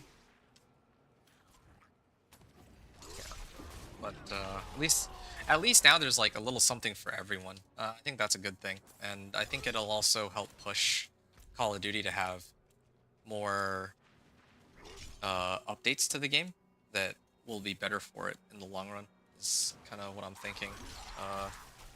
Yeah, it'll pressure them to make decisions that uh, are more for the like for the community itself rather than, you know, they can just roll out whatever changes they want and get away with it. Okay.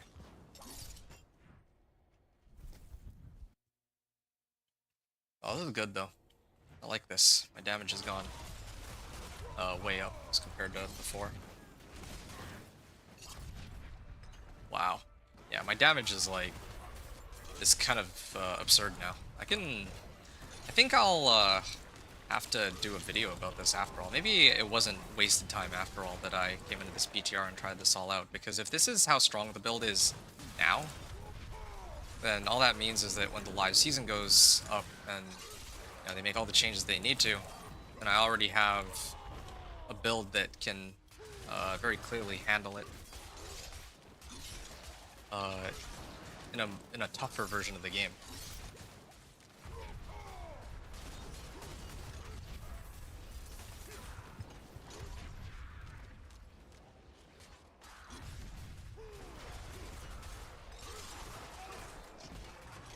Alright, I have all this maxed out. Just looking at the buffs, but I should actually be paying attention to the gameplay and focusing on positioning and timings of my skills and all that. Yeah. The buffs or the build is working the way I was like aiming for it too. Cold, poison, shadow damage is increased. Yeah, I don't like that it's so like it'll half the time supposedly half the time it's supposed to be on like cold, poison, shadow damage, but there it got like 6 stacks of those. Now it's 1 stack of physical. It's probably gonna switch back, right? Oh no, it's just very like inconsistent. Yeah. Fists of Fate, I think, would have been. Well, that also would have been consistent, but still would have been happier off with that.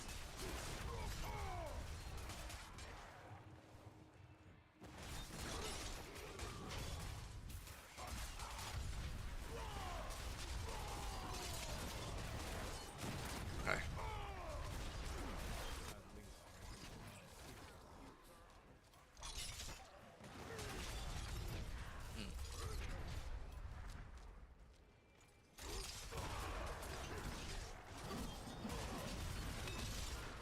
I guess I'll pull them all in then.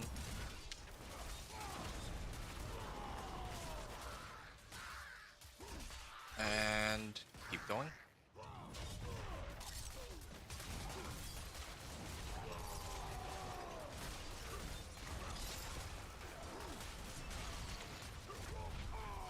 Okay.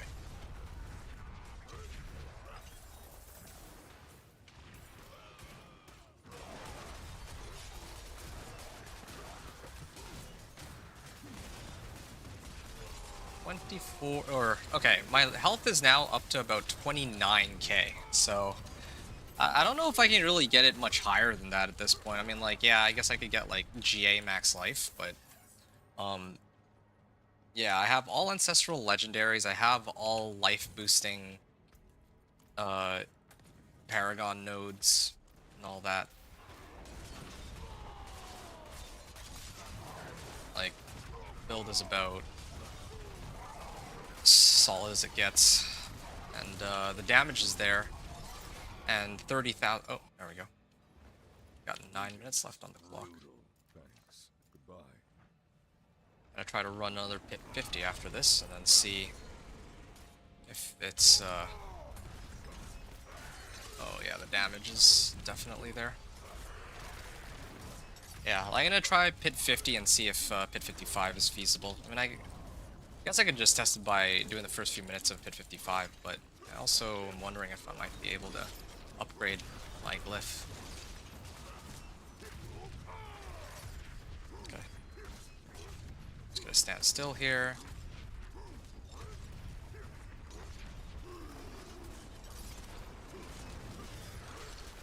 Okay, done. Oh, what was the timer on that? I'm gonna take a look here. Crown of. This is what the Crown of Lucian.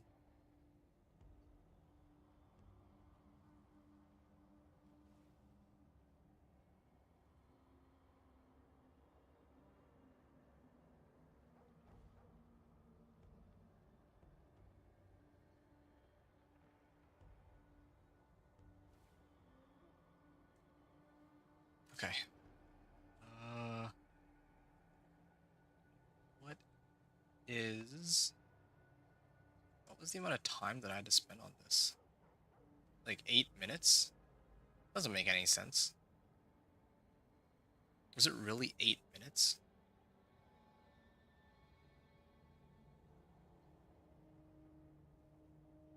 Eight minutes? Huh. It took an awfully long time to get through all this. Okay. Here, hold on. Hit 45 clear, 8 minutes. Like, this was a direct upgrade, right? Well, yeah, it was essentially an upgrade in terms of damage. I know for sure that I was killing them quicker than with this aspect.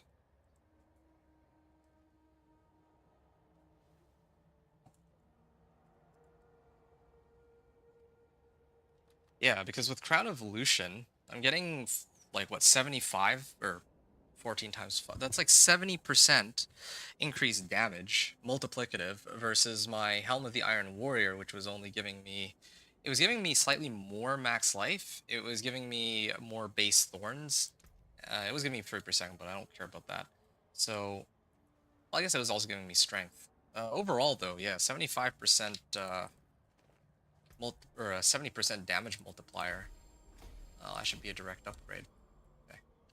A little behind here. So this requires strength, meaning that I believe... Yeah, I have enough to level 1 glyph. So I'm gonna try pit 50 and see how long that takes. And if it goes well, I'm gonna attempt pit 55. Especially, I'll have a legendary glyph too. So, just gonna wrap this up. Do I have one more batch of incense? I'm gonna use those now.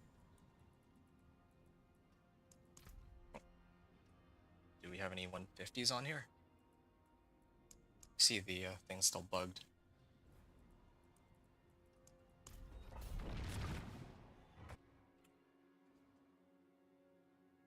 Alright.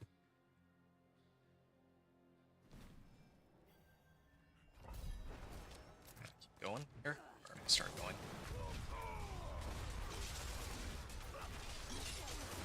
Yeah, these guys hurt though.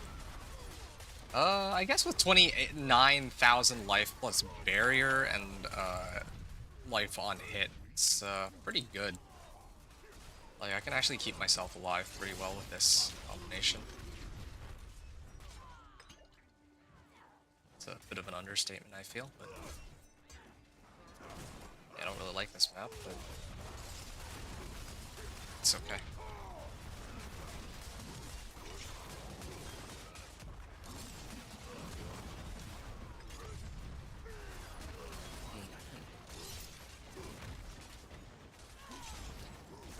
Just waiting for this to come down so I can keep going here.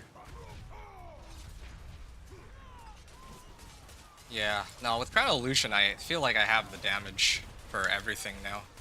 It's such an absurd damage increase. Yeah, the unfortunate thing is this is a lot of damage modifiers I have to pick up just to make this build really work, but just the fact that the build can work, and I almost hit for like 100 million there. That was one tick though. Problem still here is that if I see a boss, well, can't really deal with that. With just single targets, I still struggle. Alright, so this is all my damage multipliers put together. Wait. No, I don't have Crown Evolution all the way up yet. Oops. Okay, now these are all my... hold on. I think I messed up the rotation there. I need to do it a little differently. I don't have my ultimate yet anymore, so I have to wait for that to come back up. I don't know what's resetting my ultimate. I gotta really look into that and see why it's like coming back so quickly sometimes.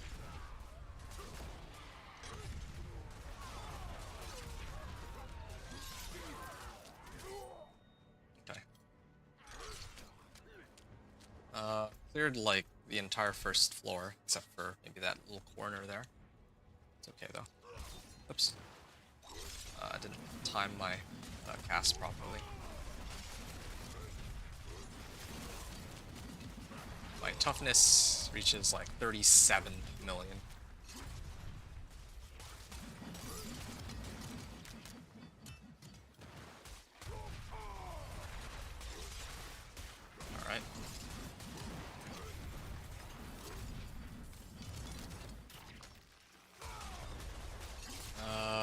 pull these all in. Oh, I got CC'd there. Okay, so this is all my damage modifiers put together. 68.6 million. I activated my ultimate. I used my Steel Grasp to apply Vulnerable. I used Iron Skin to get Barrier for Conceded. Of course, Challenging Shout speaks for itself. And then War Cry for 28% more damage. Did I say Steel Grasp for Vulnerable? I think I did. Yeah. Oh, and then of course Crown of Lucian and Crown of Lucian, and then my key passive also had to be active too. Oh.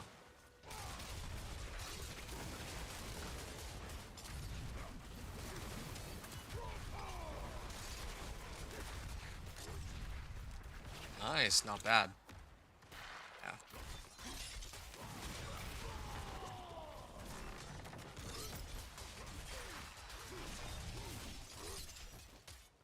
Okay.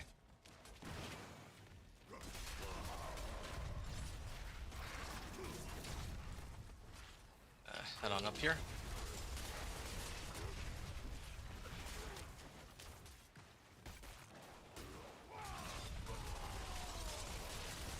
And my ultimate's coming back up. Oh, wait a second. Oh. Ah, good timing. The boss is already... I like how this run... I have 10 minutes left. Like, when I... Like, during the last run... No, I can actually tank Elias now, too. When I did the last run, I had... It took me, like, 7 minutes to get here, but it actually... This one's actually faster than the last run. And I'm going up against a tougher boss, too. And it's still going faster than before. Like, yeah. Oh, shoot. Oh, there was a delay on that. I noticed that some actions I take are delayed in-game. That time, I know for sure I tried to dodge sooner, but didn't land. Okay. There, it selected Elemental Fate, or physical damage, like 3 times already. Yeah, so right now it just happens to be selecting the right ones. It's a coin flip, which seconds. 5. Yeah, so I'm getting a lot of physical damage. I take advantage of that while I still have it. 6! Ooh. Alright.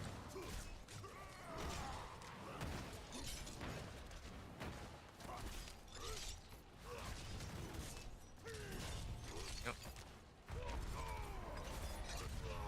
And 9 minutes. Imagine that my Pit 50 run was faster than my Pit 45 run. Even though I'm using the same exact equipment. Wow. Alright. I think I'm ready for Pit 55 now.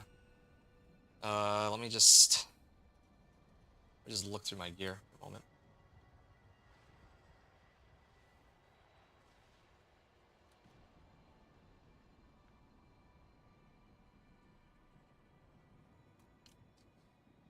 Okay. And I'm gonna upgrade this, and this will put me in a good position to run. Oh, well, I need amethysts. Well, either way, I can upgrade it. There. I have at least 1 glyph up to legendary, but I probably could handle it even without. This is like 5% more damage, which is great, but it's not a massive boost.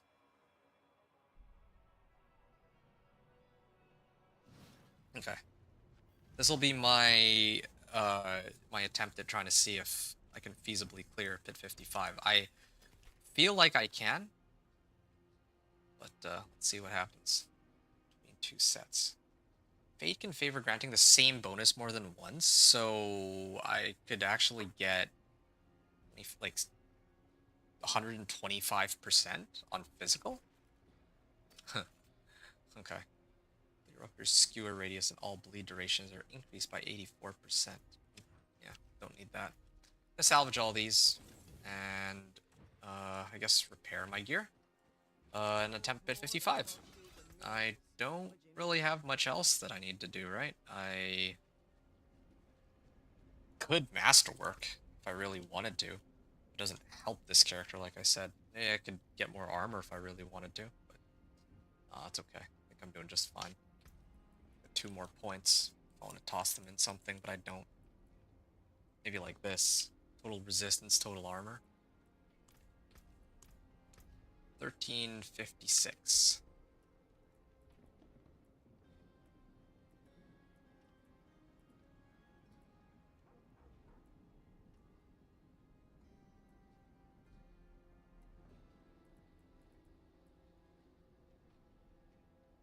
$13.56.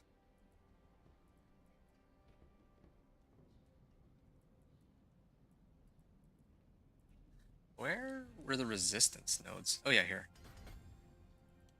Okay, 1356 goes up to 1441.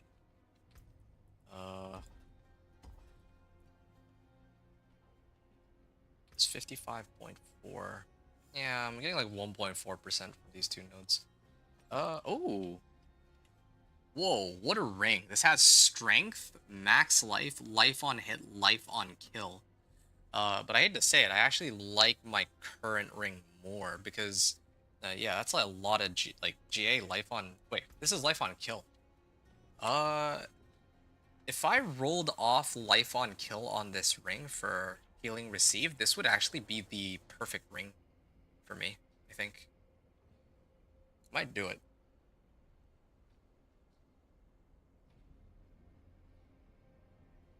Yeah, just make my guy even tankier.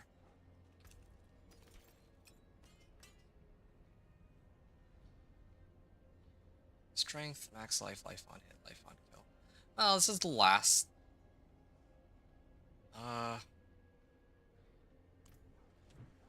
Okay, fine, sure, I'll do it. Why not? Let me see if I can get healing received. Let me show you. If not, then oh well. Life on kill rather than life on hit, right? I'll try 5 times. If I can't get it within 5, 4, 5. No, okay. Like my healing received, but then again, what's the calculation here? 77% healing received. Yeah, I think I actually really like my healing received since healing received works for all sources of healing, not just my life on hit. It also works on like my potions, I guess. So anytime I drink my potion, it'll carry over into barrier, right? And same with, well, life on hit. So I'm gonna attempt this, bit 55, and fingers are crossed here that I can run this.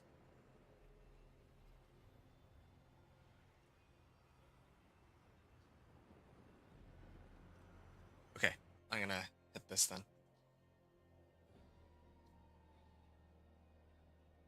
Begin the run. As long as I don't misstep. Fine.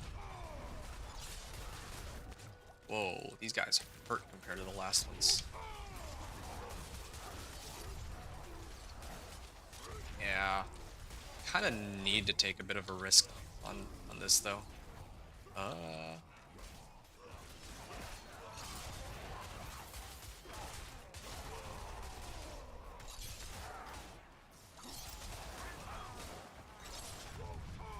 Yeah, well, at least I have all my boosts up now.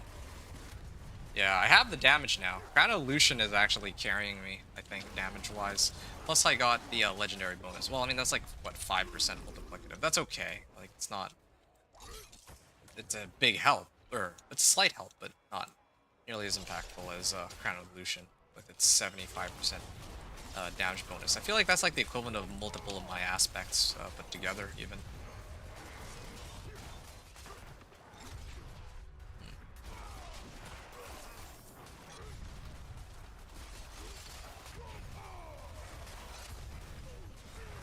I think I could...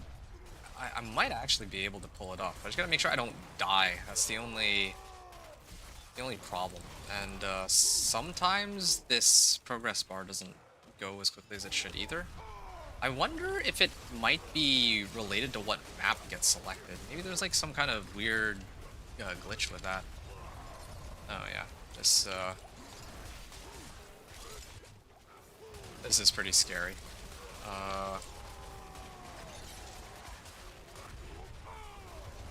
My pants, temerity, chest armor's razor plate. Yeah, I guess I really have nowhere. Well, there's one way I might be able to help my survivability.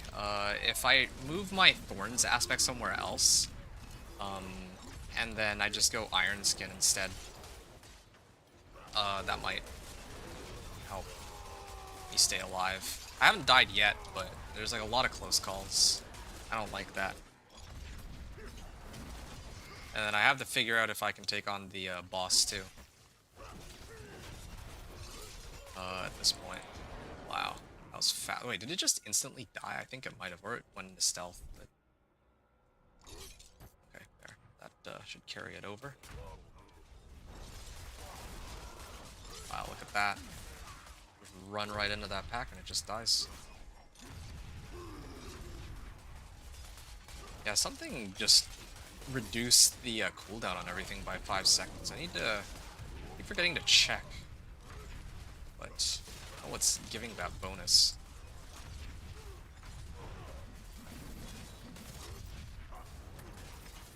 Alright, keep moving up here.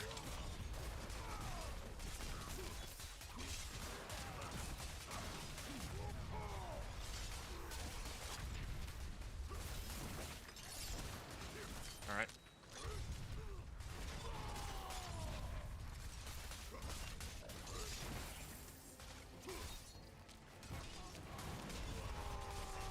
I don't know why I wasn't able to use my hook.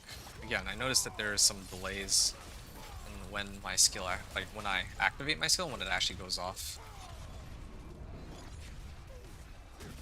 There. Yeah, I definitely think it has something perhaps to do with the map. And it's too bad I can't just keep pulling them in either. I have to do them like group at a time. Ideally, if I could just keep grabbing them like this, that's what I'd like the most, but again, I don't think that's feasible for a number of reasons. One being that I don't have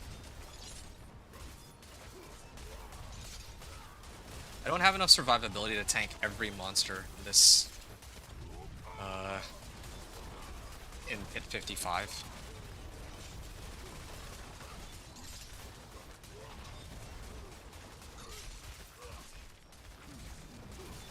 Okay.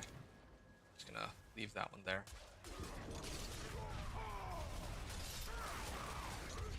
There. Got basic skills off too. As I should.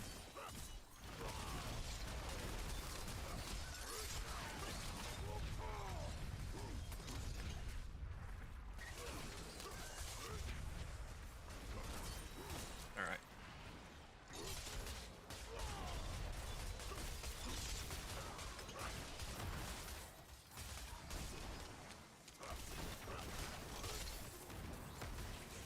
Okay.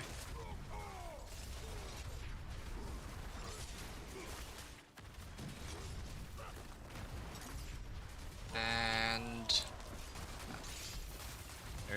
so I have max stacks on Crown Evolution now. These guys should die pretty quickly. And there's another group. It's a bit of time to get it going.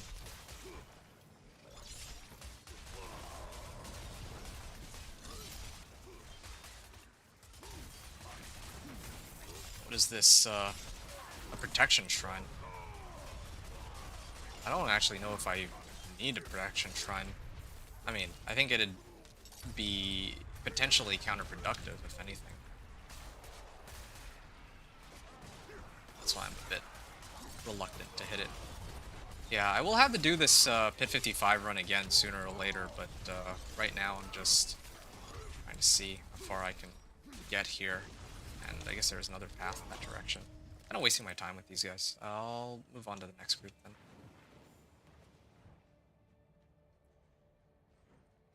Yeah.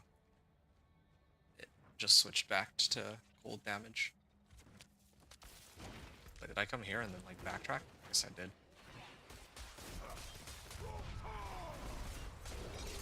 Okay, there.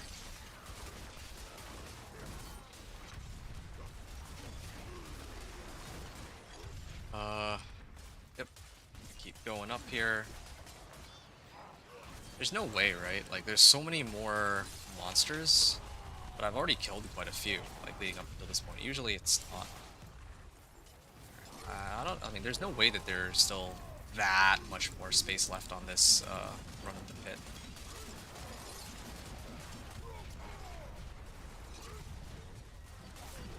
Yeah, definitely looking very possible, though. I can actually tank most of these, and it's sort of okay. Yeah, not really any close calls so far. I'm scared of getting like 100 to 0'd. It's like the thing that I'm really worried about. But so far that hasn't happened.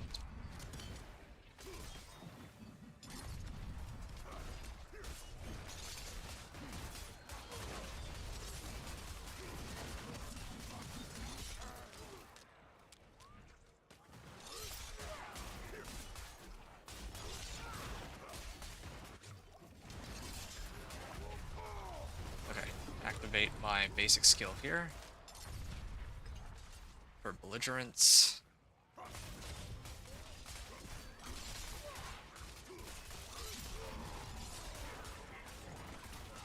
Keep going.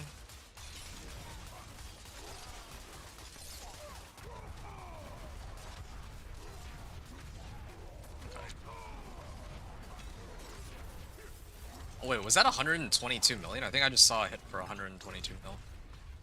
Unless I misread that number.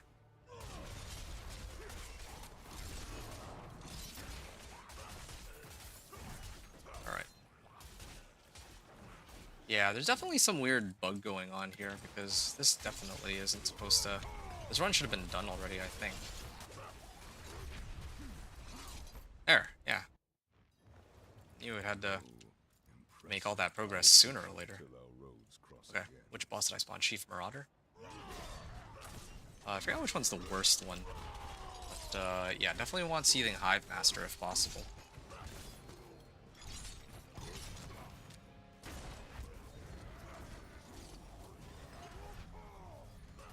Yeah, this is the thing I was most worried about, that this fight might take a while. If the boss that spawns, or the ones that accompany it, are going to be like more difficult ones. But so far so good. Taking out like 1/10 of his life so far only.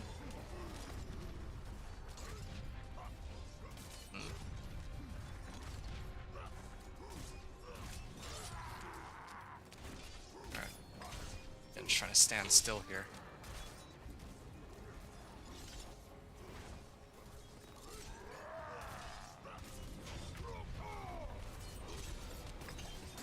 Yeah, I can still just face tank it too, so at least I don't have to worry about that so much. As long as they don't do like the little, or Elias doesn't do the fire wave. Although it'd be nice to know if he can kill me with the fire wave or not. It would help.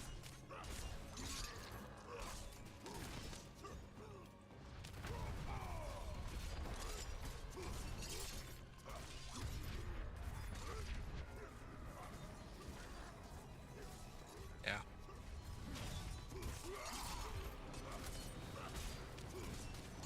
He's like halfway.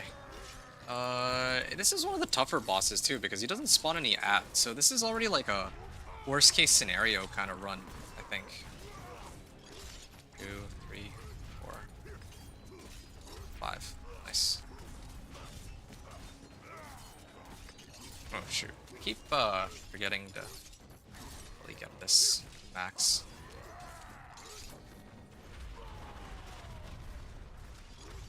There's also Lilith's attacks.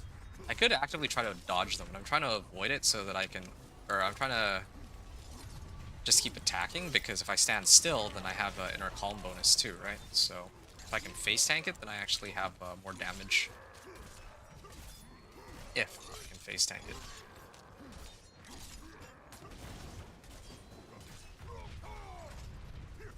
Yeah, as I suspected. It's, I got lucky though, is that he's not spewing fire at me. That does that way too often. Yeah, I can still tank that. Like, this is my demo run, so it's good to find these things out now. I don't know about the drowned sea hag. Drowned sea hag has a couple attacks that could just instantly kill me. I mean, like, that. I'm not sure whether or not those would be able to kill me or not. 17,000 barrier.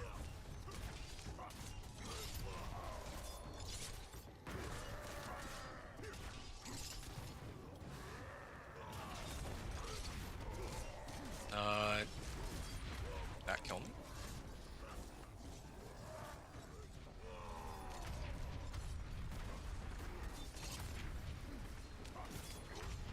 Okay, yeah, I can tank that too. Doesn't even really seem to do that much damage by itself. All the other attacks were way more painful.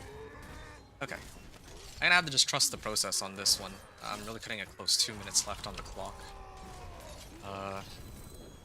Yeah, Torment 4. There it is. Pit 55, unlock Torment 4. There's the end of the run. I'm gonna do one more just for good measure. I'm gonna mute myself and then I'll record it that way. And then maybe give my thoughts, overall thoughts on the this build and this season as a whole after. But before I do that, yeah, I would like to do my last run of another run of Pit 55, but I'll mute myself so that I can, well, so that I can kind of record it as a separate video and I'll upload it and all that. So as I usually do. So before any of this, I just want to quickly see if, like, which one do I get the most value out of? Damage while berserking. There. Too much strength. I have 6 Paragon points left over now. 195 Paragon points, wow. Takes all this just to be able to clear Pit 55. Barely clear Pit 55.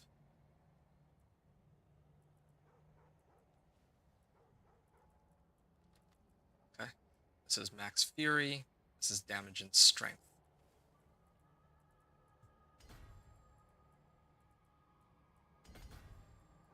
Maybe like this. Yeah. Work out quite well. Max Fury, strength. And also help with the Flay and Steel Grasp, I'm hoping. So. Fingers crossed. There. 200. So the whole reason I was even looking that up is, I guess I could just level Revenge Glyph. And it'd help me with my Fury too. Why not? Yeah. I mean, I guess there's a good argument for me to level Challenger Glyph for damage to elites, and because normal nodes would boost my strength, which is in turn a big boost for my thorns, right? But, I guess either or. Yeah, I guess Challenger would be the best one though, but to level up, since elites are the ones that I have the most trouble with. An 8% boost is nothing to scoff at, I would say. But well, at least my Fury's up to 115, so my Flay can kind of maybe I can cast Steel Grasp more often, is what I'm kind of hoping for by upping my Fury. Alright, this is my final run, so I'm gonna leave game real quick, just as my elixirs and incense are wearing off, so good timing. I'll salvage everything too. And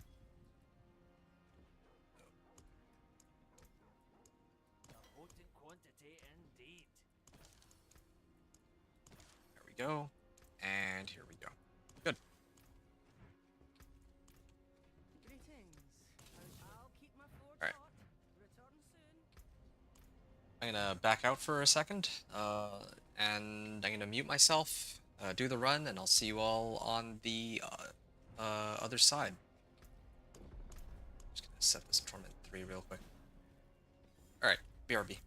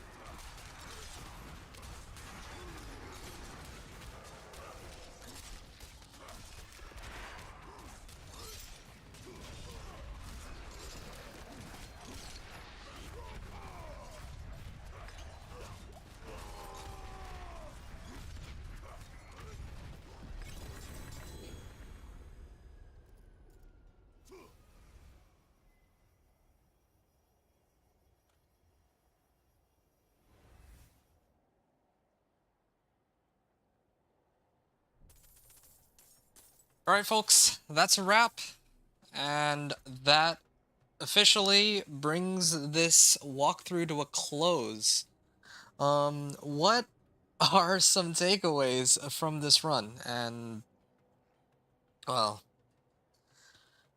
I mean, I'm not going to be doing any more 1 to 60s or level 1 to Torment 4 on this particular PTR. I can tell you that right now. That's the first thing. But if we're just looking at this run in particular, I feel like... Let me level this first. Get this out of the way so I'm not distracted. Yeah, so... I'm not... where do I begin? Okay, so let's start off with the level 1 to 60. The level 1 to 60 on this PTR was made much easier. I think that the Thorns Barb still feels pretty bad for, like, a standard kind of leveling, like, relative to... Well, no. Let me take a step back, actually. The method of leveling is, like, more important than anything else. On this PTR, the, Asmodan, the world boss, or in the world boss section where you can just spawn him whenever you want, like that is such a crazy way to level, and it trumps every other way to level right now. But then after that, there's just leveling in Helltides with Duriel, and I think aside from both of those, there's a Vessel of Hatred campaign leveling. From what I can see, those are, right, at least to my knowledge right now, the 3 fastest methods of leveling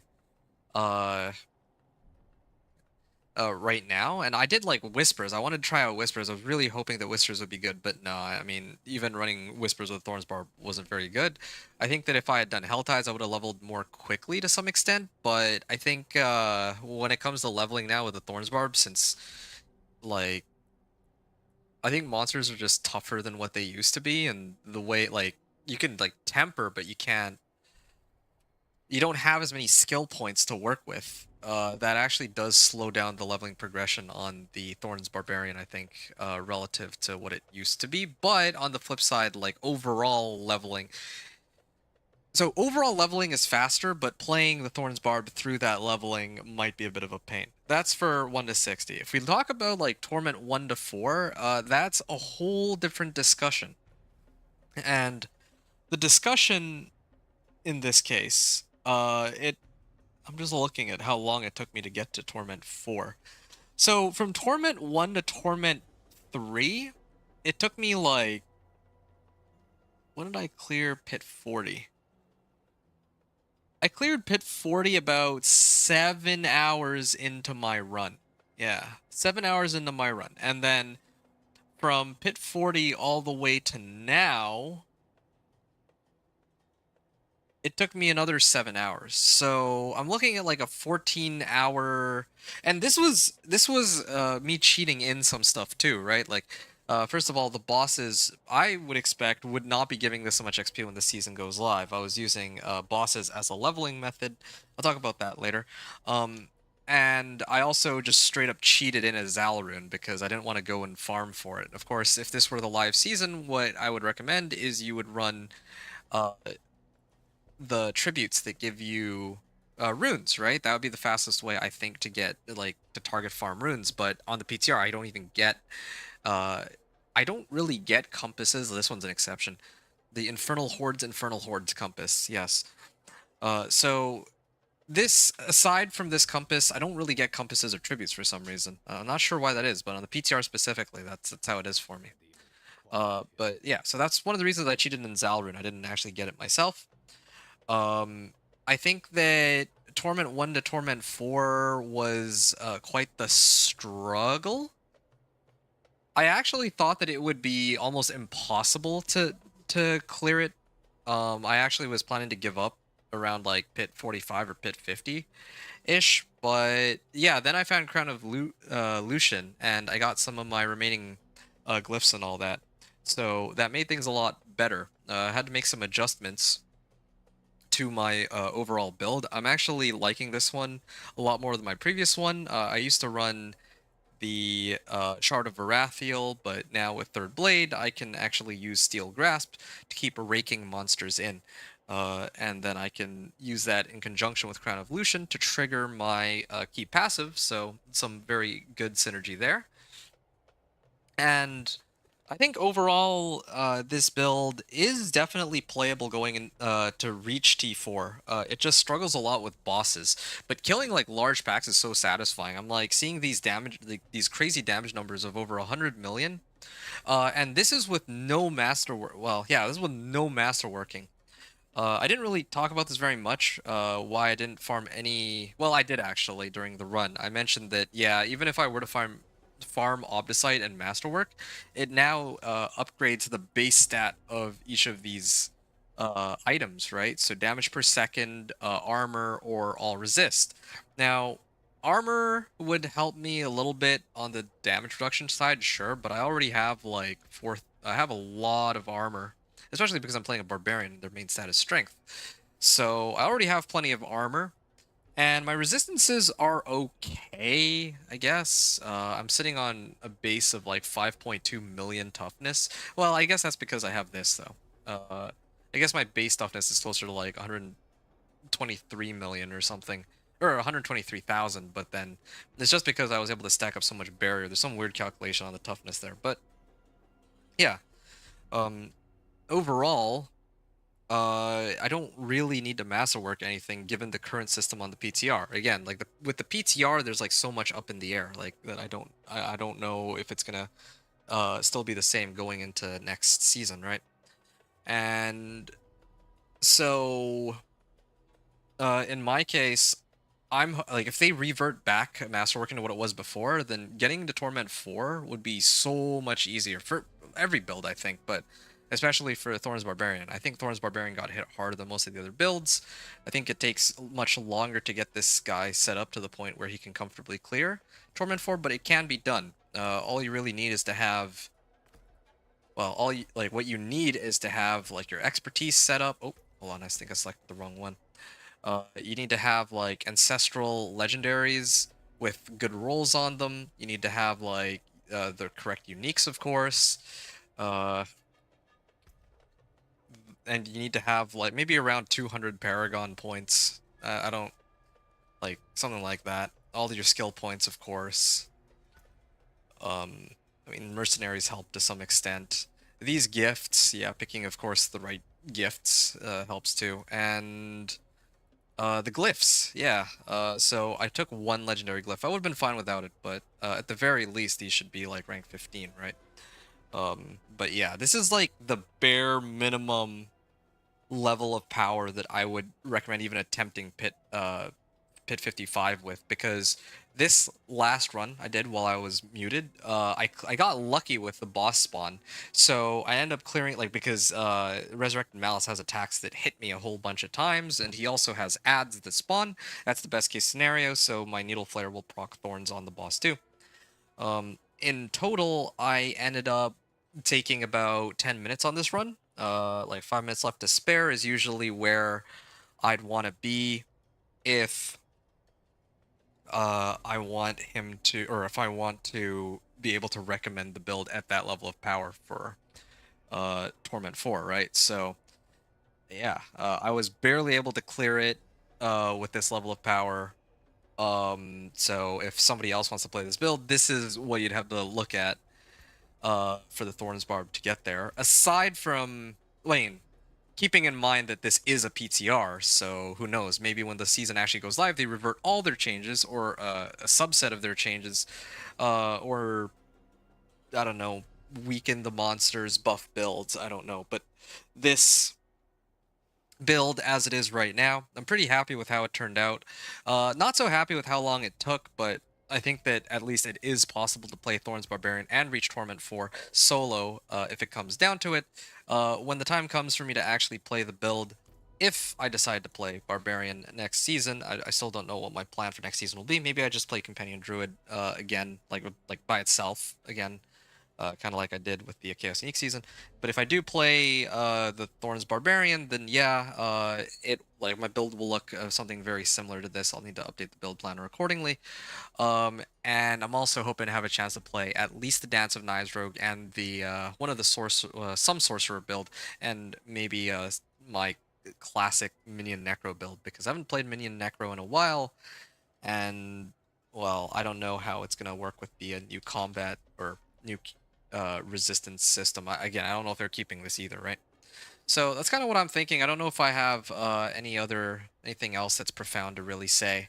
I'll probably talk about the build as a whole when I do my build guide for it later tonight. I'm gonna put all that together. I'm gonna have a lot of fun with that, and I'll probably release it close to when the season begins. Again, this temerity carried me like really hard, because without this, well, yeah, I would have not been able to survive. And speaking of temerity, yeah, one of the big key players in or on this build, and of course, one of the reasons why I would say that this build can actually function the way that it did is because of this particular modifier here, life on hit. Now, life on hit was a huge MVP on this run, because with life on hit, and I think I even had healing received on some places too, like my rings. Yeah, those two together means that every proc of Thorns, I tested this previously, every proc of Thorns will allow me to regen life. Not only does it allow me to regen life, but it, along with temerity, would actually create a barrier using the life I've gained as like a second bar of health, especially because that's not really what fortify does anymore. So yeah, so a lot of really cool moving parts here. Really liking this iteration of the build, and kind of ashamed that I had to sub out Tybalt's or whatever else that gave me damage, but what can you do? At least I got Crown of Lucian instead. And this made a world of difference. Like every item on the build that has like a key, they're played like a key part, right? Razor Blade speaks for itself, but Crown of Lucian, 70% more damage, but also the fact that resource cost got increased by 150% total really worked out in my favor, because now Steel Grasp, I can use it to trigger my key passive even quicker. Here, let me just oh. Do I have a way to generate fury? I guess not. I was hoping to show that if I cast this 3 times, that it would maybe like max out my stacks, but I guess I don't really have a way to generate fury right now. Unless I switch over to Rallying Cry. Yeah, sure, why not? Give me a second. Oh, and I didn't even bother to pick up these either. I'm gonna need to readjust my skill points. I might actually even do that in a second, just before I forget. Yeah, if I use this, right?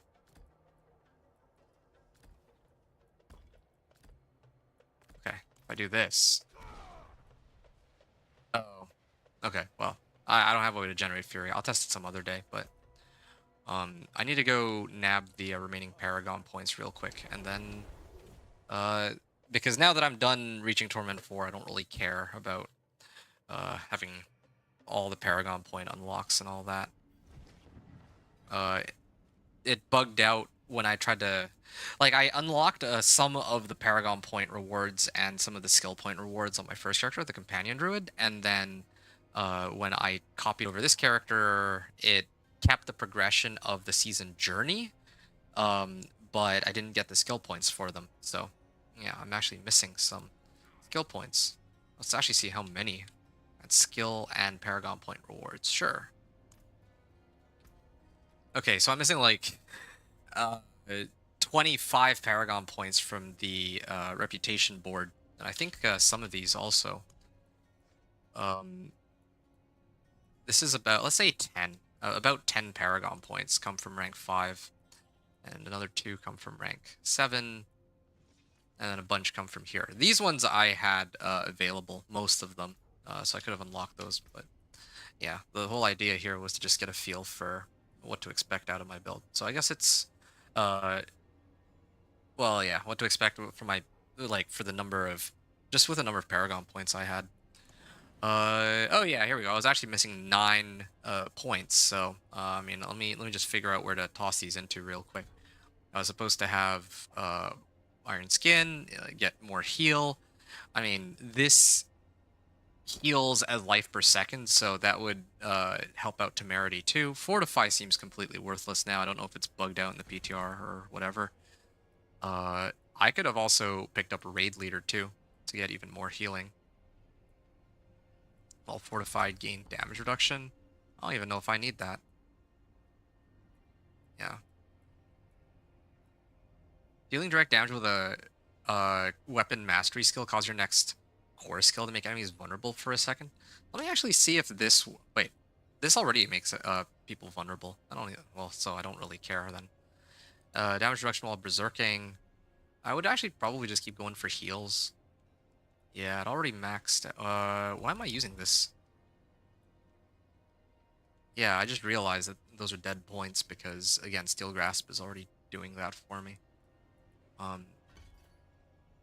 Yeah, this just makes it do more damage. Yeah, I could max this out. And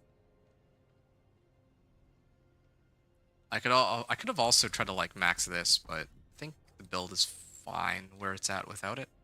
Oh. Yeah, get rid of these points too. 3 here, 3 here. So that's about as much damage reduction as I can get. Damage reduction felt like it wasn't really doing anything during my run, but I mean, I tested it, and yeah, I think Challenging Shout actually does have its effect work. It just didn't really feel like it sometimes, but it does. Exit respec mode, yes. So yeah, that's what the full build should look like. And last thing I'm going to say is with regards to Paragon points, of course, I prioritize running Season Journey to unlock all the Paragon points first, I think. Oh, yeah, but then after that, at least in the PTR, the bosses were giving insane amounts of XP. If they don't change it for the live season, then yeah, you could actually just non-stop run bosses. You don't even need to open their hordes. You can just run bosses, apparently, and then you can get yourself up to, like, Paragon, like, level 150 in, like, a couple hours, maybe. And then you'd have all your Paragon points that you need to pick up your legendary nodes, and then maybe get your glyphs. Yeah, I had to spend a lot of time doing like whispers for glyphs and tempering recipes, but you know, once you get the levels, like that's easy. So I would have done levels, then I would have maybe done whispers, then maybe the pit for leveling my glyphs, and then I would ignore masterworking, at least for now, because it doesn't really help me all that much, as far as I can tell. Anyway, okay, that's the end of my run. So I'm going to go over to good old Kmart, set it to Torment 4, as is tradition, and then I will end my run right here. So if anybody's still watching, I do hope that you all enjoyed the run. That is a wrap. And overall, again, I'm very, I guess, wary of the changes that are coming up, but I have no idea what they're going to do with the game. I've already talked about my overall thoughts on this PTR and the new season. The new season's pretty empty. Like, there's not really... This is a season where they're just trying to test out changes to the base game. Like, it's almost certain or I'm almost certain that's the case. And they're trying to change the systems probably in time for the new expansion or something. I don't know, but anyway, more to come in the future. But for now, I think I'm going to give it a rest, and I'm going to focus on putting out the build guide before the PTR ends tomorrow morning. So, hope you all enjoyed the run. Thanks everyone for watching. Adventure out.